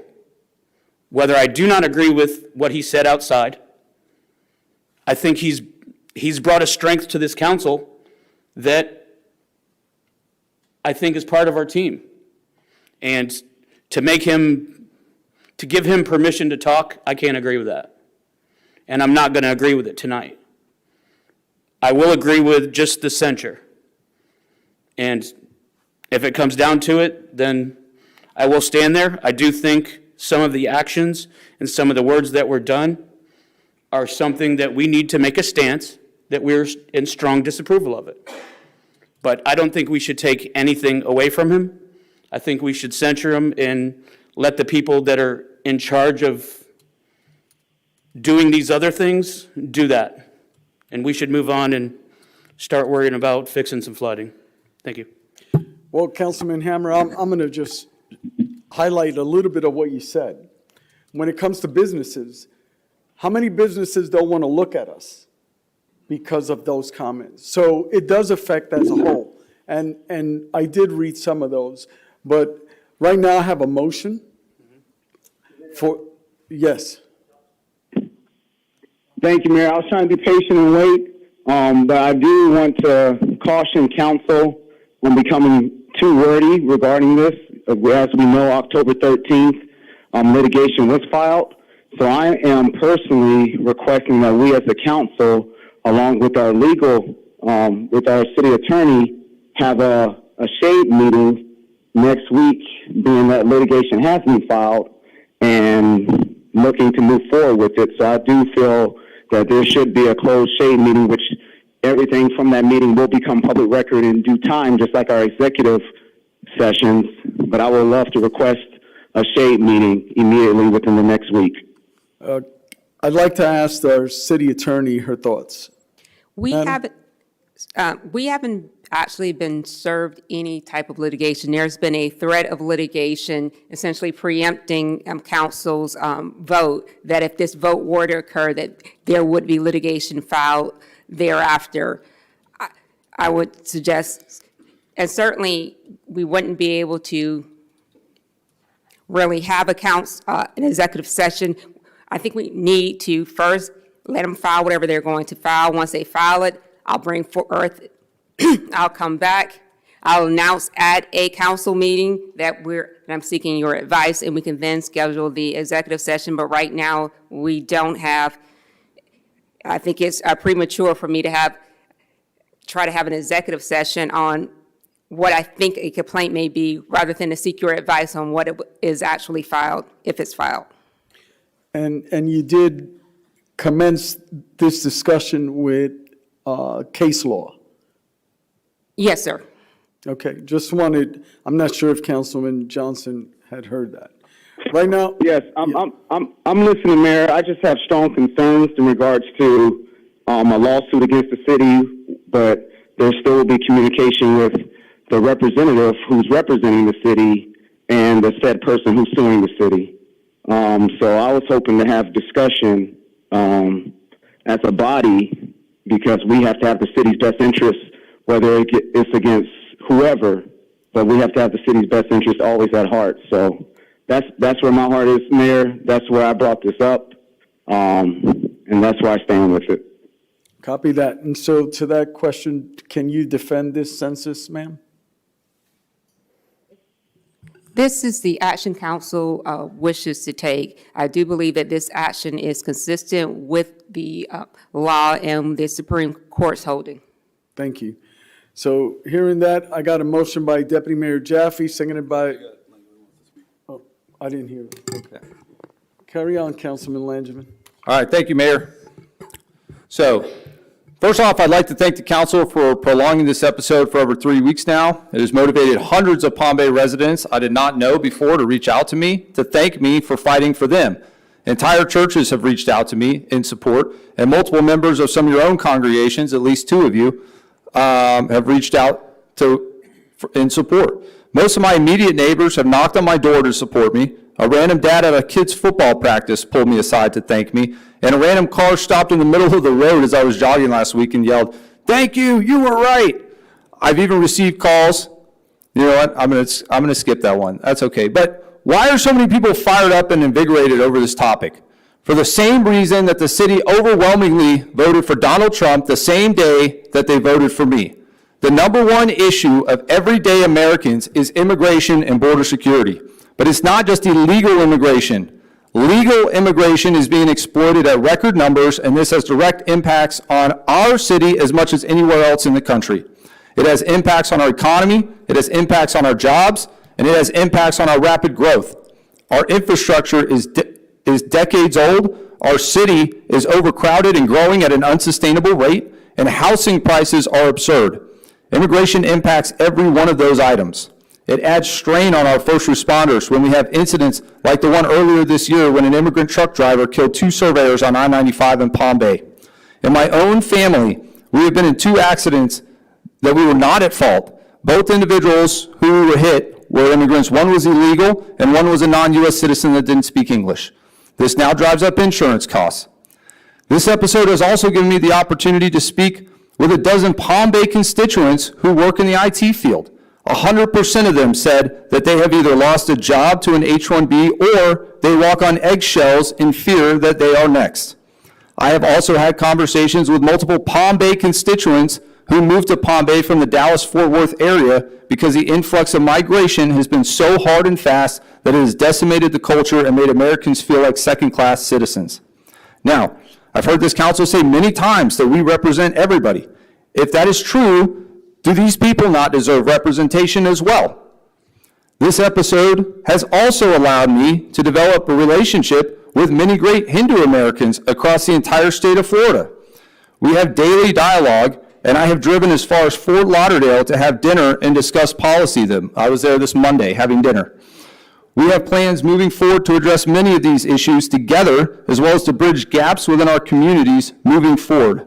I was able to drive this policy and bring unlikely groups of people to the table in my fashion, not through appeasement and wearing a foreign flag around my neck, but through steadfastness and dialogue. Now to address the actual accusations at hand. As we have advanced in technology and population, platforms like X have become the new public square. I not only have a constitutional right, but I personally believe I have a duty and an obligation to engage other elected officials, to have dialogue with my constituents, and to drive policy in the manner I deem best.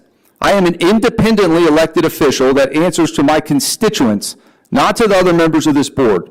You are free, of course, to disagree with what policy I pursue and in the manner in which I pursue it. You can even vehemently disagree. Our form of Republican government allows us to engage in debate, even passionate debate. It allows a time frame for the constituents to decide if I should stay in office for another 4 years. Our charter even describes what gross misconduct a member could perform to warrant removal from the board entirely. None of those are applicable in this case. If you notice, though, there is no section in the Policy and Procedure Manual authorizing to enact punitive measures. Actually, there's nothing in the Policy and Procedure Manual talking about censures or punitive measures at all. There's a reason for that. I am either an elected councilman or I am not. As soon as we start allowing councils to silence its members and take away their primary roles and responsibilities because we disagree with their speech or policy, we set a dangerous precedent that would allow any majority to silence any minority on any representative form of government, which I hope we all agree is both unconstitutional and un-American. Speaking of Americans, my posts never mention an American citizen. They were referring to those individuals who are in this country either illegally or exploiting a work visa and are not American citizens. America is not an economic zone, nor is it an idea that any one of the Earth's 8.25 billion inhabitants can just wake up one day and decide to be an American. America is a sovereign nation with a people, history, and culture, and I respectfully disagree with my fellow councilman that made the comment that we were on stolen land. My ancestors conquered this land, they tamed this land, they built this land, they've defended this land through 250 years of war and strife. And through those experiences, America was created and will remain. The preamble of the United States Constitution that we swore our oath to end by stating, and secure the blessings of liberty to ourselves and our posterity. It does not say for the world at large. My comments, while abrasive, were in the pursuit of policy that puts Americans first and represents the silent majority of heritage Americans that elected myself and the President of the United States expecting that someone would finally make them a priority. The second accusation, gentlemen, is in reference to my use of the city letterhead. You referenced Chapter 8, Section 2, Paragraph K, Subparagraph 2, which does start off by stating a public official may use the city's name, letterhead, logo, or seal only when it be perceived as representing the council or the body as a whole, and only with the prior consent of council. But it goes on to say, however, this provision will not prohibit individual council members from using city letterhead and resources to write personal congratulatory letters, letters of recommendation, references, endorsements, and such, which is a very vague term, may be written by council members on city letterhead. My mistake, with a copy being provided to each council member. However, it doesn't give a timeline on that, and I think you all have a copy by now. So, gentlemen, I believe that the precedent that we're setting with the punitive actions, first off, I'm not against you censuring me tonight. If you vehemently disagree with me, you should 100% censure me. I'm also not against being removed from any boards because that's a secondary role. It's not a primary obligation as a council member. So if you feel like I don't serve on the board of risk management or that I can't do that position anymore, then again, that's a secondary role. Go ahead and do what you need to do. However, limiting my speech in council reports, and I disagree with the city attorney on this because it's not committee reports, it's committee and council reports, and there's two paragraphs in our policies and procedures. One annotates committee reports and one annotates council reports, and it says councilmen may speak on whatever item they want. So our policies and procedures dictate that we may speak in council reports, but it does not dictate that there's anything we could do for you to remove that ability from what I'm doing. So beyond personal things, I think the precedent that it sets moving forward that other cities can use is a bad precedent, and I don't want Palm Bay to be known for that. Now, there's another whereas where it says, Councilman Langevin's actions, the responses to his actions and his public remarks on October 2nd, you're right, I made that comment out of anger. And having looked back on it and thought about it, I could have been angry tonight because the censor hadn't passed and I could have put something ridiculous on the agenda. I chose not to. Out of respect, not only for the city, but out of respect for the staff and the city executive leadership. And so to hopefully build some sort of bridge here tonight, I'm retracting that statement. And I apologize for that statement. Again, it was said out of anger. So, gentlemen, what I would like to do here tonight is essentially say, yes, that statement was wrong. I'm going to move forward, focusing only on city actions and items. I do not apologize for the ex post. However, I will try to think about the city more often as I post on X. But the letterhead is, quite frankly, I just read the second paragraph of the policy, and we have the right as councilmen to use the letterhead for various reasons without getting prior permission from the council. So what I would like to do, gentlemen, is say, let's do a censor. On the censor, remove me from the board. However, do not try to take away any of my primary roles as a councilman, and we can put this to rest and we can move forward. Otherwise, as you know, the lawsuit was not filed on the 13th, but it will be filed tomorrow if I'm not able to speak in council reports, because I think the precedent that we're setting is much deeper here than any individual councilman. So with that, I yield, and Thank you. I've got a motion by Deputy Mayor Jaffe, seconded by Mayor Medina. All in favor signify by saying aye. Aye. Any opposed? Nay. Roll call, please. Councilman Johnson? Aye. Councilman Hammer? Nay. Councilman Langevin? nay. Mayor Medina? Aye. Deputy Mayor Jaffe? Aye. Motion passes 3-2. We're now on council reports. Councilman Langevin, do you have anything you wanted to No, Mayor. get consensus on?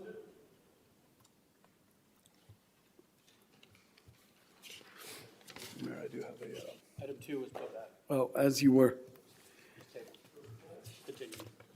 Item 2 was continued, wasn't it? Yeah, item 2 was pulled. Okay. I have a committee report from SAB. Say again? I have an SAB committee report. Okay, that's under yours.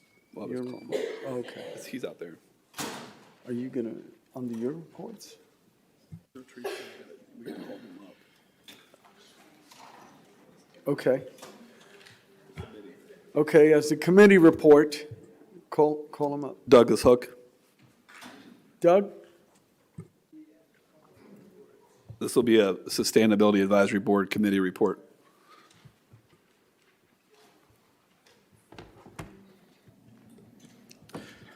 Good evening, Council. Doug Hope, Palm Bay Sustainability Advisory Board member.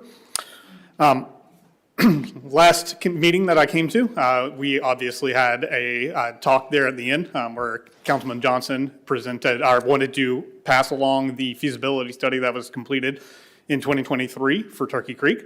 He did pass that along to me. While looking at that, I actually was able to identify something that I will be presenting to the Palm Bay Sustainability Advisory Board at our upcoming meeting. That item was listed on the feasibility study as being a priority project, quote unquote, and had, quote unquote, the largest immediate impact to the public. And that is actually going to be a bioswale at Good Park. I have actually begun reaching out to community partners for potential volunteer opportunities, and also I'm trying to explore funding opportunities for such a project. I've reached out to the Florida Native Plant Society and the Space Coast chapter of the Surfrider Foundation. I've also reached out to Orca and Brevard Zoo. I have not heard anything back from them. But we are looking for a large variety of ways to include the community and lower any potential financial impact that the city might have to take on to do this project. Our next meeting for the Sustainability Advisory Board will be Wednesday, October 22nd at 6 p.m. Well, like I said, I will be presenting this item. It is on the agenda for the board. We would love for the public to turn out and participate in some public comments and give us some ideas as for the direction for the Palm Bay Sustainability Advisory Board. We'd love to hear feedback on the plan after I present it. And also, we wanted to bring up that October is Native Plant Month. We were unable to, unfortunately, identify that in time to bring a resolution towards the City Council. That way we could try to officially recognize Native Plant Month for the City of Palm Bay. But there are a couple of projects that are actually on the books already that we are working towards that do help celebrate and promote native plants. We have a planting at the monolith at the end of Port Malabar Road that is up for debate. We are looking to utilize native plants during that planting, which would be a great way to celebrate. Also, we are looking at providing some feedback for the landscaping at the new building next door, Hall E, which is hopefully going to feature a lot of native plants as well. Lastly, as part of the Sustainability Board, we are chartered to identify opportunities for the community.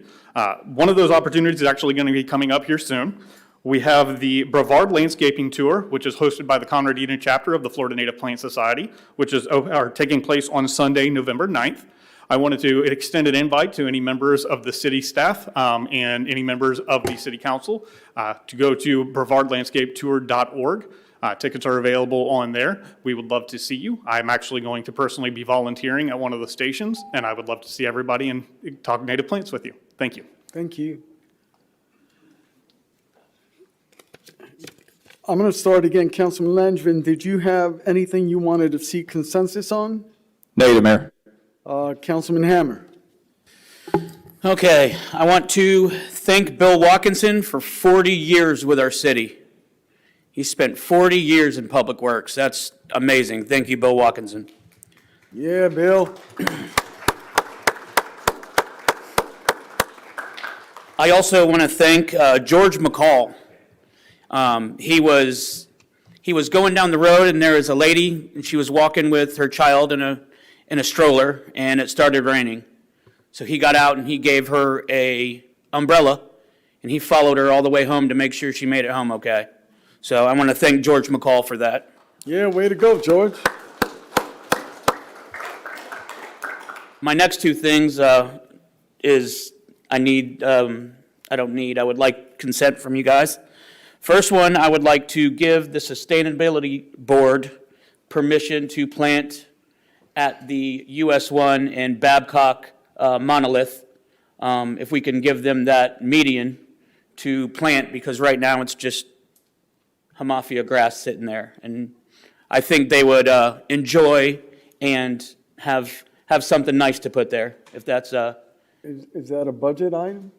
I think they're going to do it themselves. Okay. Yeah, I'm good with that. Okay?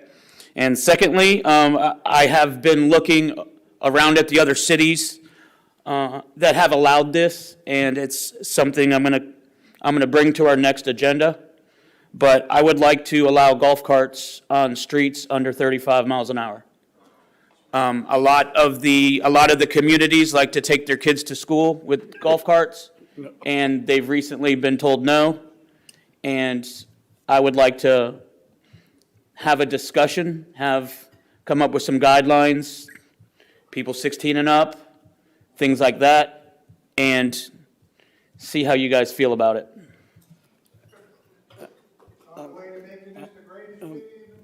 I'm not with it. I'm not with that. Me, I'm not with allowing golf carts. What do you say, Councilman Johnson? I'm sorry, buddy. Yeah, I got you. I can go either way, Mayor. Didn't hear what he said. Okay. You? Oh, what do you say, Deputy Mayor? I'm not open to the discussion. Yeah. I'm not open. So, Chandler? I'd be open to a discussion. Thank you. So Johnson, it's up to you. You got two. You're the tiebreaker, whether we discuss this or not. Deputy Mayor and myself are on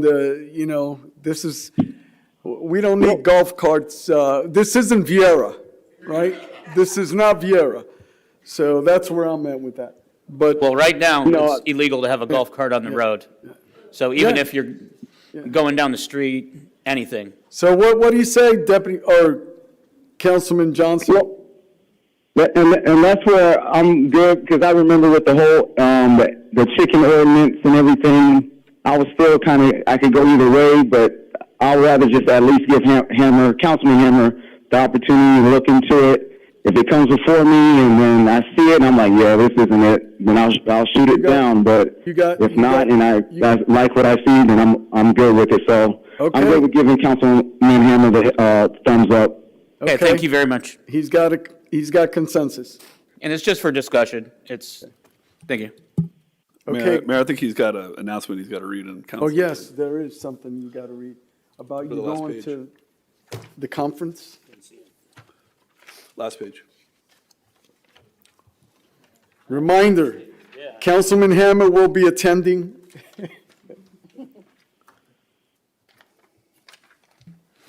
I will be attending the Institute for Elected Municipal Officials 2 in Orlando, October 24th and 25th. Carry on. That's all it says. Are you going to Florida League of Cities? Are you going to Florida League of Cities? Yes, but I will be coming back. Okay. So I'm driving over there for the day, coming back for the Coming back council for the meeting. evening. That's what it says. Okay. Yeah, I don't see it on there. Okay. I don't see it on All mine. right, cool. They shortened it. Copy that. Deputy Mayor? I will Oh, be- wait, hold on. Councilman Johnson, as you were. I'm good, Mayor, thank you. Thank you. Deputy Mayor? I will be attending the Institute for Elected Municipal Officials 2 in Orlando from October 24th to 25th. 2 points of clarity. Number one, with the censorship and removal of boards, what does that do with the Palm Bay Municipal Foundation Board? It doesn't affect it. Okay. His status as being a council member gives him rights to that board. Perfect. And then, Councilman Langevin, you brought up allowing the Ethics Committee to do their job. What is your vision there? Because there actually isn't an ethics claim submitted. I mean, Hammer. It was Councilman Hammer. Yeah, Hammer. I thought last meeting, we were writing a letter for these things. Didn't we vote to write the letter out for this? So we voted to agree to submit the letter to Senator Mayfield after several discussions with her and the general counsel and Patricia with our city attorney with the general counsel of the ethics committee. Things have changed at state law and it's made it harder to submit ethics claims. And so council body as a whole can't submit. Individually, we all can if we so desire.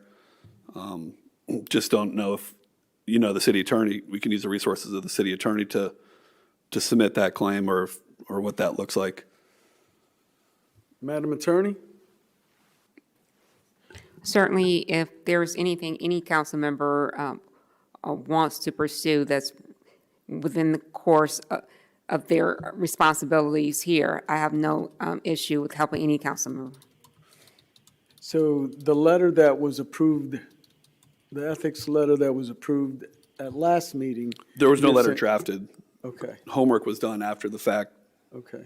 with Senator Mayfield's office and the general counsel.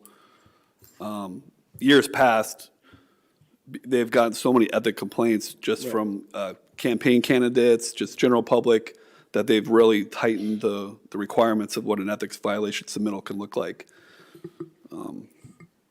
So it has to be firsthand knowledge.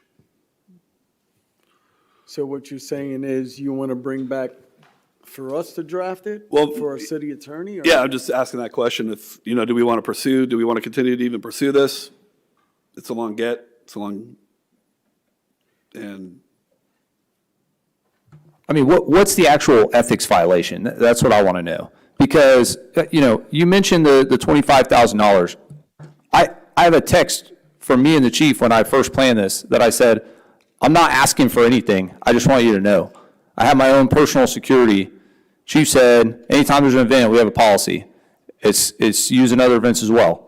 So he made that decision. The city made that decision. I specifically said, I'm good. So where's the ethics violation? That's what I want to know. I guess maybe the best thing the city can do, and my recommendation would look like this, that we hire outside counsel that's ran through the city manager's office to conduct a full investigation to either absolve you of any. So we're going to drag this out longer. We're going to pay more people to do this on something that's not an ethics violation. And you just said we're gassed. The city's tired of it. We want to move on. What are we doing? Can we just move on? So I make a motion, gentlemen, to ask for your consensus that we hire outside counsel to be ran through the city manager's office to do an ethics investigation, and if there is one, they prepare the statements for us to submit to the state ethics board. Are you going to second it? Yep. Okay, I got a motion by Deputy Mayor Jaffe, seconded by Councilman Hammer. Any further discussion, gentlemen? Johnson? Mayor, Councilman Johnson? Yes. yes, I would like to get in on it. You're breaking up, brother. Can you clarify again? Hello? Deputy Mayor? Carry on.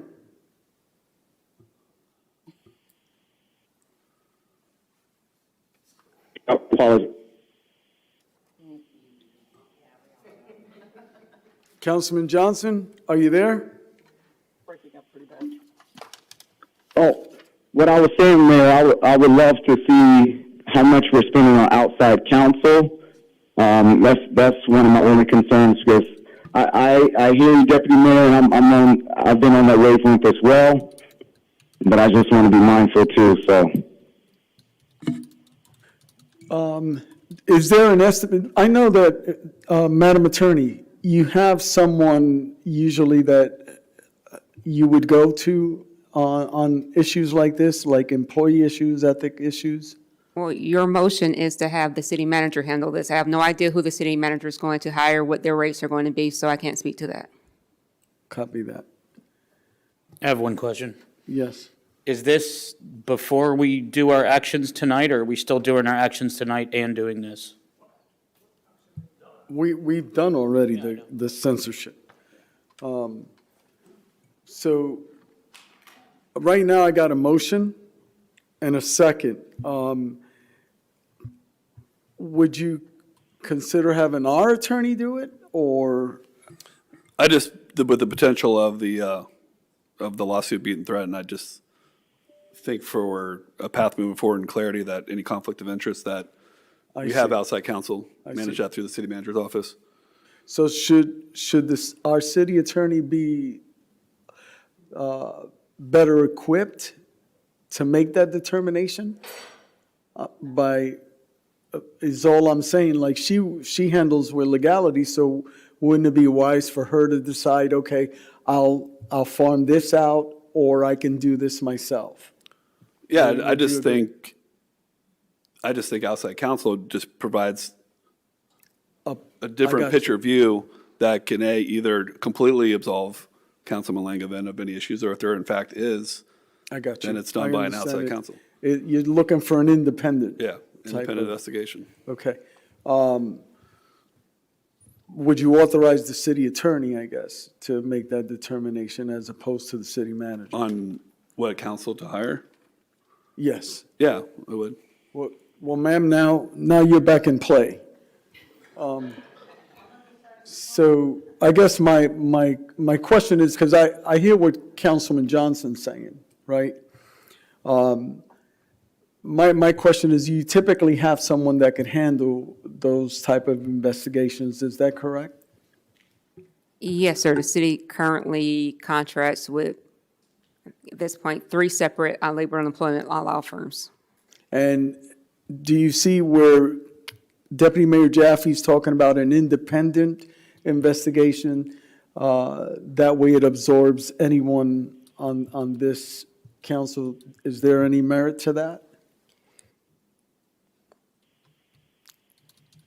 I will just state, prior to the last council meeting, because the city local government bar is a very close-knit bar, Commission on Ethics regularly comes to our meetings. We have contacts within the Commission on Ethics in which there've been a number of times you all have items I tell you I'll call because we have the ability to call. I did. And so certainly this council can decide if I called, Senator Mayfield called, Representative Mayfield called. You certainly can we can pay someone to make the call, or we can pay someone to give their opinions of what they feel the Commission on Ethics might do. That's certainly your call. But there has been some due diligence done regarding that. So you making the call does not affect if there's a pending lawsuit simultaneously? Sir, I made the call before the last council meeting. Okay. And you know from items you had, if there's anything where there's maybe an ethics violation, I will call the Commission on Ethics. I'll give them the factual basis, and there's an attorney there that does assist local government attorneys and local government officials in those matters, and I did that prior to the last council meeting. Okay. So was there a formal letter done directly to the ethics? I'm not clear as to. No. Sir, based upon my conversations with the Commission on Ethics, there, at least from the advice that I received, there did not seem to be a path forward. The same advice, I believe, that Mayfield received as well. All right, I'm tracking now. What you're trying to do is have an independent, okay. Well, are you good with the city attorney looking at that I am. instead of the city manager? Sure. Okay, so, are you good with that amendment? Okay, so I have a motion by Deputy Mayor, seconded by Councilman Hammer. All in favor signify by saying aye. Aye. Aye. All opposed signify by saying nay. Nay. So passes 3-1 or 4-1? Well, a no vote is a yea vote. I didn't, huh? A no vote is a yea vote, right? 4-1. I said aye. Oh, aye, okay, so 4-1. Okay, thank you. Madam Attorney, you're clear for takeoff? Yes, sir. Okay, thank you. All right, thank you, Deputy Mayor.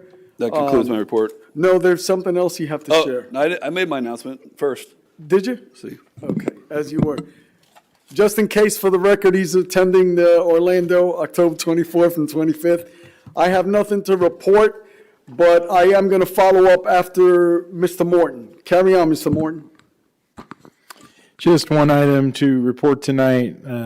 Staff, Deputy Mayor, and I'm not sure if any other council, and the mayor, excuse me, potentially are traveling to Tallahassee sometime between November 3rd and November 6th for a visit to conduct city business. If there's any other council members that are intending on going, we do have to announce that if you want to announce it tonight or if you're still considering. But for now, I have Deputy Mayor, staff, and Mayor potentially traveling to Tallahassee for city business November 3rd to the 6th. Anyone else? I will check my schedule and get back with you. Okay, so that's a tentative yes for Councilman Hammer. Yes, thank you. All right, thank you. Madam Smith? Nothing further. Thank you. This meeting's adjourned.